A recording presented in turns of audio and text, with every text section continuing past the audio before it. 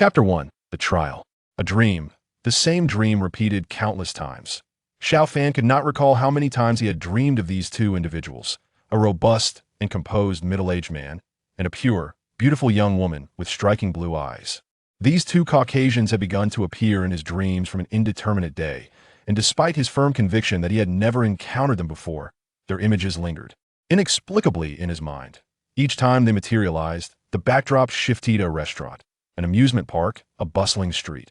Having lost his family at a young age, he felt a remarkable sense of warmth from these two, a sentiment that seemed to belong solely to kin.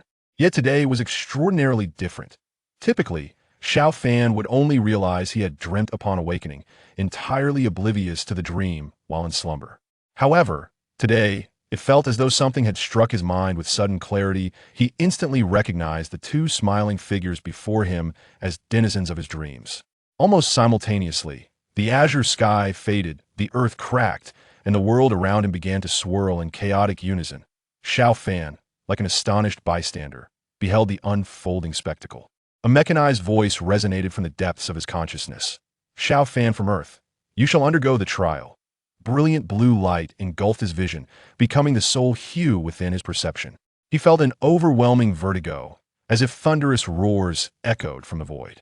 And then, as with countless dreams before, he awakened. Upon awakening, Xiao Fan did not indulge in the usual reverie of his dream, but instead widened his eyes in astonishment, surveying his surroundings. He found himself clad in a rather tasteless striped garment, which took him a moment to recognize as a hospital gown. The stark white sheets and the floor gleaming enough to reflect light informed him that he lay in a hospital room as a patient. He desperately racked his brain for any recollection of an accident or mishap, but to no avail. His gaze fell upon a ring adorning his right middle finger, the most exquisite he had ever seen. The band, crafted from an unknown lustrous metal, housed a deep blue gemstone at its center, yet no amount of scrutiny could reveal what lay hidden behind its dim, transparent veil. Having seen some American comics in his past life, he recalled that this artifact resembled the Blue Lantern ring from DC's Green Lantern Corps. Perhaps it was a finely crafted replica? Outside the ward, footsteps and conversations echoed. Xiao Fan discerned the language as English, and a wave of anxiety washed over him. His proficiency in English was far from commendable. How would he navigate the situation if surrounded by foreigners? A mechanical voice rang out, instinctively indicating it was the ring that had spoken. Translation function activated. Two figures appeared at the door, startling Xiao Fan, as they resembled the middle-aged man and the young girl from his dreams. Upon seeing Xiao Fan sit up, the girl froze as if struck by lightning. Although they had encountered each other numerous times within the confines of his dreams, it was only now, in this face-to-face moment, that he realized she was the most exquisite girl he had ever laid eyes upon. Her skin was flawless and pale, her azure eyes sparkling like a clear spring, rippling with gentle waves. The delightful twin ponytails she wore seemed to waft a sweet fragrance even from a distance. Xiao Fan was momentarily rendered speechless, standing there in a daze. Suddenly, the girl rushed towards him, embracing him tightly as she began to sob. The faint scent of her body and the softness of her skin left Xiao Fan, who had never been close to a girl in his 20 years, utterly bewildered. "Brother, you have finally awakened," she wept. Xiao Fan was even more perplexed, questioning when he had acquired a Caucasian sister. Moreover, she spoke in English. Why did it sound so natural to him? Had he unknowingly enhanced his own linguistic abilities? The ring whispered to his mind, "Fichia joy, sister." The middle-aged man smiled, patting Xiao Fan on the shoulder, his face radiating an uncontainable joy. "Abbot Joy, father." Xiao Fan began to piece things together. He had traversed into a foreign world, and the likely culprit was this ring. The owner of this body was Braid Joy, and the two individuals before him were his, or rather Braid's, family. Yet this was all the information he possessed. He hesitated before asking, "What happened to me before?" Abbott replied, "You were struck by lightning, my child." "Lightning? When did that happen?" 9 months ago, Fichia chimed in, tightening her embrace. "The doctor said you would never awaken, I thought." Soon, the doctor received news of Xiao Fan, or rather, Braid waking up, and conducted a series of meticulous examinations on his body. Holding the examination report, the elderly doctor, adorned with reading glasses, flipped through the pages repeatedly, adjusting the heavy frames on his nose, evoking concern for the burden upon his nasal bridge. "Truly remarkable," the old doctor muttered. "Theoretically, This should be impossible, yet it has occurred. The three individuals listening intently grew anxious, fearing he would reveal that Brend was afflicted with some incurable ailment. The old doctor leisurely set down the report. Theoretically, after lying in a hospital bed for 9 months, your muscles should have atrophied, making movement difficult. However, you are able to rise and walk, and your health is remarkably robust. Fischia cast a hopeful glance at the old doctor. So that means, indeed, theoretically, you may be discharged. Fischia erupted in jubilant cheers, embracing her brother and shaking him with delight, while their father, a butt, could not conceal his happiness, wiping his mouth and revealing a heartfelt smile. I could see that moment. An inexplicable surge of emotion welled up within Brend. In his previous life, his father had abandoned him and his mother when he was merely 7, and his mother had succumbed to illness when he was 11. Having long since forgotten the essence of familial bonds, he had not experienced such genuine celebration in years. Perhaps escaping the shadow of a life marked by misfortune and arriving here was, after all, a blessing in disguise. After tidying their belongings, the three of them exited the hospital. As they strolled along the street, Brend confirmed he was indeed in Manhattan, New York. The unfamiliar streets stretched out before him, and he endeavored to memorize each thoroughfare they passed. Throughout their journey, his father continued to chatter beside him, although much of what was said left him bewildered. He refrained from voicing his confusion, not wishing to reveal how different he was from the son and brother they once knew. He also attempted to explore the magical blue lamp ring to see if it possessed any extraordinary powers, such as flight or energy shields. Regrettably, beneath its exquisite exterior, there was no sheen to suggest any remarkable functionality. Upon reaching a corner, they halted at a red traffic light. But continued to speak in his ear. Your classmates are quite worried about you. They even came to visit recently. You should let them know you've recovered. Classmates? So this Brend Joy had once been a student? Brend felt overwhelmed. He had barely completed middle school in his previous life and had not touched a book since now. Returning to the realm of ordinary learning seemed an insurmountable challenge. As he pondered this, the traffic light shifted from red to blue. The vivacious Fischia was the first to leap forward. A piercing sound invaded everyone's ears, as if it threatened to shatter their eardrums. It was the jarring noise of tires skidding against the pavement. A black sedan careened around the corner, its front end aimed directly at Fischia. Brend felt his mind come to a sudden halt, all thoughts vanishing except for one desperate notion. She cannot die. With that thought, his pupils constricted sharply, and everything around him seemed to freeze in that singular moment. Fischia, in terror, turned to face the speeding vehicle, while the car, frozen in time, moved at a pace slower than a snail's crawl. The pedestrians stood as statues, and the colossal clock face on the nearby building, with its rotating second hand, was inexplicably halted. It was as if a dam had blocked the flow of water. Something had arrested the passage of time. In that instant, Brend transcended time itself. He dashed forward at the speed of thought, while everything else remained immobile. Grasping the frozen Fischia, he pulled her down onto the sidewalk, just as the skidding car screeched to a halt with an even more piercing sound of brakes. Brend, astonished, sat up and gazed at his hands as if they belonged to a stranger. Chapter 2. Brad Allen. Brad saved Fischia with astonishing speed, leaving himself utterly astonished. His mind replayed fragmented snippets of a conversation he had overheard not long ago. You were struck by lightning, child. Theoretically, after lying in a hospital bed for 9 months, your muscles should have deteriorated, making movement difficult. Yet here you are, able to rise and walk, exhibiting an extraordinary level of health. Drawing from the memories of his past life, he quickly arrived at a realization. Had he become the Flash? The very hero who, after being struck by lightning, could circle the globe in an instant and defy the laws of physics to transcend time at superluminal speeds?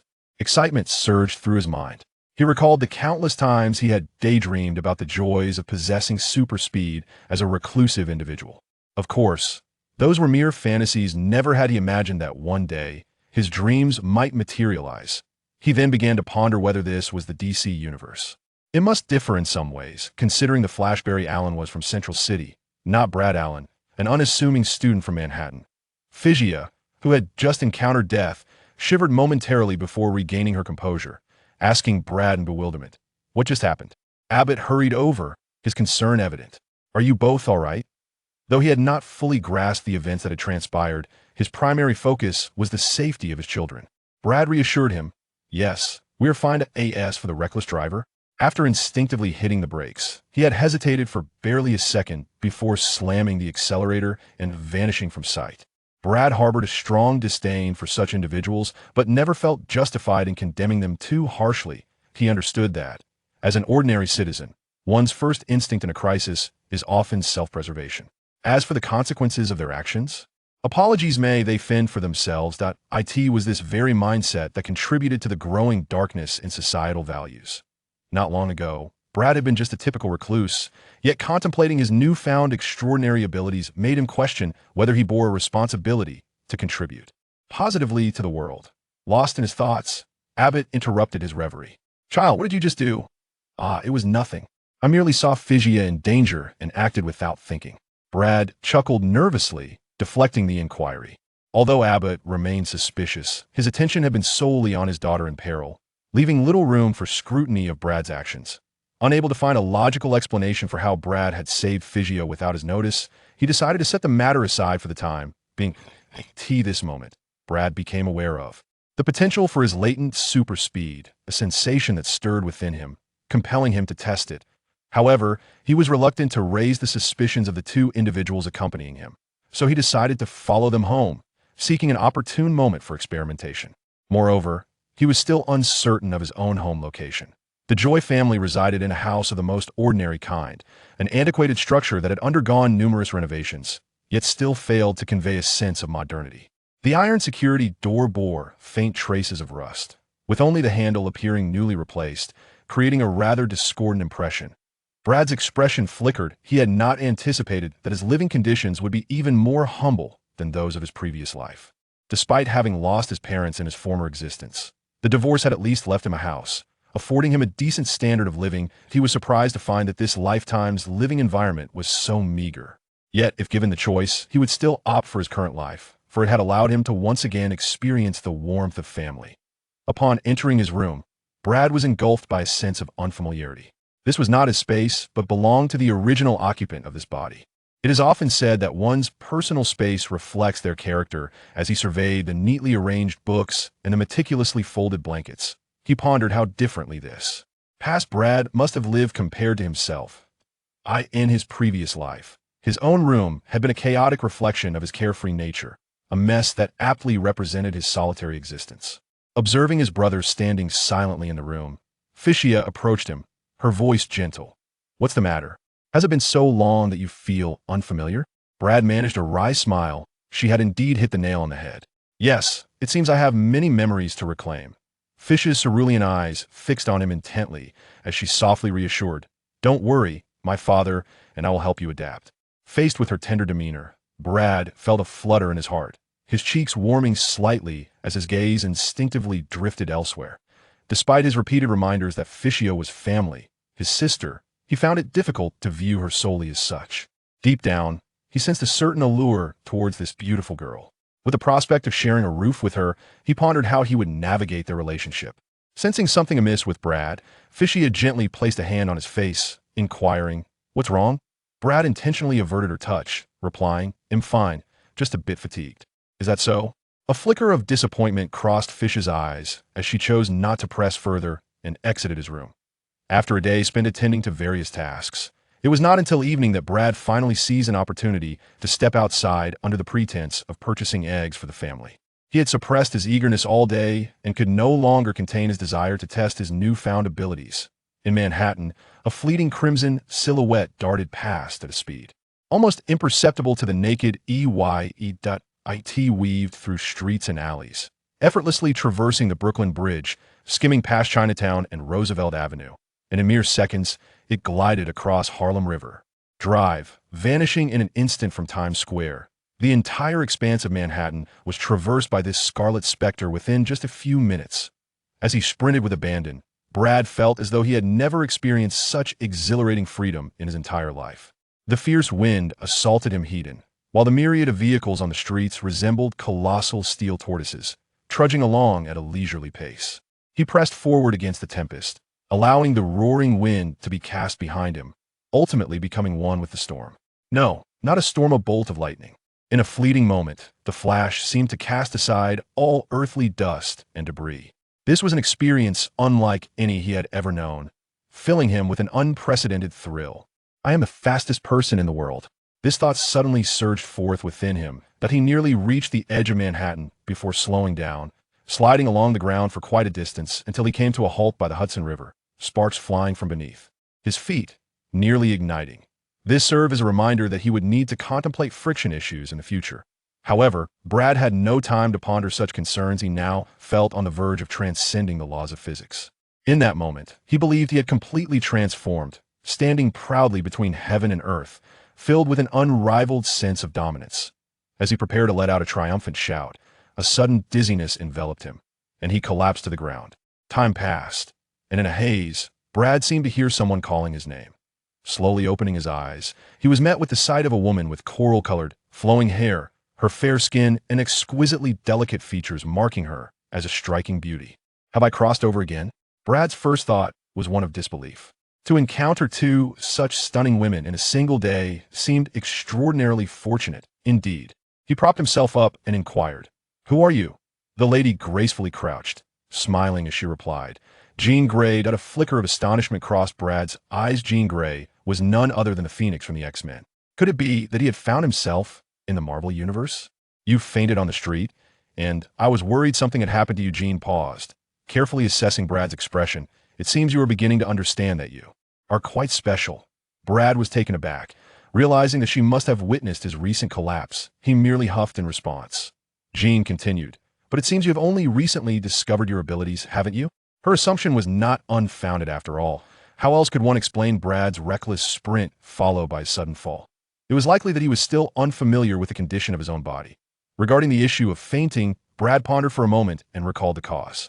He remembered that in the original story, when the Flash first acquired his abilities, he also experienced similar symptoms due to his body's inability to maintain adequate blood sugar levels. However, as he gradually adapted to his super speed, the problem became less severe, requiring only a mindful replenishment of glucose. In simpler terms, it meant he needed to consume more. It was not a grave concern. That seems to be the case. This was indeed the truth, as Brad had only just discovered his super speed that very afternoon. Then, Jean Grey finally broached the subject. Would you be interested in joining our X Academy? Chapter 3, Girlfriend. Join the X Academy. Upon hearing this, Brad was momentarily taken aback. Seeing his reaction, Jean Grey assumed he was unaware of what the X Academy entailed, so she patiently explained, "There are many extraordinary individuals in this world, like you. And we are known as mutants. People like us often face rejection in society. To assist them in accepting themselves, we established the X Academy."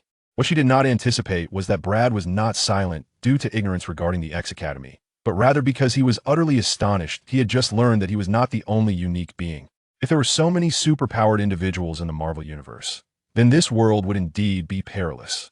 The sense of superiority he had just felt dissipated completely. Before Jean Grey could continue, Brad waved his hand dismissively. "No, I'm not interested." This response took Jean Grey by surprise. The mutants she had encountered thus far had shown immense enthusiasm, and hardly anyone had reacted so coldly to her invitation. It wasn't merely because of her attractiveness. Most mutants found it challenging to integrate into society and longed to be among their kind. Yet she remained undeterred and pressed on. "Why not?" Brad replied, "It's a hassle. Why would I confine myself to your academy when my life is perfectly fine?" Jean Grey felt a flicker of irritation, but then recalled something. "Right? You have just awakened your abilities, haven't you? That means you might not yet understand your position. Have you considered what might happen if your superpowers were discovered by those around you? Everyone would fear you. Think about it. With such incredible speed, everyone would be devoid of privacy in your presence, and you could easily resolve any discomforting situation. How would that make those around you perceive you?" Brad frowned. "I wouldn't do that. Of course you wouldn't." Jean Grey seemed to regain her confidence in persuading him. "But what about others? How might they view you? This is the fate of mutants. Even your closest family may come to fear you." As she spoke, her tone grew increasingly heavy with resentment, a sentiment that mirrored the struggle she had once faced herself. "Even after everything that has happened, are you still unwilling to join us?" she invited once more, her emerald eyes brimming with hope. Braid's mind flickered with memories of Phygia and Abut. Though he had only just met these two newfound family members today, he felt an unbreakable bond with them. He believed that he could no longer detach himself from their presence. "I must decline," Braid replied resolutely. "I choose to trust them." "Is that so?" Kingalai's voice carried a hint of disappointment. Yet, she did not entirely relinquish her hopes. She felt that as long as Braid did not take too long to confront the harshness of reality, he might reconsider. If you change your mind, we shall meet again. As she turned to leave, Braid called out after her, one more thing. I am not a mutant. Kingalai paused, a wry smile crossing her lips as she shook her head and continued on her way.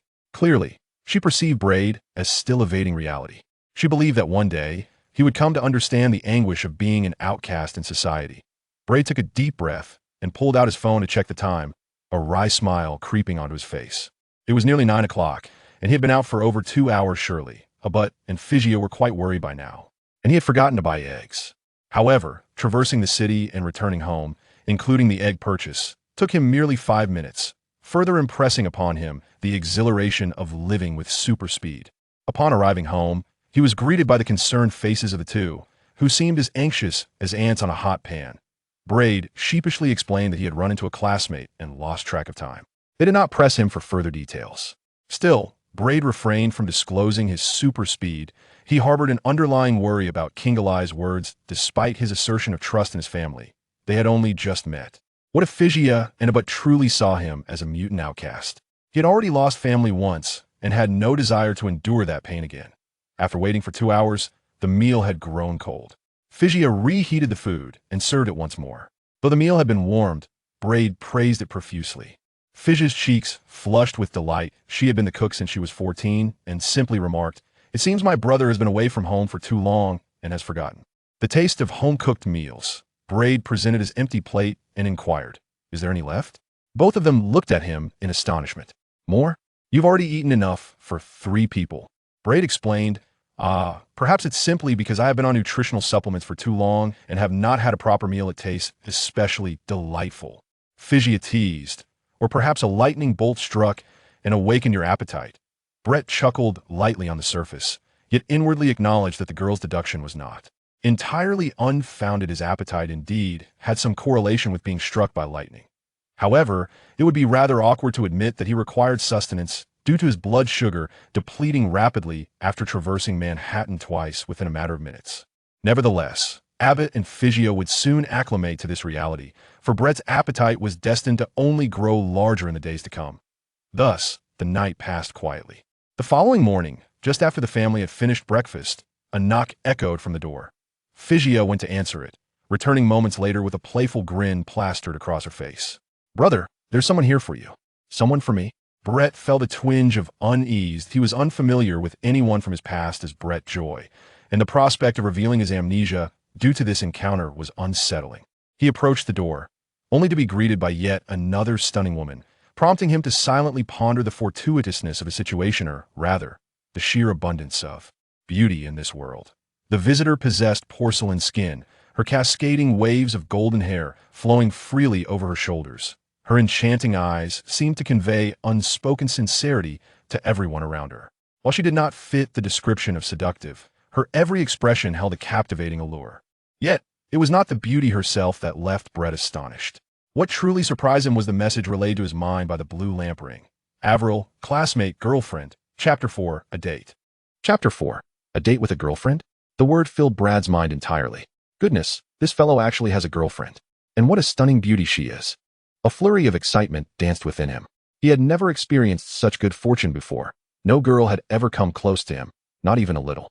Nonetheless, as a young man in the throes of adolescence, he had often fantasized about sharing moments of solitude with an enchanting companion. Abruptly, Avril enveloped him in a warm embrace, exclaiming, "Thank goodness, you're all right." The sweet scent of her presence overwhelmed his senses, leaving him utterly bewildered. He furtively glanced at Figia, who wore a mischievous grin and made encouraging gestures, relishing the unfolding chaos. "What is the matter?" Avril asked, releasing him with concern. "Don't you remember me?" "Oh no. How could I forget?" Brad hastily replied. "Avril, your name is indelibly etched in my mind." This was merely the instinctive reaction of someone unaccustomed to deceit, as he truly had no recollection of her name. It had only been revealed to him mere moments ago by the blue lamp ring. However, to Avril and Figia, it sounded like flattery. Avril beamed. "I didn't expect that lightning would spark something in you." At the dining table, Abert set down his newspaper with a cheerful smile, saying, "The weather is delightful today. Why not go outside instead of languishing at home?" Avril's face lit up, as it was clear he was providing an opportunity for her to spend time alone with Brad. Brad gasped, feeling a surge of anxiety. It was not only the fear of his lack of memory being exposed, but also the reality of his inexperience with dating. Surely, every young person feels nervous in such situations, right? Yet, with nothing else to do, he found himself unable to refuse. Though devoid of any dating experience, Avril was not the vivacious, domineering type, so Brad, stealing his nerves, had to rely on instinct to make decisions for their outing. They first attended a movie, then strolled through the shopping district, finally settling at a restaurant on Broadway for lunch. However, to be frank, this was not the romantic atmosphere he had envisioned for a first date.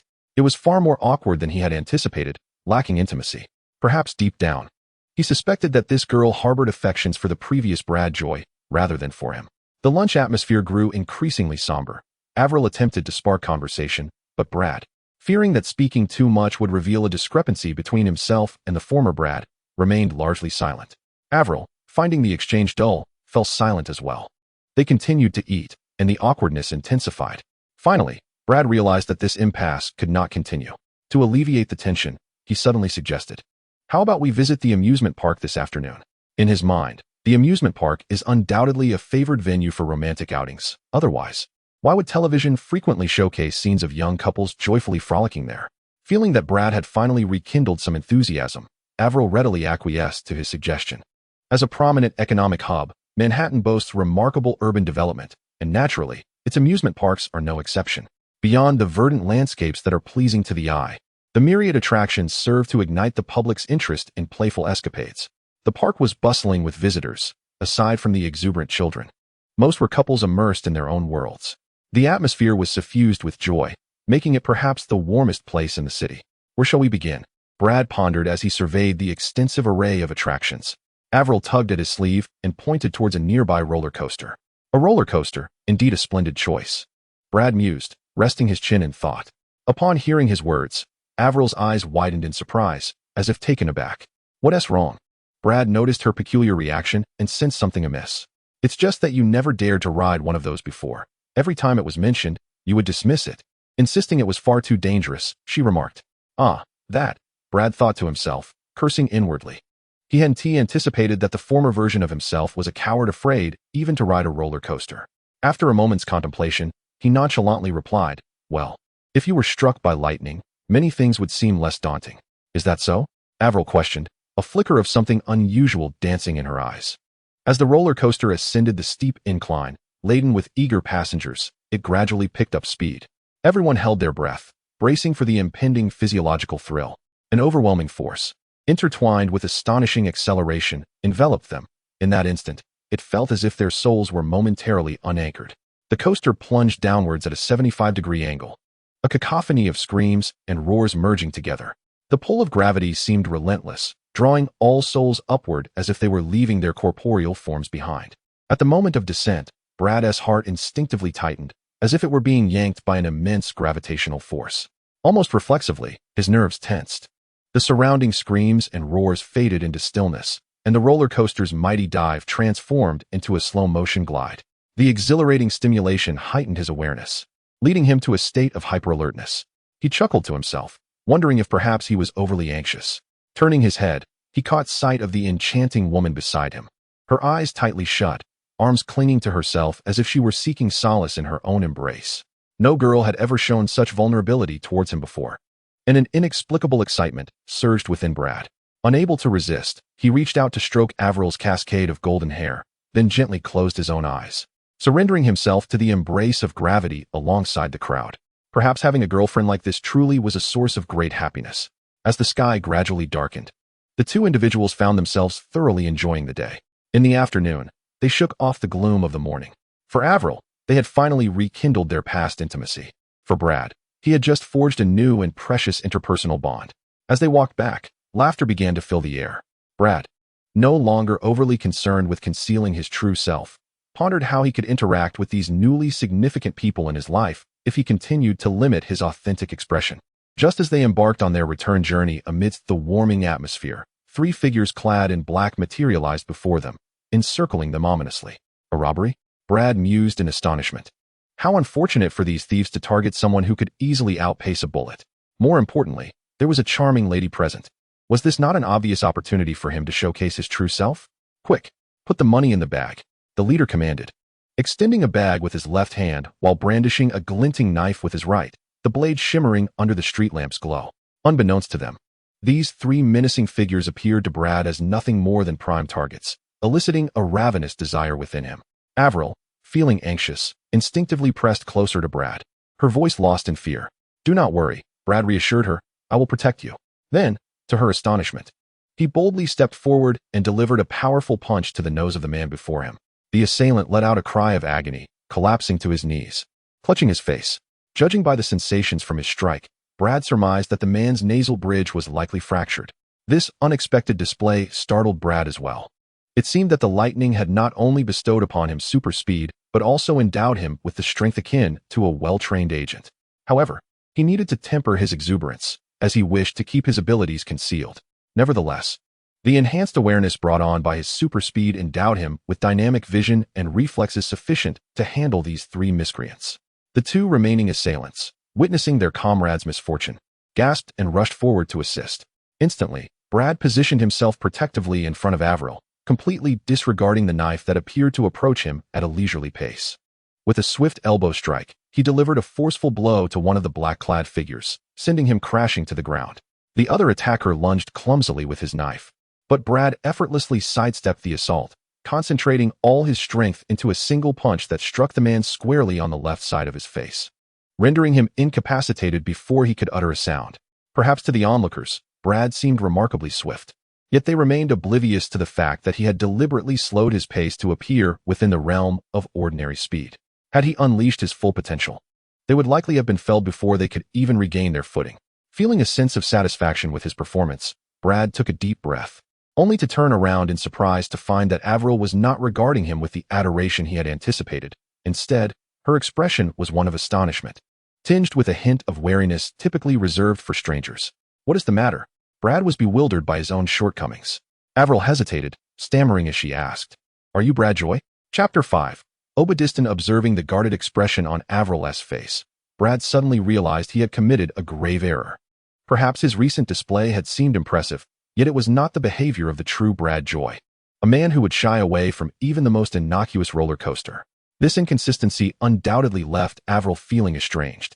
As they continued their journey, the previously joyous atmosphere dissipated, replaced by the same awkwardness that had characterized their morning. The two walked with a discernible distance between them, intentionally or not, a stark contrast to their earlier closeness. The chill of winter's night began to envelop them, and the silence, particularly when words ceased to flow, deepened the sense of cold. The moon shyly peeked out, casting a faint, lonely glow. Avril lived on a bustling main road, and soon the streets became more crowded, though the noise escalated. The throng of people only served to amplify the distance Brad felt from the girl before him. For reasons he could not fathom, a pang of sorrow stirred within him. Despite having met Avril only today, he was acutely aware of the bittersweet taste of burgeoning affection and the looming sense of loss. Avril's residence was on the 20th floor of an apartment building, offering a view of the vibrant thoroughfare below, a promising setting. Upon reaching the entrance, Avril paused, hesitating for a moment before turning to Brad with a question. "You really are Brad Joy, right?" Brad was taken aback. At that moment, a simple, affirmative response would suffice, perhaps even embellished with charming words that girls often adored. Yet, gazing into her clear, expectant, and uncertain eyes, he felt as though a weight pressed upon his heart and his throat constricted, rendering even the simplest truth unutterable. "I don't know," he replied, averting his gaze, though a flicker of relief washed over him. "Is that so?" Avril's disappointment was palpable. Nevertheless, she turned back and walked into the building, leaving behind a parting remark. "Thank you for today. Welcome back." As he watched her disappear behind the door, Brad felt a similar sense of loss. A golden current seemed to flicker around him, and in the next instant, he transformed into a golden blur, dashing through several streets in the blink of an eye. He was uncertain how to confront those who knew the real Brad Joy, for he equally dreaded losing them. Yet, he found himself at a loss as to how to proceed. Was he destined to wear a false mask forever, living as the Brad Joy etched in others' memories? With no answers in sight, he resolved to let it go, at least for this moment, allowing himself to run freely. With that thought, he pressed forward, a streak of golden lightning racing across the Harlem River Bridge, still accelerating. In the heart of Manhattan, a grand edifice stood tall amidst the already opulent skyline. Despite its location at the heart of the economic hub, it remains unparalleled in its uniqueness. Such an assessment is not simply due to its opulent faade or its dazzling and distinctive illuminations. This edifice has stood here for over a century, its technological advancements far surpassing those of the entire globe, leading not only New York but the whole of America across the ages. Nearly every resident of Manhattan is familiar with the name of this extraordinary building, Stark Tower. In the presidential office, a bald elderly man clad in a pristine white suit fiercely clutched his microphone, his expression reflecting the vexation common among successful entrepreneurs. His narrowed eyes betrayed the wisdom of experience, coupled with the avarice of an ambitious man. He was Obadiah Stane, the uncle of Tony Stark, the heir to Stark Industries. Who is Tony Stark, you ask? If you are unaware, you might as well hang yourself. At that moment, he was unleashing his fury upon someone on the other end of the phone line. You incompetent fools. You can't even handle an old man in the slums. His voice nearly pierced the impeccable soundproof walls of the office.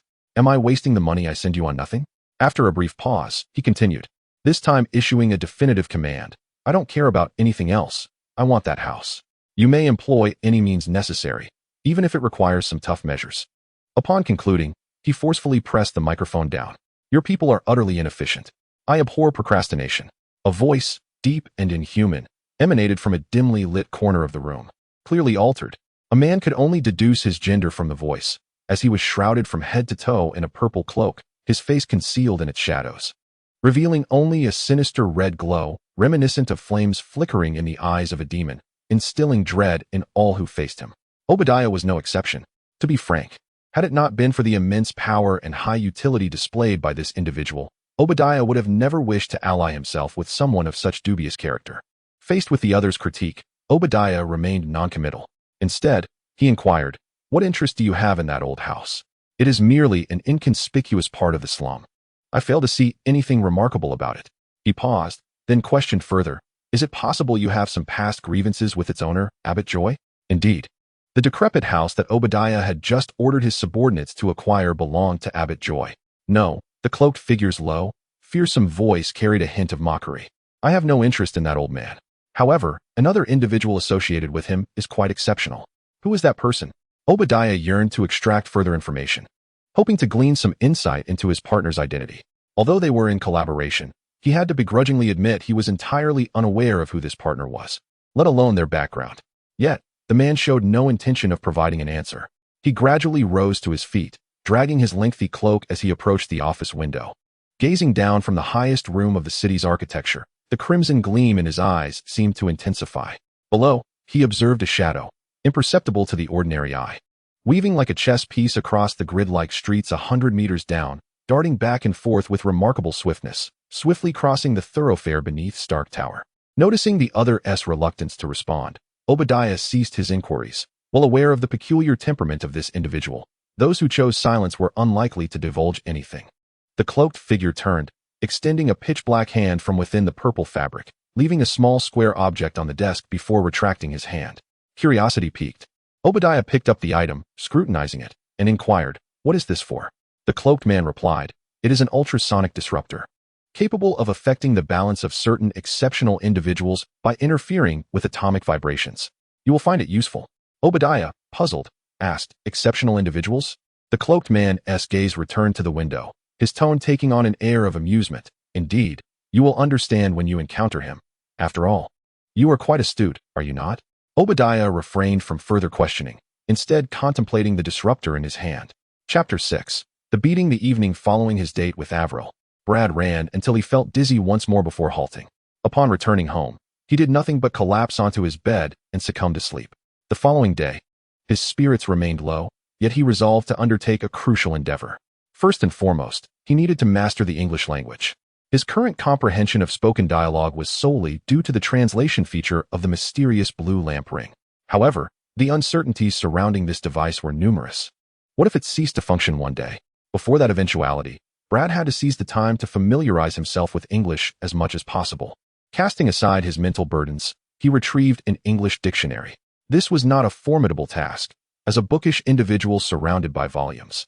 His shelves housed several editions of English dictionaries. Brad had initially planned to work diligently over the course of a month to reach a level of proficiency that would allow him to communicate without relying on the ring. Yet he seemed to have overlooked a significant detail. He now possessed superhuman speed. This was not merely a matter of running swiftly. His cognitive processes, page-turning, and reading speed far surpassed human limits. When Brad realized this, his previous frustrations dissipated considerably. Theoretically, he could consume vast quantities of literature in mere moments, absorbing immeasurable knowledge. With this extraordinary intellect, could he not effortlessly ascend to the ranks of academic authority? This was a notion he had never dared to consider in his previous life. An hour later, he felt confident that even without the ring, his command of English would be impeccable. Not only could he engage in conversation, but his proficiency had undoubtedly reached the level of an advanced intellectual. Eagerly, he opened the next book, this time delving into higher mathematics. Naturally, he continued to read swiftly, but gradually, he began to find himself forgetting the contents he had previously absorbed. Throughout the entirety of the book, he had laboriously flipped from the beginning to the end and back again over 10 times before he could barely retain the content within its pages. Of course, this took him less than a minute. Yet, he discovered that the more he attempted to memorize in such a fleeting manner, the quicker he would forget. Overindulgence in reading might lead to complete retention failure. Nevertheless, this outcome was commendable. Among the various iterations of the Flash in the original text, only the third generation, Wally West, possessed the ability for super speed reading and memory retention. The other Flashes, although capable of rapid memorization, succumbed to forgetfulness just as swiftly. Brad, who had inherited a fraction of Wally's extraordinary memory skills, felt fortunate. Stretching his limbs, Brad approached the window and gazed down at the modest street below, where he observed his father, Abt Joy, embroiled in a heated dispute with two men clad in black. Both parties exhibited a resolute demeanor. Although Brad could not hear their conversation, he sensed that their intentions were far from benign. In a flash, he appeared at the entrance on the ground floor, having executed his rapid movement unnoticed by others. "I have told you before," Abt stated sternly, a tone Brad had never witnessed in his father since he had known him. "This house embodies everything for us. No matter what occurs, I shall not allow you to take it from us." One of the men coldly retorted, "We have already warned you and made every effort to negotiate. Since you refuse to comply, be prepared. The next time we come, we shall not be so gentle in our approach. By all means, come." Abt grumbled angrily, "You thugs who bully others with your wealth." The two men then entered a black Rolls-Royce and departed swiftly. Brad stood behind Abt, inquiring, "Who are they? Do they wish to purchase our house?" Abt scoffed, "They will not succeed. I will make them aware that having money does not elevate them above us." Brad felt a deep-seated agreement with his father's words. Having endured numerous misfortunes in his past life, he had recognized the darkness of society from a young age, which fostered his calculating nature and unwillingness to be at a disadvantage. Perhaps it was this very trait that rendered him friendless. Yet, it was also this disposition that prevented him from swallowing his grievances silently. He believed in retribution, and now that this group had encroached upon him, he could not simply let it go. In his previous life, he had been too weak to contend with powerful forces. Perhaps he would have endured, but now he was no ordinary citizen. He possessed super speed to defend his rights. With such power, he would not allow others to trample over him. He was not of such a forgiving nature. "Who are they?" Brad pondered, his tone inadvertently laced with a hint of ominous hostility. Abt looked at his son in astonishment. After years of raising him, he was well aware of his son's character, yet the chilling demeanor he now displayed was unsettling. In the past, his son would not have dared to retaliate even when bullied by classmates. Now, it seemed he was inclined to seek retribution against someone. Abt let out a soft sigh and, with a solemn tone, addressed Brad. "My child, you must understand that sometimes we cannot act impulsively. I admit that I may have appeared somewhat agitated just now, but as I have always taught you, the happiness of a gentle soul lies in their capacity for forgiveness. We possess the power to tolerate others and exercise patience, which can lead to improvement for both them and ourselves." Brad was taken aback. He never anticipated that Abt, who had just been filled with anger, would so swiftly alter his demeanor. It seems that like father, like son, for Abt undoubtedly possessed this very trait, which perhaps explained why his son appeared so weak-willed. This was Brad's genuine thought. Of course, he held great respect for Abt, who had bestowed upon him the long-lost affection of a father, yet this did not prevent him from internally disagreeing with Abt's recent words. How could one speak of tolerance when the enemy stood at the doorstep? Should one truly relinquish their only home? Though he refrained from voicing his objections, Abt was perceptive enough to discern Brad's skepticism from his expressions. Setting aside his surprise regarding his child's change in attitude, Abt placed his hands on Brad's shoulders and gazed intently into his eyes, demanding, "Promise me, do not mention this matter again. It is not your concern." Brad hesitated for a moment, confronted by the expectant gaze of the father who had accepted him, and ultimately relented. I promise. Excellent, ABT replied with a relieved smile, releasing his grip. However, I still wish to know who intends to purchase our house. Brad responded, I am no longer a child. I can be considered a man of the household, correct? Do I not have the right to be informed about matters concerning our home? ABT stared at him in surprise, and after a pause, replied, of course. Brad could hardly articulate the astonishment that washed over him when ABT divulged the identity of the prospective buyer. Obadiah Stane, he was all too familiar with that name. The ultimate antagonist from the film Iron Man, who had stolen Tony Stark's technology. Having been in this world for several days, Brad now found himself for the first time standing opposite Stark Tower. It was also the first occasion he truly observed the grandeur of the building. Despite having passed by countless times during his runs through the city, he had never paid heed to the opulent structure that was renowned as Stark Tower. Just moments ago, he had gleaned from an electronic news board across the street that Tony Stark had escaped from terrorists.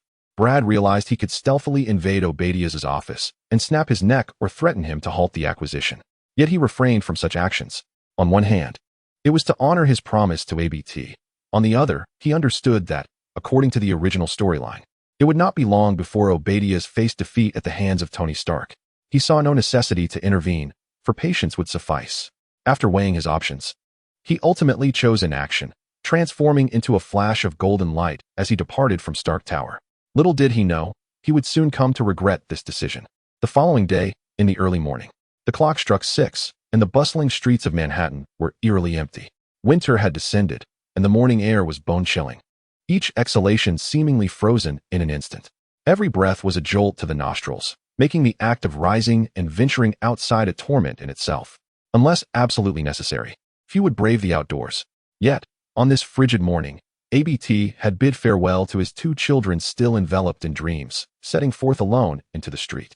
He huddled within his thick, patched brown coat, shivering slightly to fend off the cold, his reddened hands clutching a torn piece of newspaper, the job listings. Just days prior, he had lost his job unexpectedly, and the weight of being a single father supporting 2 children was a heavy burden.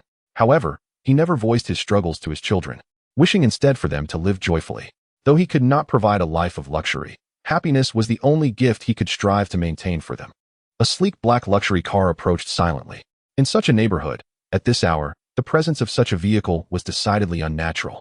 ABT remained fixated on the tattered newspaper in his hands, completely oblivious to the car's advance. It halted beside him, and several men clad in black leapt out like wolves, seizing him before he could react. Hey, what are you doing? ABT shouted hoarsely while struggling against them. A burly man delivered a powerful punch to ABT's aging cheek, growling, "Settle down, old man." They dragged him into the vehicle, which continued its journey down the street.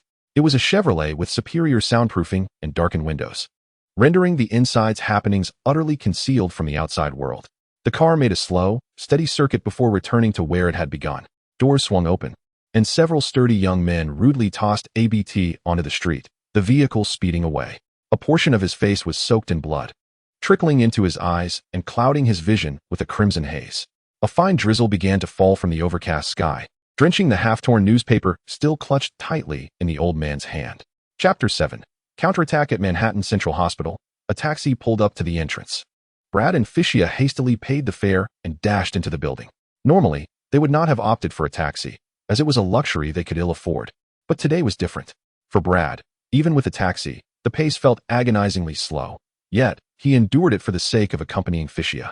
Wishing to conceal his extraordinary abilities, the two quickly located the hospital room and burst inside. Their father, ABT, bore a face marred by scars, one side swollen and battered. His hands and feet were encased in plaster, immobilized, presenting a truly tragic sight. "Dad!" Fishia cried out in distress, rushing forward to embrace her father's neck. "Oh dear!" Albert exclaimed. "My sweet girl, you've just nearly shattered your old father's bones."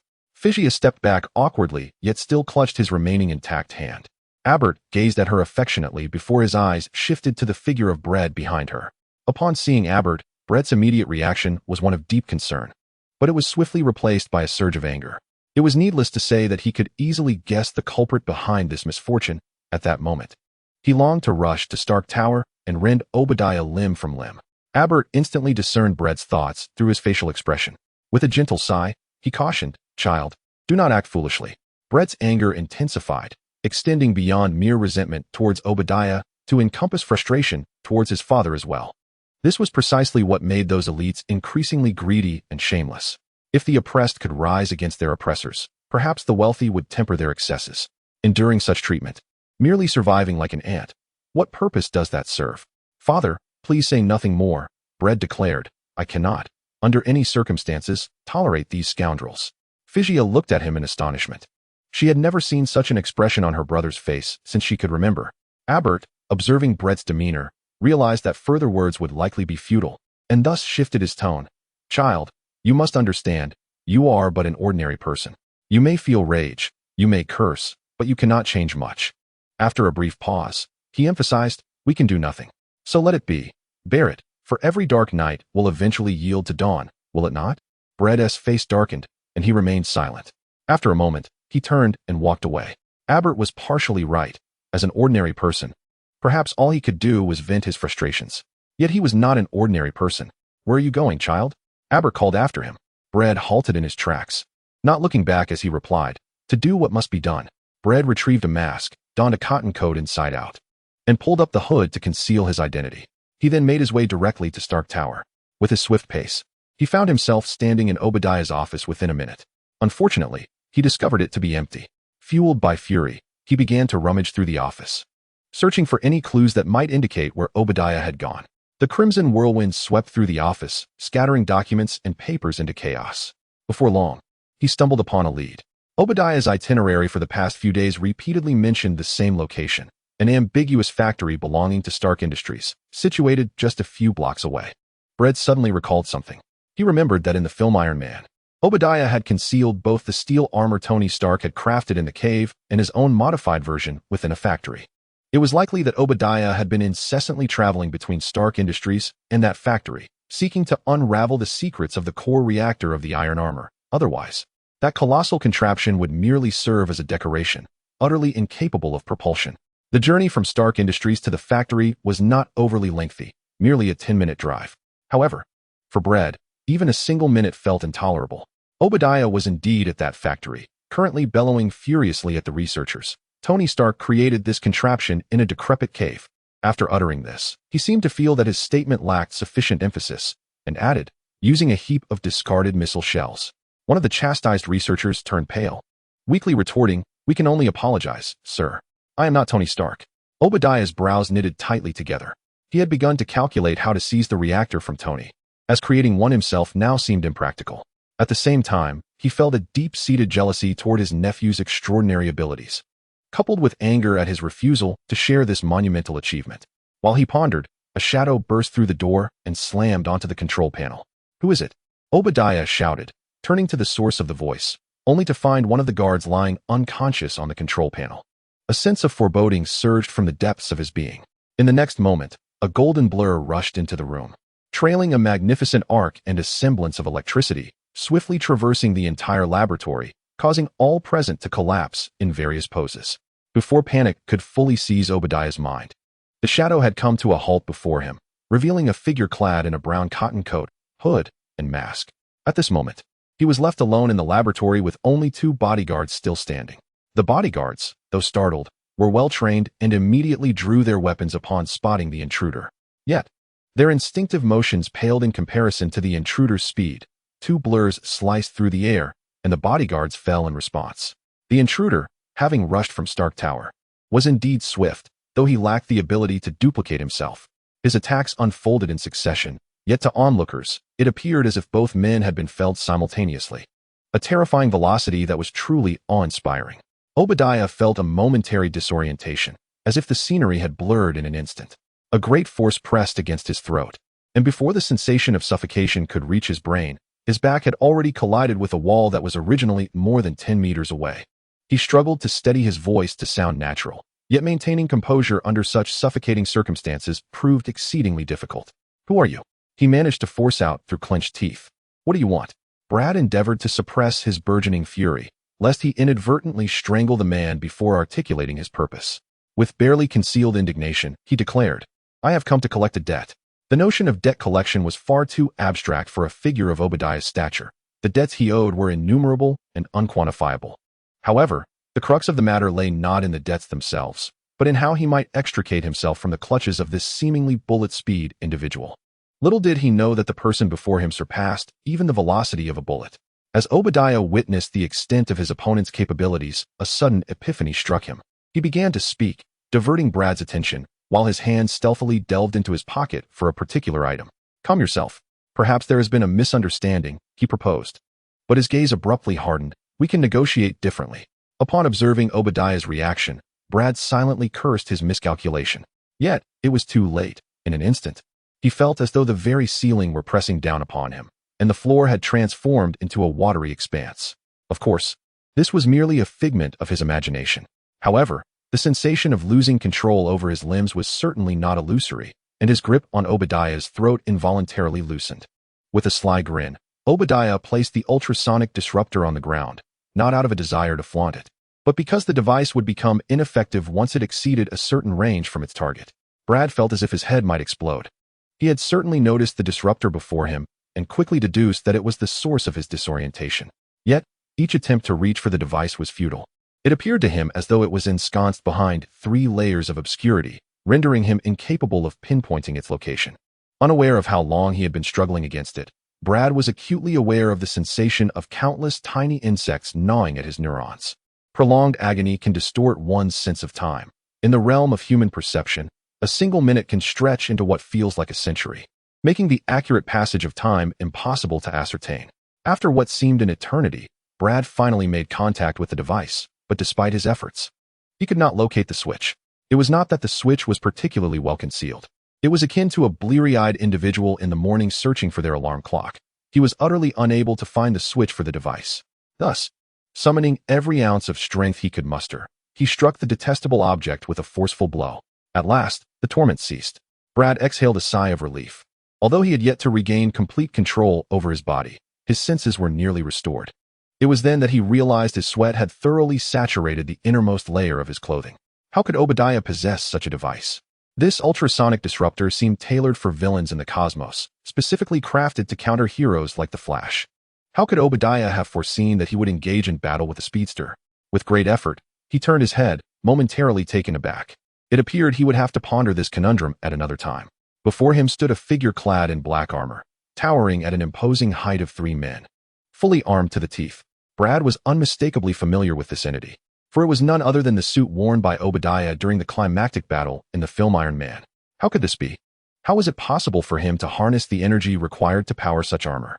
The technology of the arc reactor was supposed to remain solely in Tony Stark's possession. As these thoughts raced through his mind, he involuntarily cast his gaze toward the core of the armor, his expression shifting dramatically. In the circular void of the chest, where Iron Man's arc reactor should have been, a deep, ominous yellow light pulsated, emanating from an unknown energy source. A terrifying notion took root in his mind. Had Obadiah discovered a new energy source before Tony? Chapter 8. Setback. Had Obadiah indeed found a new energy source before Tony? In Iron Man 2, Tony had painstakingly explored various elements to find a substitute for the toxic palladium while achieving greater efficiency. Yet Obadiah now possessed this new energy. However, rather than wallow in the turmoil of the plot twist, Brad faced a far more pressing concern: preserving his own life. As the armored fist advanced toward him in a slow-motion manner, inching closer in his field of vision, Brad felt a profound sense of despair. Under normal circumstances, such a sluggish attack would hardly warrant his attention. He could easily evade it with a brisk step. Yet now, despite his clear view of the impending strike, he found himself immobilized, the residual effects of the ultrasonic disruptor rendering him unable to move, forced to witness the menacing fist approach. Resigned, Brad raised his arm to shield his vital points, instinctively sensing an overwhelming force surging through his arm, propelling his entire body into the air. This armor possessed the strength to lift a moving sedan. The impact on a mere mortal was nothing short of catastrophic. With no capacity for resistance, Brad was sent hurtling backward, crashing against a wall that yielded under the force, leaving a dent in the solid alloy. The intense pain coursing through him signaled that his right arm was surely fractured, and the blow that had the power to shatter stone had inflicted far more damage than he could comprehend. At this moment, Obadiah was equally displeased with his own operational capacity. Although he had received assistance from the enigmatic cloaked figure to utilize this inexplicable energy to power the armor, this energy was exceedingly difficult to store. Once separated from the cloaked figure's supply, it depleted rapidly. The punch he had just delivered consumed nearly 3% of his energy reserves. Such inefficiency rendered any sustained combat utterly impractical. Indeed, without Stark's arc reactor, this suit was rendered almost ineffective. Nevertheless, the remaining energy was more than sufficient to subdue a physically impaired human. The targeting system in his helmet locked onto Brad, who lay on the ground, as the dark barrel of the cannon on his right hand aimed menacingly at his head. Brad's pupils suddenly constricted, watching the cannon's barrel rotate slowly within his line of sight, emitting a dull mechanical sound reminiscent of the Grim Reaper's Requiem. Yet, despite the devastating blow that had severely injured him, it seemed to have restored some semblance of his mobility. With utmost haste, he rose to his feet, supporting his frail form that threatened to collapse at any moment, and dashed toward the exit with the speed his battered body could muster. Although his swiftness was far from what it once was, to Obadiah, he appeared as a fleeting flash of lightning. The miniature missile on the back of Obadiah's hand detonated almost the instant Brad's foot left the confines of the room, shrapnel scattering amidst the explosion's violent storm. By a hair's breadth, Brad managed to escape the blast radius. Bursting out of the factory, he felt as though he could topple at any moment. All he needed was to find the nearest refuge, regardless of its nature. Then, a place he had visited only once came to mind. Though his heart was still conflicted and hesitant, his feet instinctively began to carry him in that direction. Golden arcs of electricity raced down the street, heading toward a location in Manhattan's bustling center. Avery bid her parents goodnight and returned to her bedroom. As she approached the room and flicked on the light, she nearly gasped in shock. Brad Joy was slumped weakly at the edge of her bed, half his face ashen, a trickle of blood still staining the corner of his mouth. "My God, what happened to you?" Brad struggled to articulate. "I'm sorry for coming here, but I truly have nowhere else to go." Avery, concern etched on her face, knelt beside him, gently caressing his cheek. "You might need help. I'll go get someone." Brad wearily shook his head. "I just need to rest for a moment. Please don't let anyone know, all right?" Though Avery was perplexed, the sight of his condition pained her heart, and she nodded in agreement without further questioning him. "Thank you," he murmured, and soon his consciousness drifted away, surrendering to sleep. Avery, though curious about how he had mysteriously appeared in her 20th floor bedroom, refrained from asking. Noticing Brad lying against the bed, she felt uneasy and attempted to hoist him onto the mattress. Initially, she struggled twice, as this proved quite a daunting task for a girl. Fortunately, having lost considerable weight after being struck by lightning and sleeping for 9 months, Brad was lighter, and on her third attempt, she successfully pulled him onto the bed. She then carefully draped her own blanket over him and settled beside the bed, eventually falling asleep herself. The following morning, when Brad awoke, he felt as though his injuries had nearly healed, a testament to his accelerated metabolism bestowing him with remarkable regenerative abilities. Even the fracture in his hand had mended completely, leaving no trace of its former state. As he sat up, he noticed the blanket covering him was a charming design, clearly belonging to Avery. Turning around, he spotted her peacefully asleep at the head of the bed, her beautiful golden hair cascading around her, emitting a subtle fragrance. A gentle ray of morning light streamed through the window, illuminating her face and accentuating her delightful features. Brad reminisced about the events of the previous night, feeling a pang of guilt for having carelessly intruded into a young lady's bedroom and occupied her bed. Yet he was also moved, as he found it difficult to fathom the effort a girl must have exerted to carry him to bed. Outside, voices and footsteps echoed, likely belonging to Avril's family. To avoid unnecessary complications, he swiftly lifted Avril onto the bed, tucked her in, and then escaped through the window from which he had entered. When Avril awakened at 7 in the morning, she sat up, taking a considerable amount of time to confirm that her encounter with Brad was not merely a figment of her imagination. However, he had vanished, just as suddenly as he had appeared the night before. She was profoundly certain that the Brad Joy she had once known was not this enigma. The current version of him seemed shrouded in mystery, arriving and departing like a whispering breeze, leaving no trace behind. Perhaps he was destined to remain an unfathomable gust in her life, merely brushing past without intending to leave a mark. Contemplating this notion filled her with a sense of loss, and tears glimmered in her eyes. Chapter 9. The brother no more moments after leaving Avril's home. Brad arrived at his own doorstep like a whirlwind. "Figia, are you there?" he called. "I'm back." Silence greeted him, his voice echoing in the empty house. Perhaps she had spent the night at the hospital with their father, he mused. However, as he passed by his sister's room and peeked inside, he found Figia seated with her back to him, engrossed in a book, seemingly oblivious to his presence. Despite his confusion over his sister's apparent indifference, Brad repeated, "Hey, I'm back." "Humph," came Figia's response, tinged with an unusual tone. Sensing something amiss, he approached her. Figia wore a stern expression, exuding an air of disinterest, as if she were upset. Nevertheless, even in her anger, this charming sister possessed a delicate beauty that was endearing. What's wrong? Brad gently pressed, placing his hand on her book. Figia finally turned her gaze towards him, and her dissatisfaction erupted like a flood. What's wrong? Shouldn't you be the one asking that? You just left me alone in this empty house for an entire night. Brad was taken aback, quickly realizing that the little girl had been frightened spending the night alone. He offered an embarrassed smile, pondering how to comfort her. However, he soon understood that the situation was far more complex. Once she broke the silence, Figia seemed determined to continue. You may have completely forgotten, but a year ago, you told me that we are family and would never be alone. You promised that we would always be together in this house, that we would never part. Yet, guess what? Right now, I feel like you are the only one in our family who has distanced yourself from this home. Had the old Brad Joy truly made such promises to her? Brett swore that he had no recollection of such matters at present. At least the blue lantern ring had not reminded him of anything. Figia, with a hint of disappointment, remarked, when I heard your words, I truly believed we would never part ways. Yet, of late, you seem preoccupied with unknown pursuits, ignoring the words of our father. I cannot discern if you are indeed my brother. Even father is perplexed. Her emerald eyes reflected boundless sorrow, causing a pang of anguish in Brett's heart. Perhaps my brother has not awakened since being struck by lightning. Figia exited the room, seemingly shedding a few crystalline tears. The final words she spoke left Brett with an indescribable ache. She was correct. Her brother had indeed vanished after that fateful encounter with the storm. How could he convey this to her? Your brother was struck by lightning, forever departing this world, and I am but a thief who has usurped his vessel? He increasingly felt like such a rogue, having stolen the body of Brett Joy, pilfering his life, and alienating himself from every significant person around him. After a long, deep breath, he vanished in a flash, racing towards Manhattan Hospital. He was uncertain of what he sought, yet felt compelled to speak with Abbott. Given the drastic changes in his son, Abbott was likely as troubled as Figia. Abbott remained encased in plaster, with only one hand capable of movement.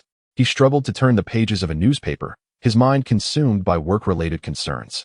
He would be unable to work for quite some time. What would become of the children during this period? How would the household sustain itself without an income this month? The thought furrowed his brow in distress. Hey, Dad. Brett's voice pulled him back to the present. Upon seeing his son, Abbott cast aside his reading material and inquired, why the grim countenance? Did your sister say something to you? Brett was taken aback, unsure how his father had gleaned this information. He replied, she has some grievances with me. Abbott chuckled lightly. She spoke with me about this yesterday. I informed her that you might be facing your own troubles. He reached for a glass of water on the bedside, though the plaster made the effort cumbersome. Brett stood and handed him the water, eliciting a relaxed smile from Abbott. Did you seek out those individuals? He asked. Brett hesitated momentarily, but chose honesty. Yes, but it did not go well. Abbott sighed, fully expecting such an outcome, though he was unaware of Brett's speed. I warned you against this, he lamented. Now, please refrain from provoking them any further. Everything will improve. We must focus on our family. Brett nodded in agreement, acknowledging the impact of his reckless actions on his loved ones. Perhaps it was indeed time to set aside his anger and heed his father's counsel. ABT nodded with a sense of relief. Now, let us discuss your sister. You have come to speak with me about this, have you not? Brad was momentarily taken aback, uncertain of the very purpose of his visit. Perhaps, he conceded. Figia has shared quite a few things with me over the past few days. She must not have mentioned the parent-teacher meeting to you.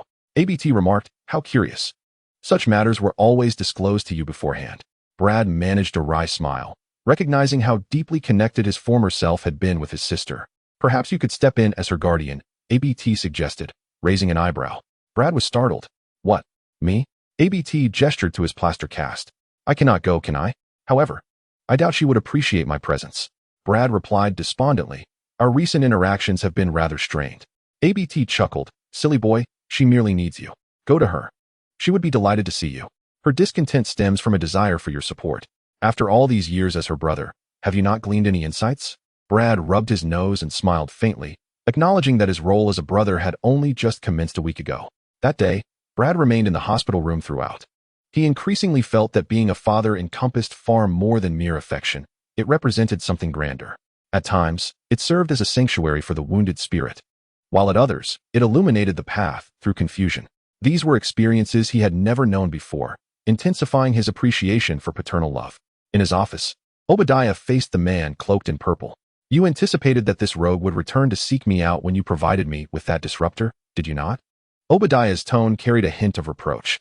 Yet, given the formidable prowess of the individual before him, he refrained from overt insolence. Indeed, came the low, gravelly voice, intimidating in its timbre. Obadiah retorted in frustration, "Yet you never warned me. This fellow could invade my office or home at any moment, and I am utterly defenseless against him. I might not even realize how I met my demise." The cloaked figure's fiery gaze pierced through the shadows of his hood, exuding a terrifying pressure. "Do not question me." Obadiah shuddered, and despite his reluctance, he lowered his stance. "What should I do, then? I cannot simply wait idly for him to come and take my life.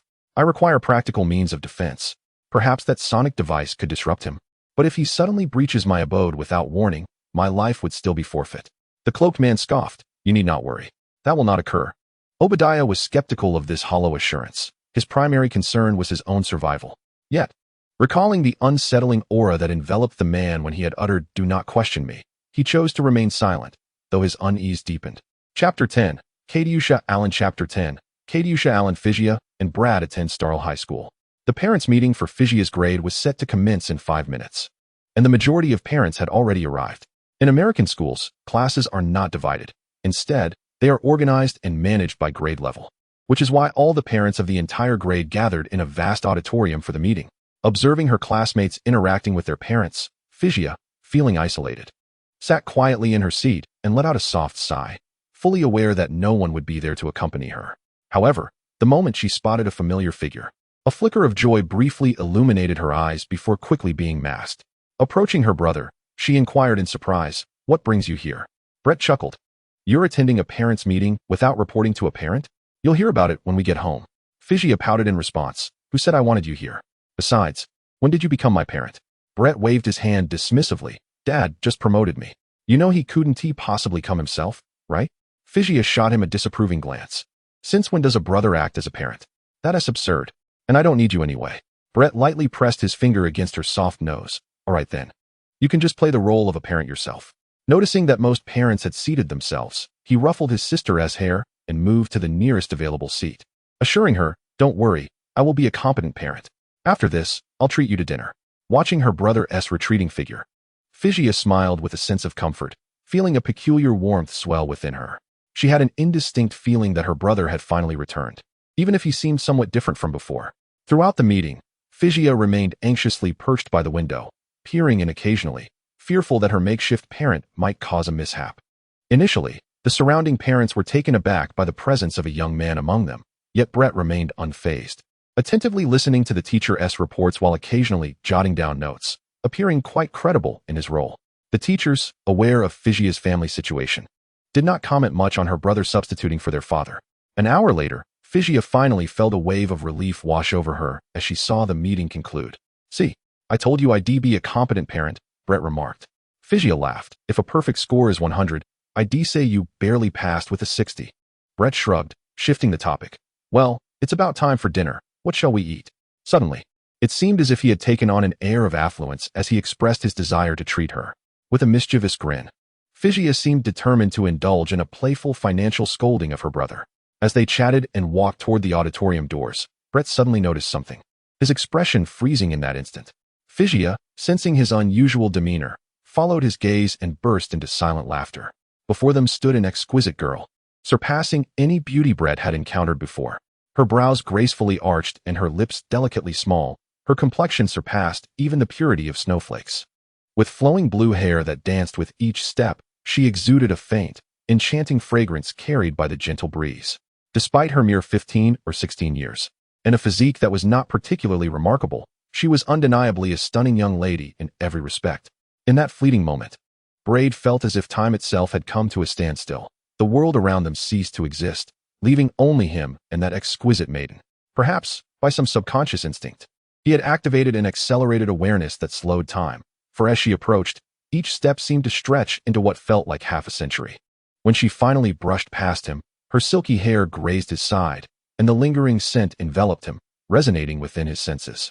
It was only when she vanished from sight that Brad became aware of his own unseemly reaction. A mischievous smile from Physia caused his cheeks to flare with warmth, prompting him to scold lightly. "You impudent girl, what are you thinking?" Fishy feigned innocence. Oh, I haven't said anything at all. Brend, upon reflection, realized she indeed had not uttered a word, which only intensified his flustered state. He hastily retreated, mumbling, it's getting late. What were we just discussing? What should we eat? Fishy, fully aware of his attempt to divert the conversation, tilted her head in playful contemplation. Oh, brother, you have nothing to be embarrassed about. Most of the boys at our school secretly admire that girl we just saw. Initially intending to reveal her identity, she relished his discomfort, sensing his curiosity. Brend inwardly chastised his sister's cunning nature while a spark of hope ignited within him. Could it be that Fishy was eager to divulge the name of that enchanting girl? Yet, to inquire would require him to lower his pride and confess his immediate infatuation, a task that jeopardized his brotherly dignity. He found himself momentarily at a loss.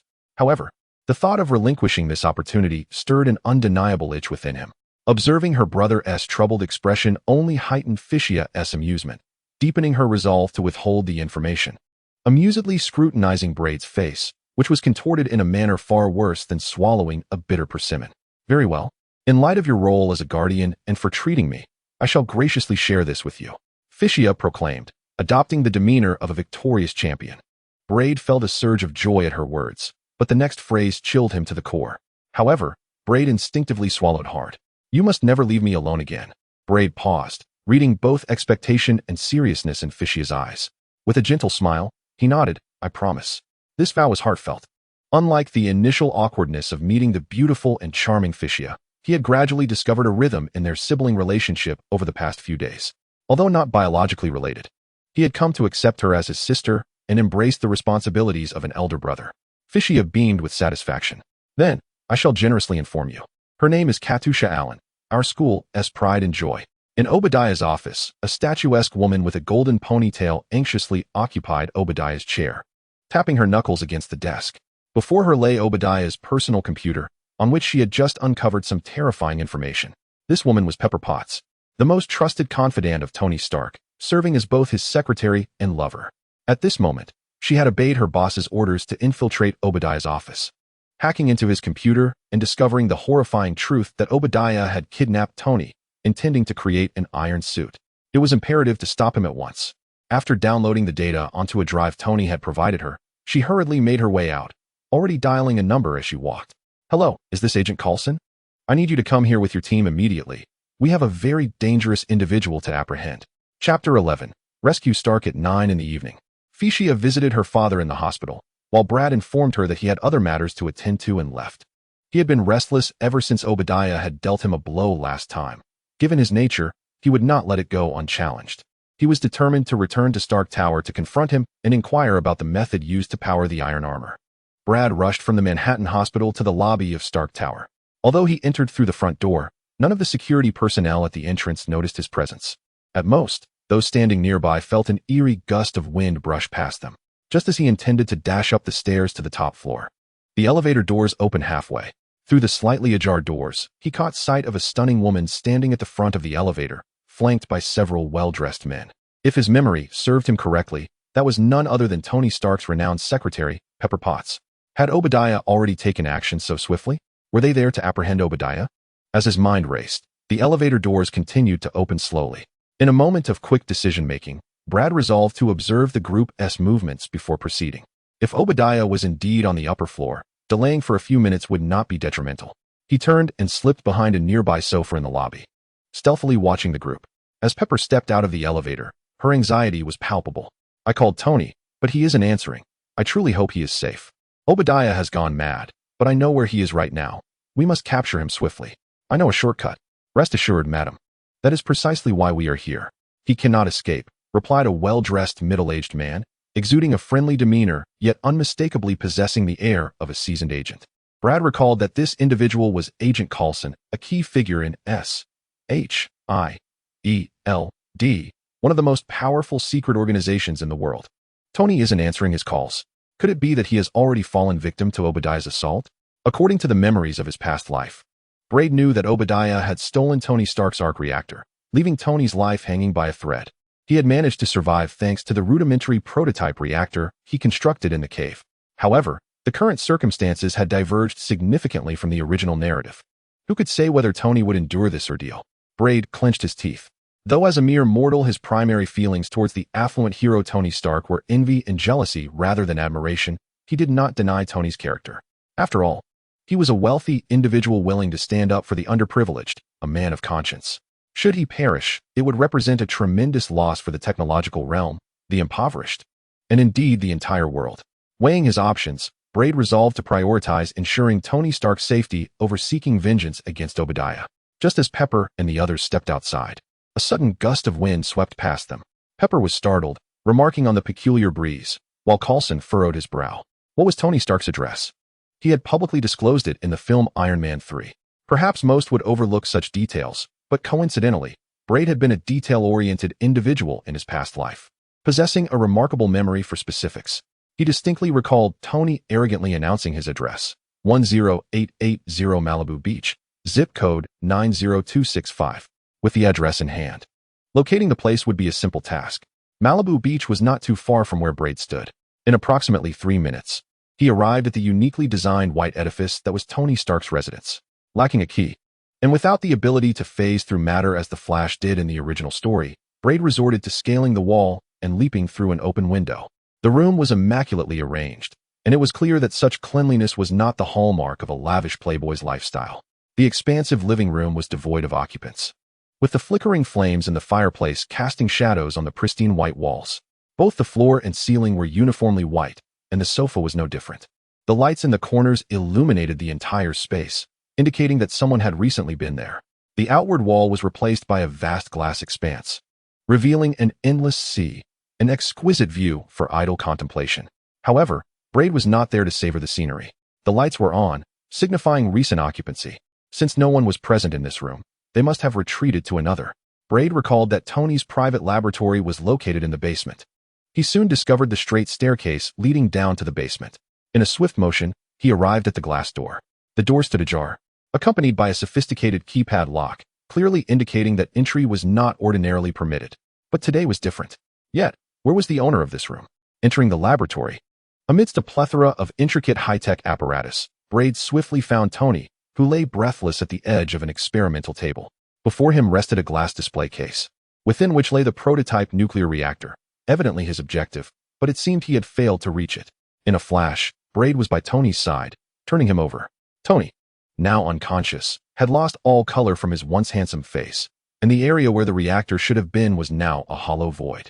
Checking for breath, Brend exhaled in relief. He was still alive, albeit barely. With a swift motion, Brend shattered the display case and pressed the prototype reactor into the hollow cavity of Tony's chest. The reactor whirred to life, emitting a muted mechanical hum. Gradually, color returned to Tony's face. As Tony regained consciousness, his first gaze fell upon Brend, filled with confusion. "Who are you? Why are you in my house?" Brend replied, "I just saved your life, but that is not the crux of the matter. Your secretary is currently leading a team to capture Obadiah Stane. I trust you are aware of the situation? I must save Pepper." Tony struggled to rise, but his arms were too weak to support him. Brend insisted, "The situation is dire. Whether you believe it or not, I am the fastest person in the world. I can reach her in mere minutes, swifter than your armor. I am prepared to rescue her, but I require your assistance." Tony was taken aback. Aside from his closest confidants, no one should know of his Iron Man identity. He scrutinized Brend for a moment, attempting to discern if he was speaking nonsense, yet sensed that this individual was extraordinary. Perhaps his words held truth. However, with Pepper in peril, he had to exhaust every possible avenue to save her. Moreover, this man had just saved his life. Perhaps he truly possessed unique abilities? "Even if I trust you, what do you need me to do?" Tony inquired. Noticing Tony's willingness to cooperate, Brend continued, "To be candid, I have clashed with Obadiah's armor once before and suffered some setbacks. I need you to make adjustments to help me defeat him. I can hold him off, but I may not be able to vanquish him alone. Additionally, I require a friction-resistant jacket." Brend posed the question with a hint of anticipation. He knew Stark dealt in armaments, and perhaps he would possess military-grade attire. However, he was uncertain, as his recollection of Stark Industries was primarily of devastating large-scale weaponry. "Go to the 23rd floor of Stark Tower's tech department." Tony gritted his teeth. "There may be what you need. Please, save her." Brend nodded and, under Tony's astonished gaze, transformed into a streak of lightning, dashing out of the building. Is he truly that fast? Chapter 12. Confrontation with Obadiah in a factory affiliated with Stark Industries. Pepper frantically fled, her face etched with terror. She knew she would never forget the horrors she had just encountered. She had just accompanied several agents to apprehend Obadiah Stane, only to find herself confronted by a towering black steel giant within the factory. The creature's appearance eluded her comprehension, appearing merely as a formless mass of darkness. What she did know was that the agent's bullets struck the beast's exterior like eggs against solid rock, producing nothing but a few sparks without inflicting any real damage. The colossal figure effortlessly dispatched several trained agents with mere gestures, prompting her to flee without a second thought. One could say that Pepper was indeed a bold woman. Had it been anyone else, they might have been paralyzed with fear, unable to move. Fortunately, the giant did not pursue her. As the night breeze caressed her mature and beautiful visage, she inhaled deeply and reassured herself. Perhaps its size rendered it incapable of navigating the narrow corridors. Yes, that must be it. Suddenly, the silence of the night was shattered by the ringing of her phone, startling her. She pulled it out to find Tony's face on the screen, and her heart lightened. She hurriedly answered, exclaiming before he could speak, "Tony, are you all right?" "I'm fine. On my way to you. Might take a few more minutes." Tony's voice was muffled amidst the background noise, clearly indicating he was flying at high speed. "Listen, Tony, Obadiah, he has gone mad. I know. I need you to hurry." But Pepper could not decipher the rest of his words. It felt as if all her senses, save for sight, had been paralyzed. In terror, she watched as a massive steel hand burst forth from the ground, effortlessly tearing through the cement. A fearsome shell-like head followed, accompanied by its enormous body. Even through the iron casing, she could imagine Obadiah's sinister grin. Miss Potts, his voice, distorted by the mechanical armor, was unclear and devoid of tone. Yet it resonated with a terrifying depth. "You are of no further use." He raised his fully armed right arm, the gun barrel locking onto the helpless Pepper, and began to rotate. The bullets erupted from the gun, one after another, hurtling toward her with lethal intent. In less than half a second, she would be riddled with holes. But in that fleeting moment, events unfolded in an unexpected direction. A black silhouette shot in from the end of a nearby street, enveloping Pepper just as the first bullet was less than a meter away from her, whisking her away into the shadows, causing the entire volley to miss entirely. 2 streets away, Pepper and the man holding her seemed to have materialized out of thin air.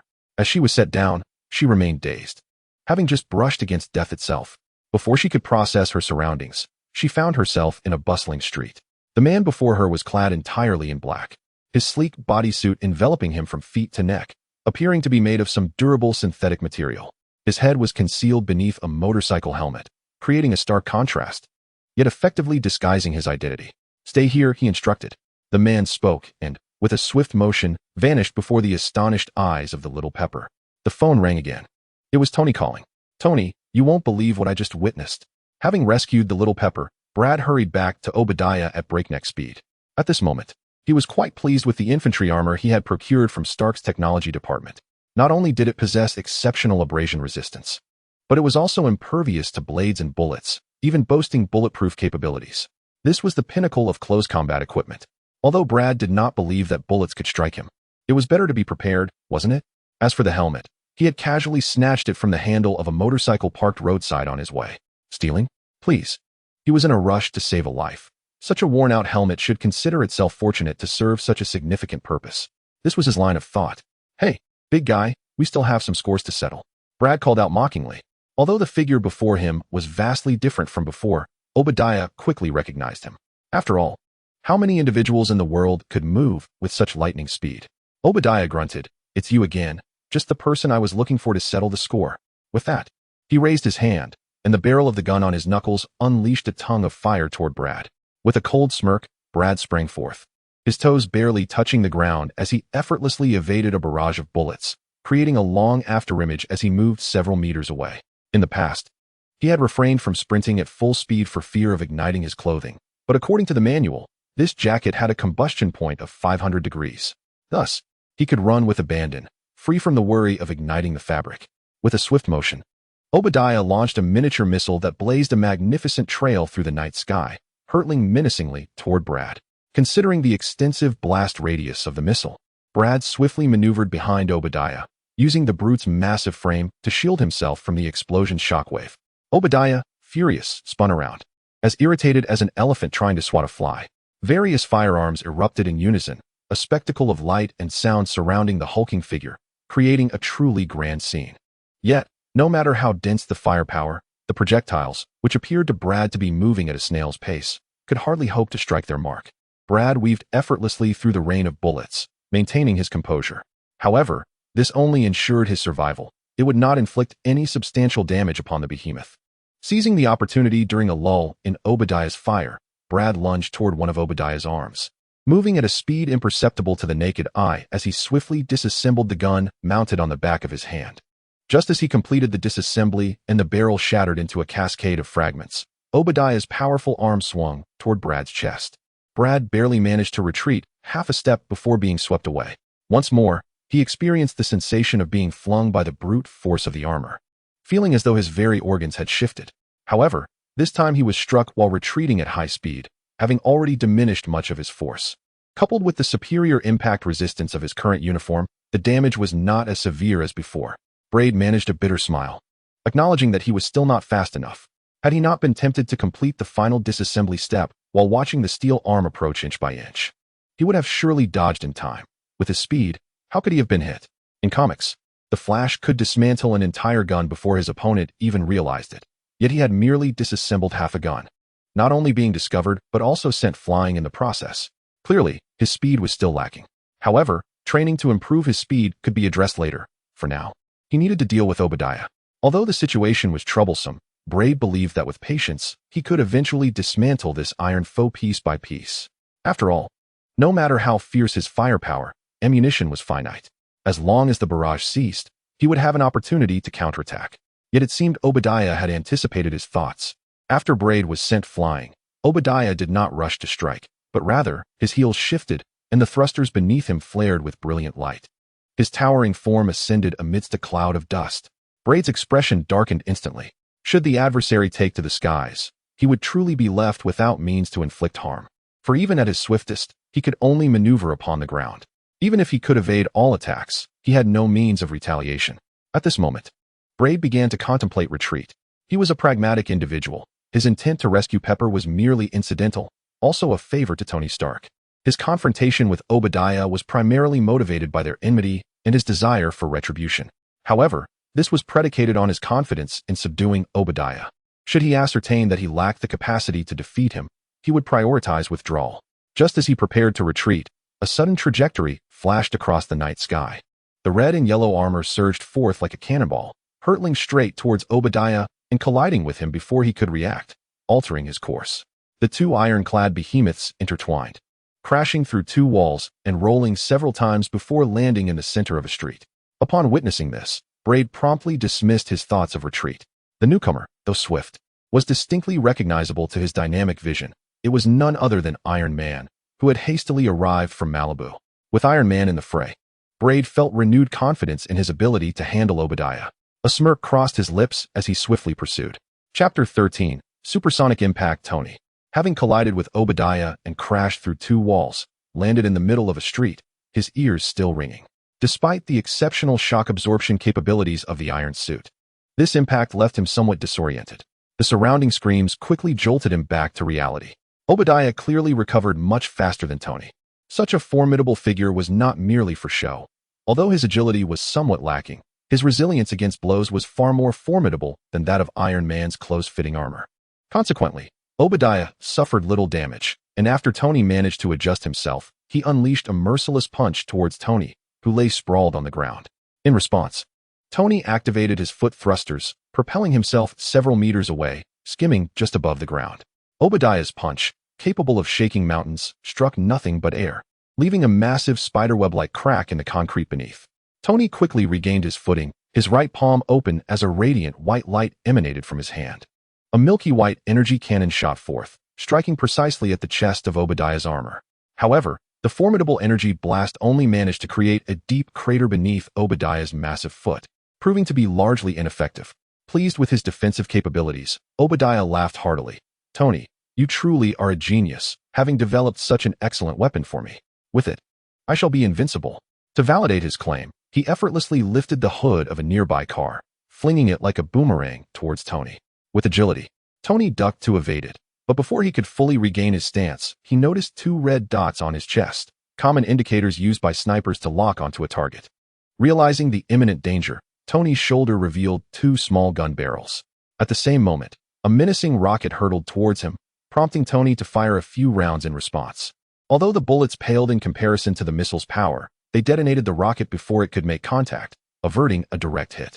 Nonetheless, Tony was still caught in the explosive firestorm, hurled high into the air before crashing heavily to the ground. At this moment, Rhodey had also arrived, but his ability to inflict damage paled in comparison to the two combatants, so he opted to wait for an opportunity. Sir, energy supply at 17%.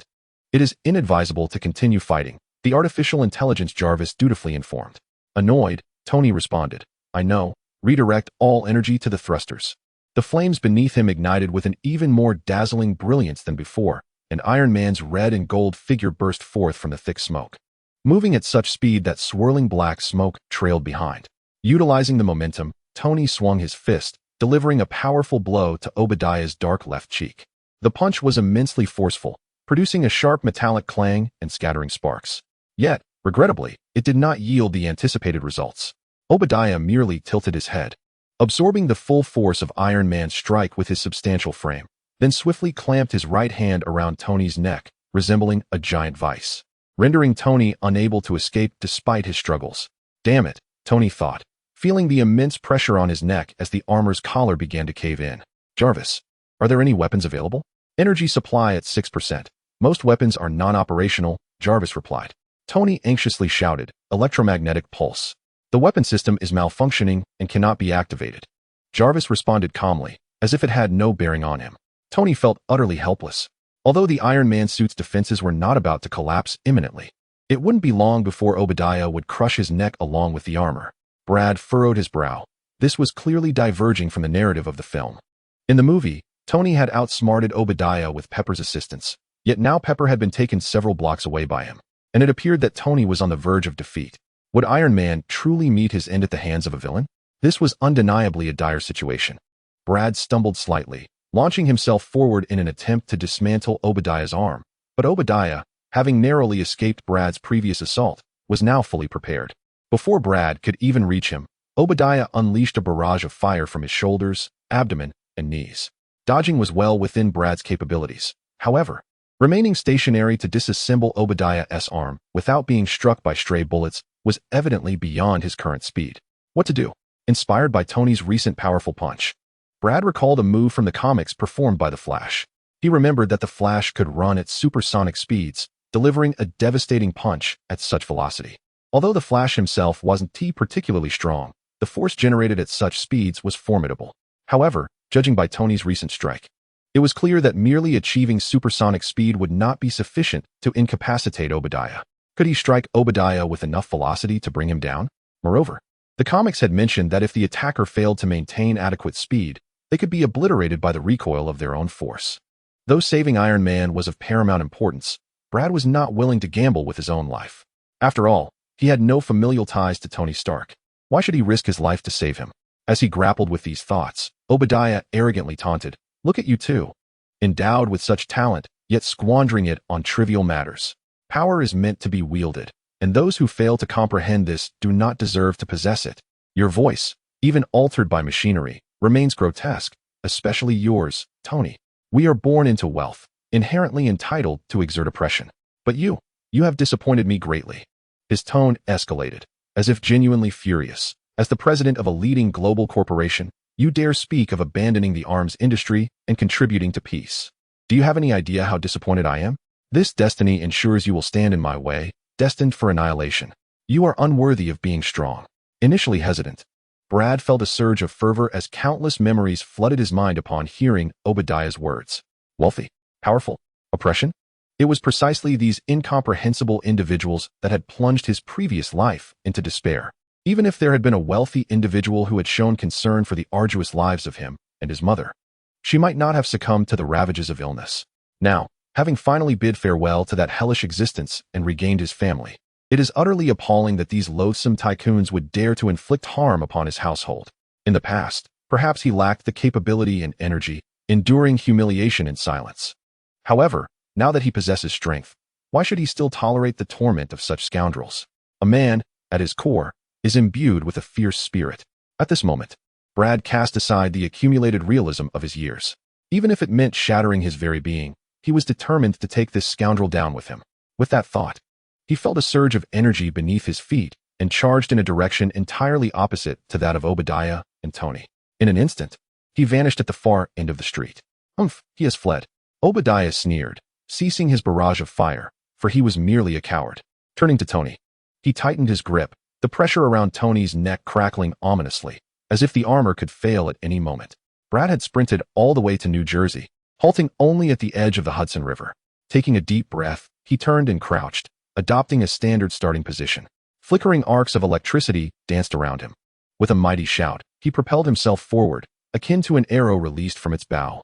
He ran like the wind, emptying his mind of all thoughts save one, to become swifter. Discarding the cumbersome helmet, the fierce wind lashed against his face without restraint. Gritting his teeth, Brad disregarded the tempest before him, accelerating further. The currents of electricity became ever more pronounced, golden sparks entwining his black suit, trailing behind him like a magnificent ribbon of black and gold. Initially, he could hear the rush of wind beside him, but gradually, that sound seemed to fade. While onlookers could not discern the figure racing past, they were met with a deafening roar, the sound of Brad breaking the sound barrier.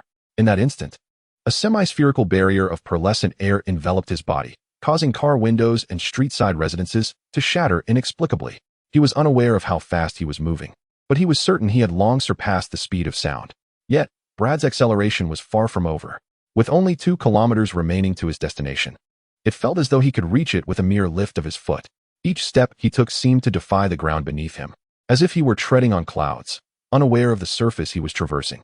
Nonetheless, he remained focused, raising his tightly clenched fist high, gathering golden currents of electricity and all his might into his arm. Tony and Obadiah could not comprehend what was occurring. The attack came too swiftly for the human eye to perceive. Tony only saw Obadiah, who was firmly gripping him, suddenly turn his head away, his massive frame seemingly pulled by his head as he toppled to the side. When his steel body hit the ground, it skidded for several meters, sparks flying, leaving a visible track deeply etched into the earth. Brad felt a tangible impact as his fist connected with something, and then his entire arm lost sensation. He struggled to halt his momentum, but stopping at such high speed was no easy feat. The friction of his shoes produced a trail of sparks that dragged on for dozens of meters, until he stumbled, lost his balance, and fell to the ground, rolling several times before colliding with a car door, finally coming to a stop. At that moment, he sensed his consciousness being gradually stripped from his body. Perhaps this was the experience faced by those on the brink of death? He let out a self-deprecating laugh, realizing that all his meticulous calculations had been for naught, leading to the potential loss of his life for someone he barely knew, Stark. Yet, he felt no regret, for in the end, he had fought valiantly, finally unleashing his long-simmering fury upon the tyrant who had oppressed him, and the exhilaration was indeed liberating. In that hazy state, he felt as if he were lifting off the ground, a distant rumble echoing in his ears, as if someone were whispering to him. Unbeknownst to him, it was Tony, cradling him as he flew towards the hospital, urging him to hold on, for he had already slipped into a deep slumber. Chapter 14. Farewell. First love Brad found himself in an unknown place, his memories as pristine as a blank canvas. Slowly, fragments of recollection began to surface. He remembered his journey through time. The inexplicable donning of a blue lamp ring that served merely as an ornament, transforming him into the fastest person in the world, and the newfound connections he had forged with others. His once bleak existence was illuminated by this adventure, breathing new life into it. Naively, he believed he had become fast enough to rise above those who had once exploited him, yet the recent experience imparted a significant lesson, learned at the cost of his very life. Running fast does not resolve all problems. Compared to his past life, perhaps reality had not shifted as dramatically as he had envisioned. He still had to endure, to swallow his pride, and to navigate life among the lower echelons of society. However, it was not entirely the same. When the loving visage of a butt, the lively and adorable Physia, and the gentle Ivy floated before him, the once icy heart reignited with warmth. Indeed, life was not devoid of hope. His existence had undergone a profound transformation, not due to his superhuman abilities, but because he had regained the significant individuals he had once lost. Vitality surged within him, and his awareness gradually coalesced back into his body. As he struggled to open his eyes, he found himself once again in a hospital room. Unlike when he first arrived, he was now clad in a patient gown, with his limbs encased in plaster, a far more dire situation than before. Nevertheless, he sensed that his hands and feet had returned to normal, rendering such restraints unnecessary. His recovery speed is unparalleled. Even a fracture can mend overnight. Straining to turn his head, before he could discern anything, a clear and excited voice rang out. Brother. The affectionate embrace from his darling sister nearly took his breath away. Had it not been for his formidable healing abilities, the impact would have been quite overwhelming. All right. See, I'm perfectly fine, Brett reassured, patting Fishia's back with one free hand. Fishia lifted her head, and Brett noticed faint traces of tears on her pale cheeks, stirring a pang of guilt as he recalled the promise he made before their last separation. I'm sorry, Fishia. Fishia shook her head, her charming twin ponytails swaying with the motion. It's all right, as long as you're safe. After a brief pause, she sighed. Mr. Stark mentioned you were unfortunately caught in a conflict within their company. To express his apologies, he arranged for you to receive a regenerative medicine still in its experimental stage, courtesy of Stark Enterprises. Regenerative medicine? Brett was bewildered. Could it be that Tony had administered some special restorative agent while he was unconscious? But ISNT Stark Enterprises focused on technology? How could they possess biological medicine? What do you mean? Do you honestly think you healed after sleeping for an entire day and night? The doctor said your arm was shattered into several pieces, Fishia remarked, her expression tinged with fear. Brett was taken aback. The pieces began to fit together, to conceal Brett's extraordinary abilities from the doctors and his family.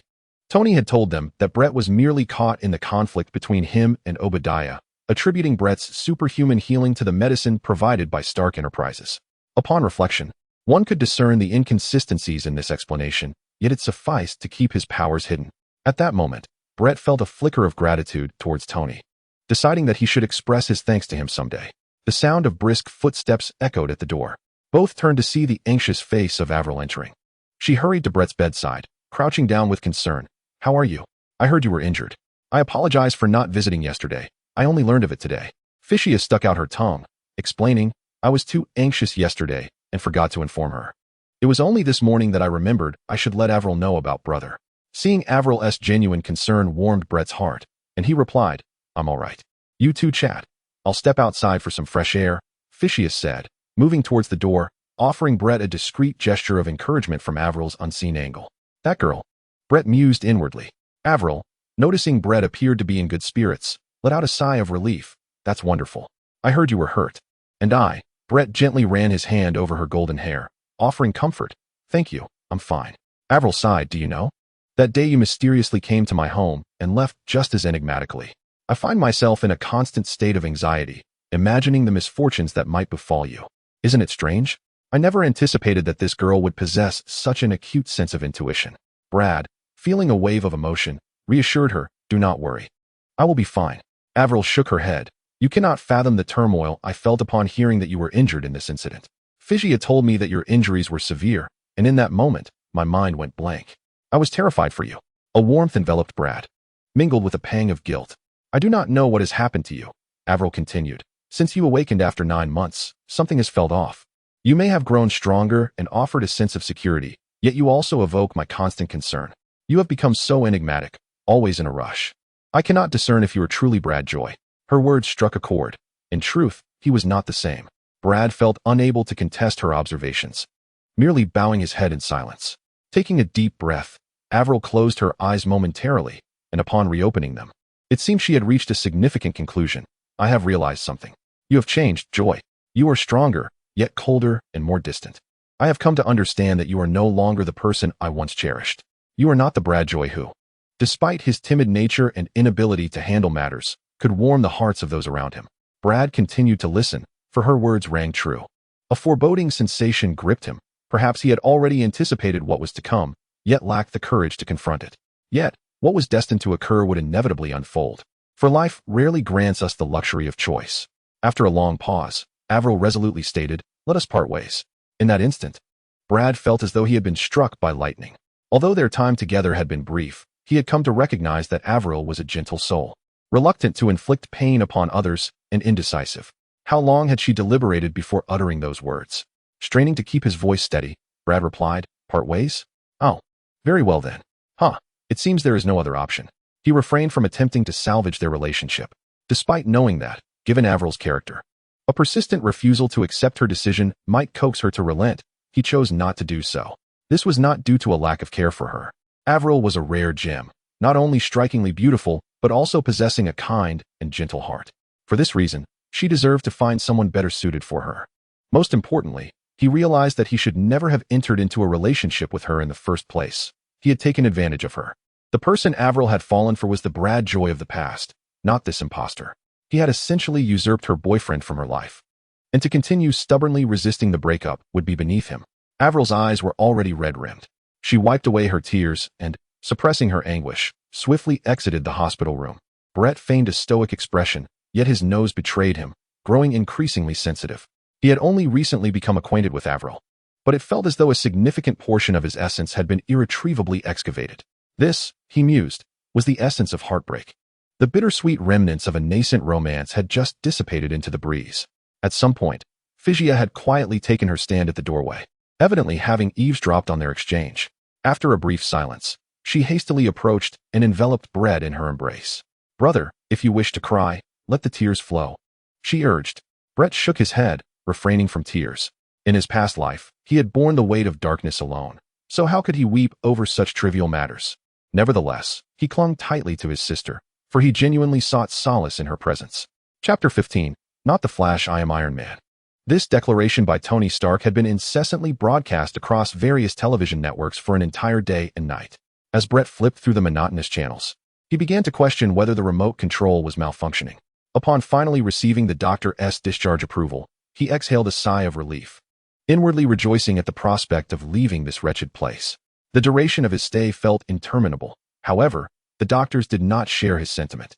His attending physician lamented the remarkable efficacy of Stark Industries pharmaceuticals, astonished at the astonishingly swift recovery from such a severe injury. Unbeknownst to him, this was merely Tony's embellishment. The astonishing recovery speed was actually a result of Brett's extraordinary metabolic rate. After his discharge, he made his way directly to Stark Tower. Inside the office, Tony was engaged in a heated debate with Pepper Potts. Pepper appeared to be expressing her discontent. "You've lost your mind, Tony. I still can't believe you openly declared yourself as Iron Man at the press conference. What do you plan to do moving forward? Live under the constant threat of criminals and terrorists?" Tony scratched his head, seemingly filled with regret. "But I've already said it. Besides, it's not that dire. Is it? We've improved our public image, and our declining stock situation has shown signs of recovery. You simply crave the limelight," Pepper retorted sharply, her tone softening. "You need a bodyguard." Tony dismissed her concern. "I don't believe there exists a bodyguard more secure than my iron suit." Pepper, exasperated, countered. "You can't spend every single day hiding in your shell. You will be attacked. You could die. So, you're worried about me?" Tony raised an eyebrow, his handsome visage becoming even more alluring. A young voice interrupted them. "Ahem, I hope I'm not intruding." Brett stood calmly in the center of the living room, exuding an air of composure. Pepper exclaimed, "Goodness, where did you come from?" Brett smiled and pointed towards a nearby window. Tony shrugged. "It seems I'll need to cultivate the habit of closing windows." Having served as Tony's secretary for many years, Pepper was undoubtedly astute. She discerned that the two had matters of significance to discuss and gracefully remarked, "I shall seek out the manager of security. Perhaps he can arrange for a bodyguard." As she watched Pepper's retreating figure, Tony exclaimed, "I've already stated it's unnecessary. I certainly do not require someone to wipe my backside daily."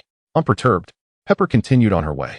Tony shook his head and turned to Brad, saying, "She's just like my mother." Brad chuckled, "You two should just get married." Seemingly sensing that continuing to speak of himself would invite misfortune, Tony shifted the topic. "Are you completely recovered now?" "Yes," came the reply. Tony couldn't help but marvel. "Your recuperative abilities are truly remarkable. I suppose that stems from your super speed?" Brad offered a faint smile, neither confirming nor denying it. He refrained from disclosing that. Compared to Wolverine's regenerative powers, his own recovery speed was child's play. "Then, where does your ability originate?" Tony inquired as they walked further inside. "Are you a mutant?" "No," Brad responded. "One day I was struck by lightning, and, after sleeping for 9 months, I suddenly transformed." Tony nearly stumbled in disbelief. "Struck by lightning? That sounds amusing. I recall a pitiable individual in the Guinness World Records who was struck 7 times without gaining any superpowers." Observing Brad's serious demeanor, he realized the gravity of the statement and began to believe him. Nature is indeed mysterious, he mused. Brad followed Tony to a wall in his office. Tony swept his hand across it, and a blue projection screen materialized. After entering a series of passwords, the wall split open, revealing a laboratory within. "You have a private space in your office as well?" Brad asked, surveying the array of sophisticated equipment inside. "Of course. Tony replied as he ventured further in. I cannot stray too far from my armor. After all, the fact that I am Iron Man has been broadcasted ad nauseum. Who knows when some lunatic might break in and take my life? Brad chose not to delve into the deeper implications of that statement and instead asked, So, what have you brought me here for? To admire your armor? No, Tony said with a mysterious smile, it's for you. They arrived at a massive display case housing a silver mannequin adorned with the sleek suit that Brad had borrowed during his battle with Obadiah. The once black armor had been entirely painted red, embellished with gold trim. The mask concealed half of the face, revealing only the eyes and mouth, resembling that of Captain America, albeit in a softer shade of red. Lightning-shaped ear wings were affixed at the temples, and a prominent red circular emblem on the chest bore a striking lightning insignia. Brad stood in awe, unable to close his mouth. Good heavens, why does Tony Stark's design resemble the Flash from the comics so closely? It's as if they were cast from the same mold. Tony remained oblivious to his own peculiarities. Engrossed in explaining his prized creation, this suit features high resistance to abrasion, complemented by shoes designed to enhance traction. Not only is it resistant to tearing and impervious to blades and bullets, but it also has the remarkable ability to absorb a portion of kinetic energy, meaning it can withstand significant impacts. You could fall from the second floor and emerge unscathed. After a moment of contemplation, he added, Of course, I still wouldn't recommend jumping from the second floor. Brett, still in shock, quickly regained his composure. Is this a gift for me? Tony smiled. You saved both my life and Pepper's. This is the least I can do, don't you think? Perhaps I could find you a changing room to try it on. No need, Brett replied just as a red whirlwind enveloped him. Mere seconds later, he returned, donned in a striking uniform. Tony's envy deepened. What a marvelous ability super speed is. Brett flashed before a mirror, surveying his reflection for a moment, thoroughly pleased. This uniform was undeniably stunning. As expected, Stark's creations are of the highest caliber. Tony's voice resonated again. From now on, we're in this together. Individuals in this line of work are indeed rare. We may need to look out for each other, and this suit is beneficial for both of us. Wait, Brett interjected, furrowing his brow. In this together? Tony inquired. What is the issue? Brett countered. When did I ever express a desire to be a superhero? Taken aback, Tony asked, But you saved my life and helped defeat Obadiah. Didn't you? Are you suggesting that was merely a warm-up after your meal? Brett shook his head. My confrontation with Obadiah was solely for personal reasons. He sought to harm my family. Although I am unaware of his motivations, I had to stop him, and that was the extent of it. I have no interest in meddling in Stark's internal affairs. Are you implying that you possess such formidable gifts yet wish to squander them in your mundane existence? Tony exclaimed incredulously. Have you never contemplated the potential of your abilities?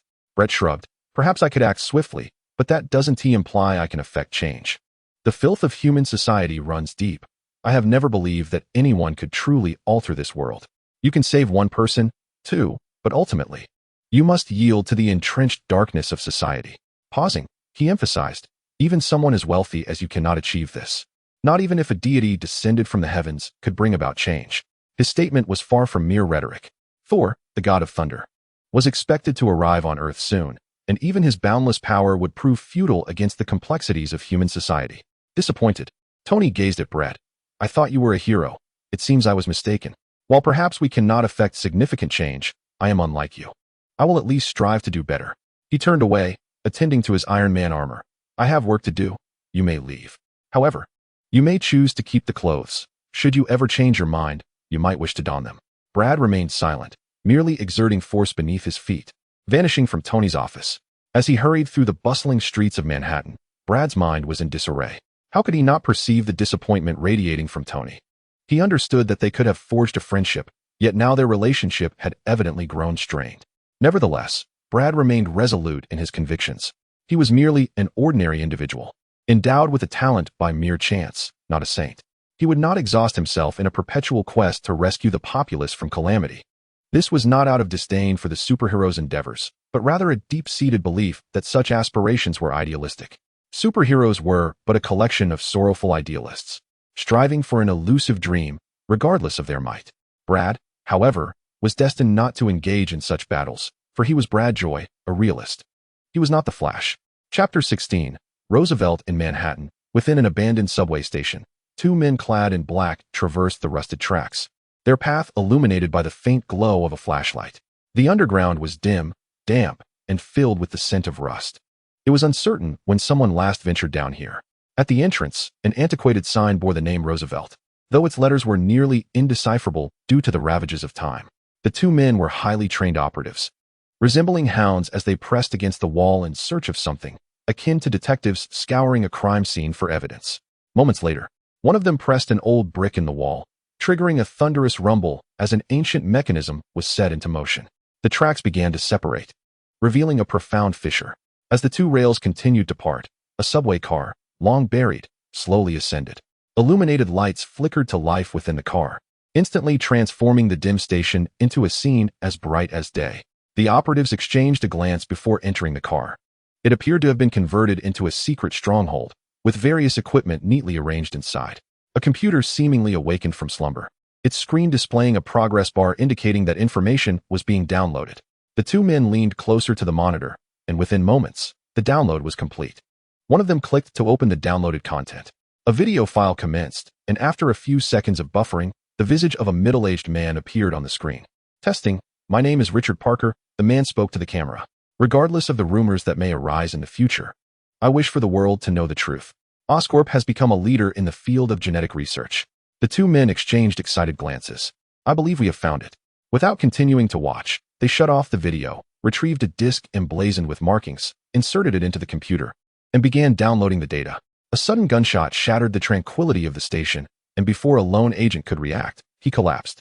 Another agent swiftly regained his composure, crouching down to seek refuge behind a train car, his eyes scanning the surroundings in search of the assailant. Soon, he spotted the bullet hole in the window glass, indicating that the shot had originated from outside the carriage.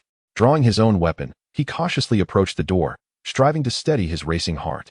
Despite his extensive training, the looming threat of death sent shivers down his spine. Peering out cautiously, he was met with an empty vista. A surge of alertness coursed through him, but a chill crept up his neck, prompting him to turn abruptly. His gun followed suit, finding the assailant had inexplicably entered the carriage and was now aiming at him from behind. In that fleeting moment, the vigilant agent froze. He envisioned the adversary as a towering brute, perhaps a dark-clad operative, or even a seductive femme fatale.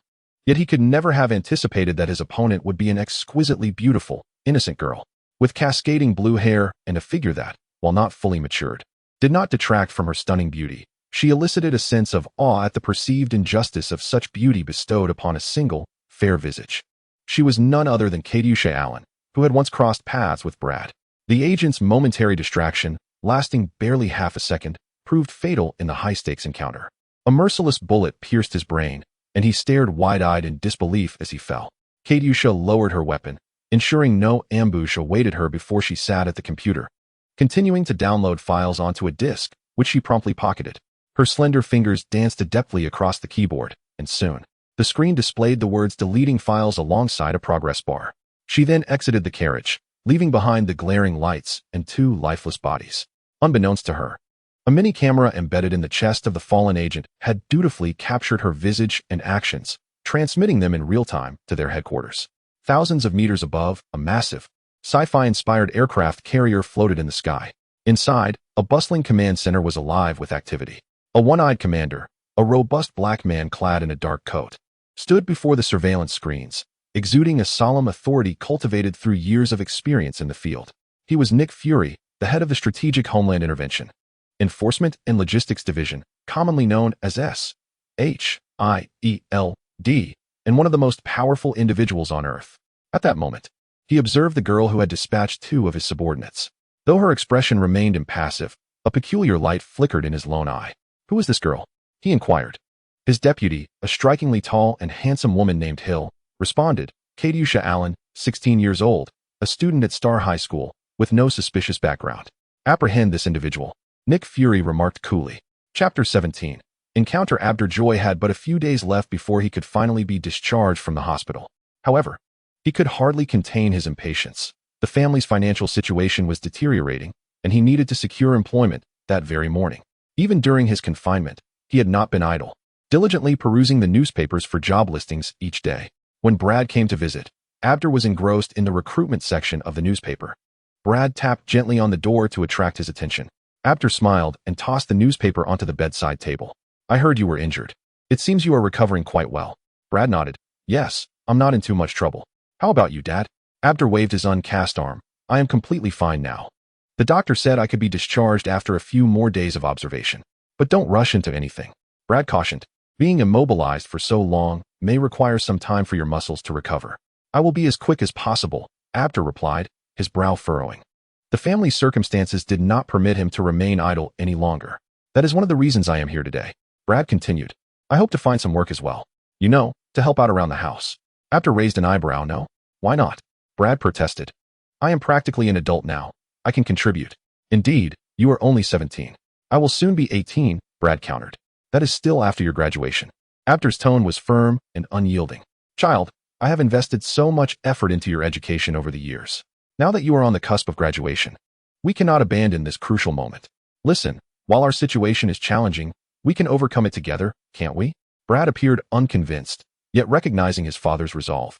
He refrained from further argument, secretly contemplating ways to earn some money.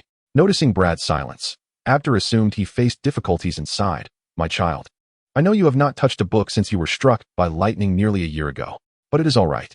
I will arrange for you to repeat the 12th grade. Absolutely not. Brad objected vehemently. He recognized that repeating a year would impose a tremendous burden on the family. And with graduation so close, how could he possibly retake a year? However, we cannot allow you to fall behind your peers, Abdur insisted. Brad resolutely stated. Either let me complete high school, or I won't attend at all. His tone softened as he added. Give me a chance to prove that I can do it without repeating.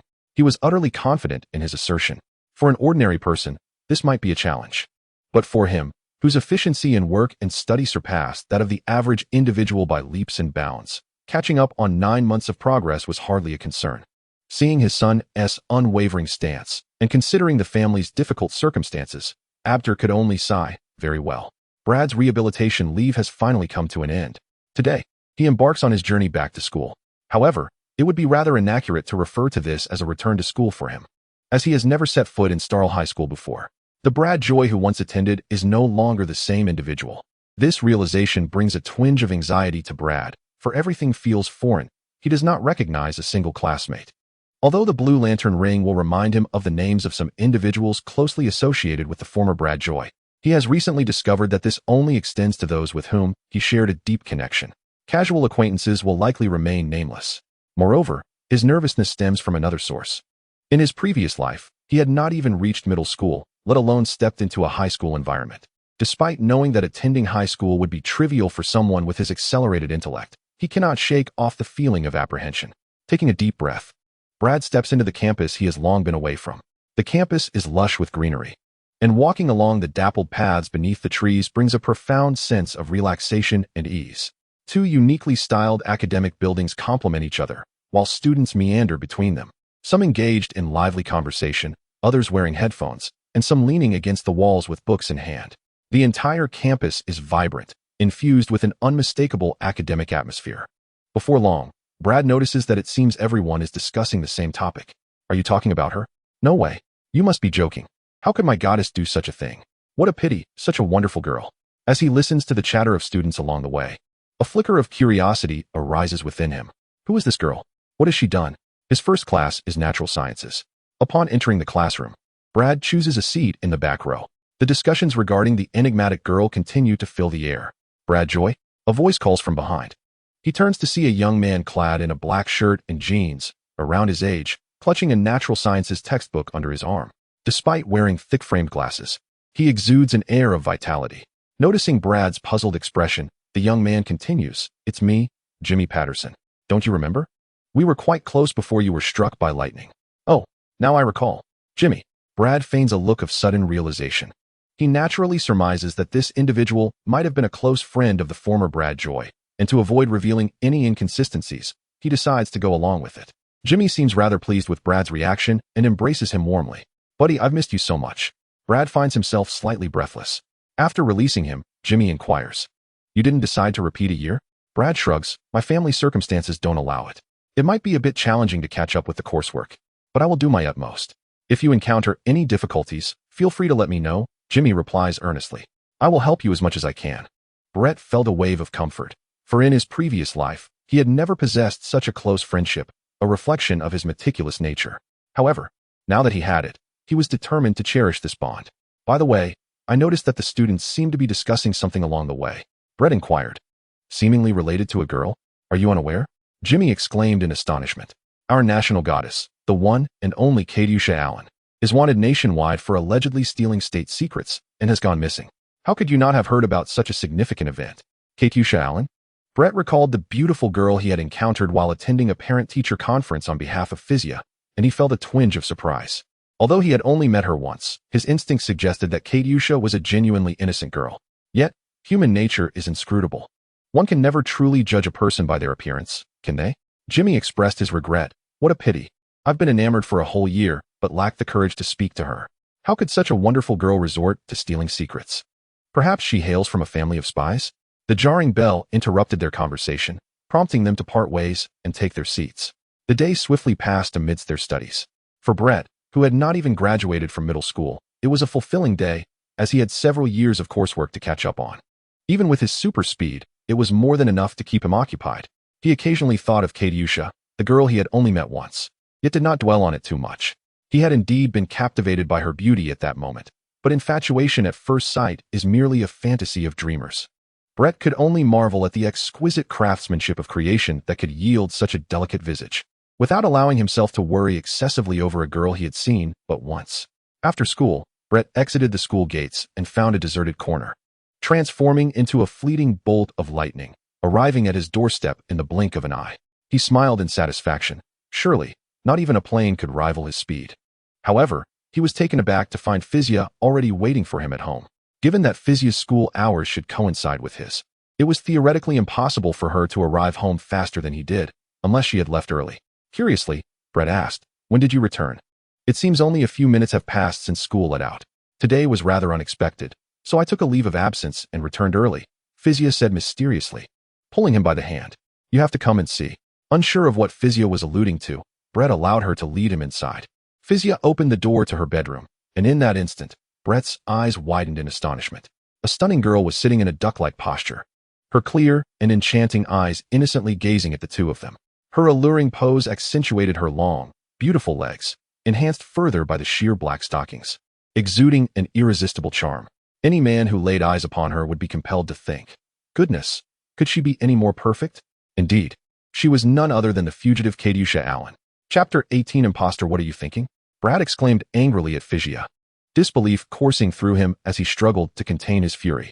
"You brought a terrorist into our home."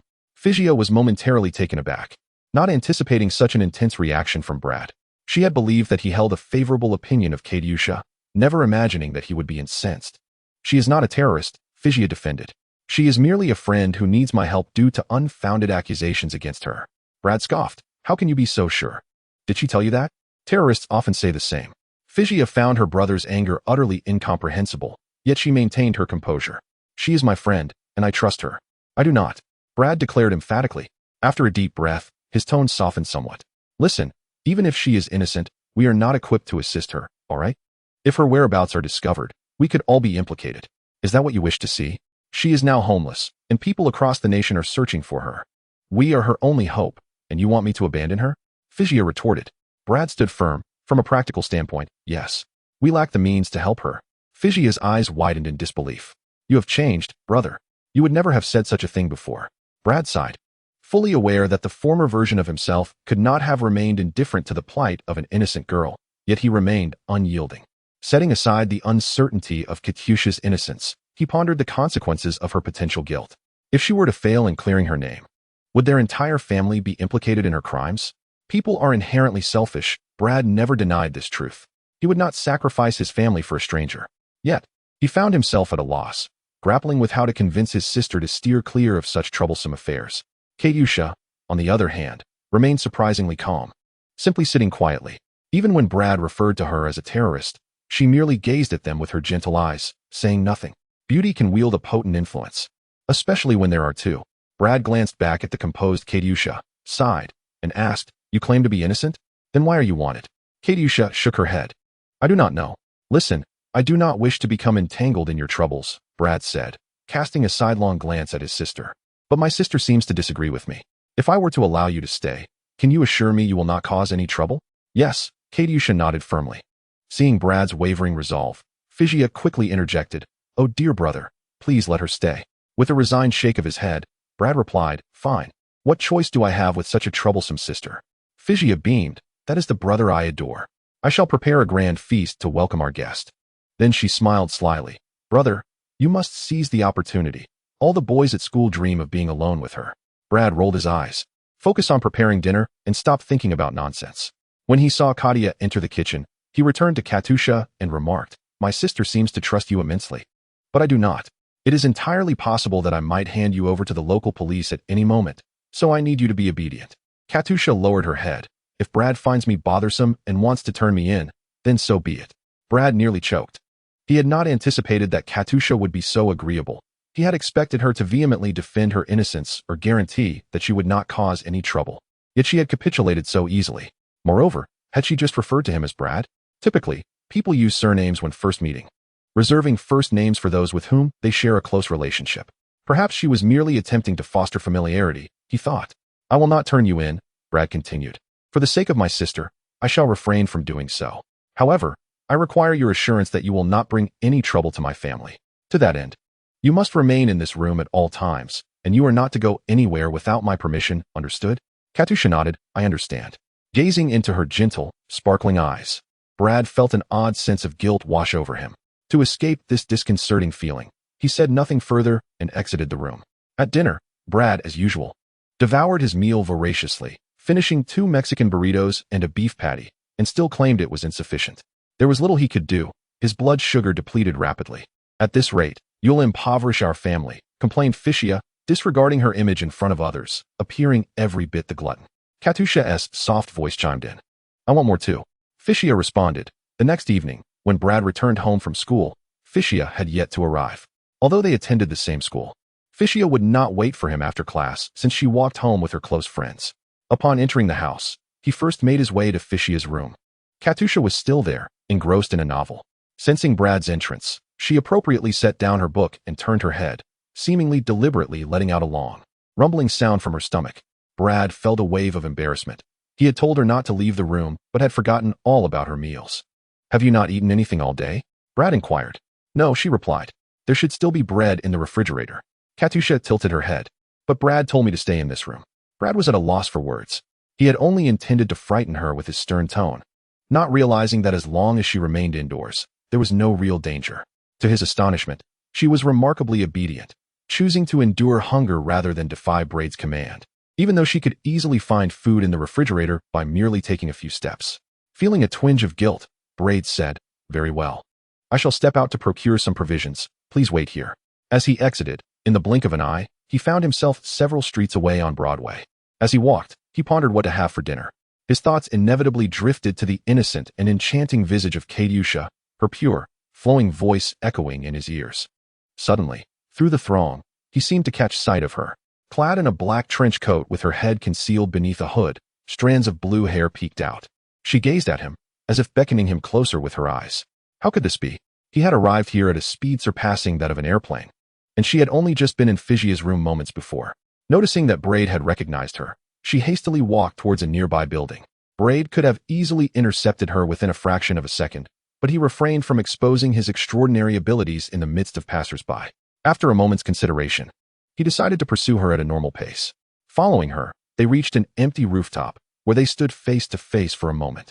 Braid broke the silence, inquiring, Who are you? Katusha removed her hood, allowing her beautiful blue hair to cascade down, and with a peculiar smile, replied, If you do not know who I am, why did you follow me up here? Braid frowned. The Katusha before him, while identical in appearance to the one he had seen in his home just moments before, exuded an entirely different aura. This version of Katusha lacked the gentle innocence, and instead appeared worldly and mature, emanating an air of cunning. You are not Katusha Allen. Braid asserted, I have seen her, and you are not the same. Oh, Katusha seemed taken aback by his insight, but did not deny it. Who are you, really? Braid pressed on. With a smile, Katusha began to transform before Braid's astonished gaze. Her alabaster skin was gradually replaced by blue scales, her long blue hair receded, giving way to a short red mane. Her physique was tall, yet her blue skin and yellow irises marred her appearance. Braid was left utterly speechless. Mystique. Chapter 19. The game Mystique, a mutant originally named Raven Darkholm, possessed the ability to manipulate her own atoms and molecules to alter her appearance, rendering herself indistinguishable from any gender, including matching fingerprints, vocal patterns, and retinal scans. She first appeared in the X-Men series. In that fleeting moment, Brend began to grasp certain truths. Chitauri was undoubtedly wanted because Mystique had appropriated her likeness to engage in acts of defiance against the government. But why had she sought him out? At first, Brad was taken aback by Mystique's expression, but he soon composed himself.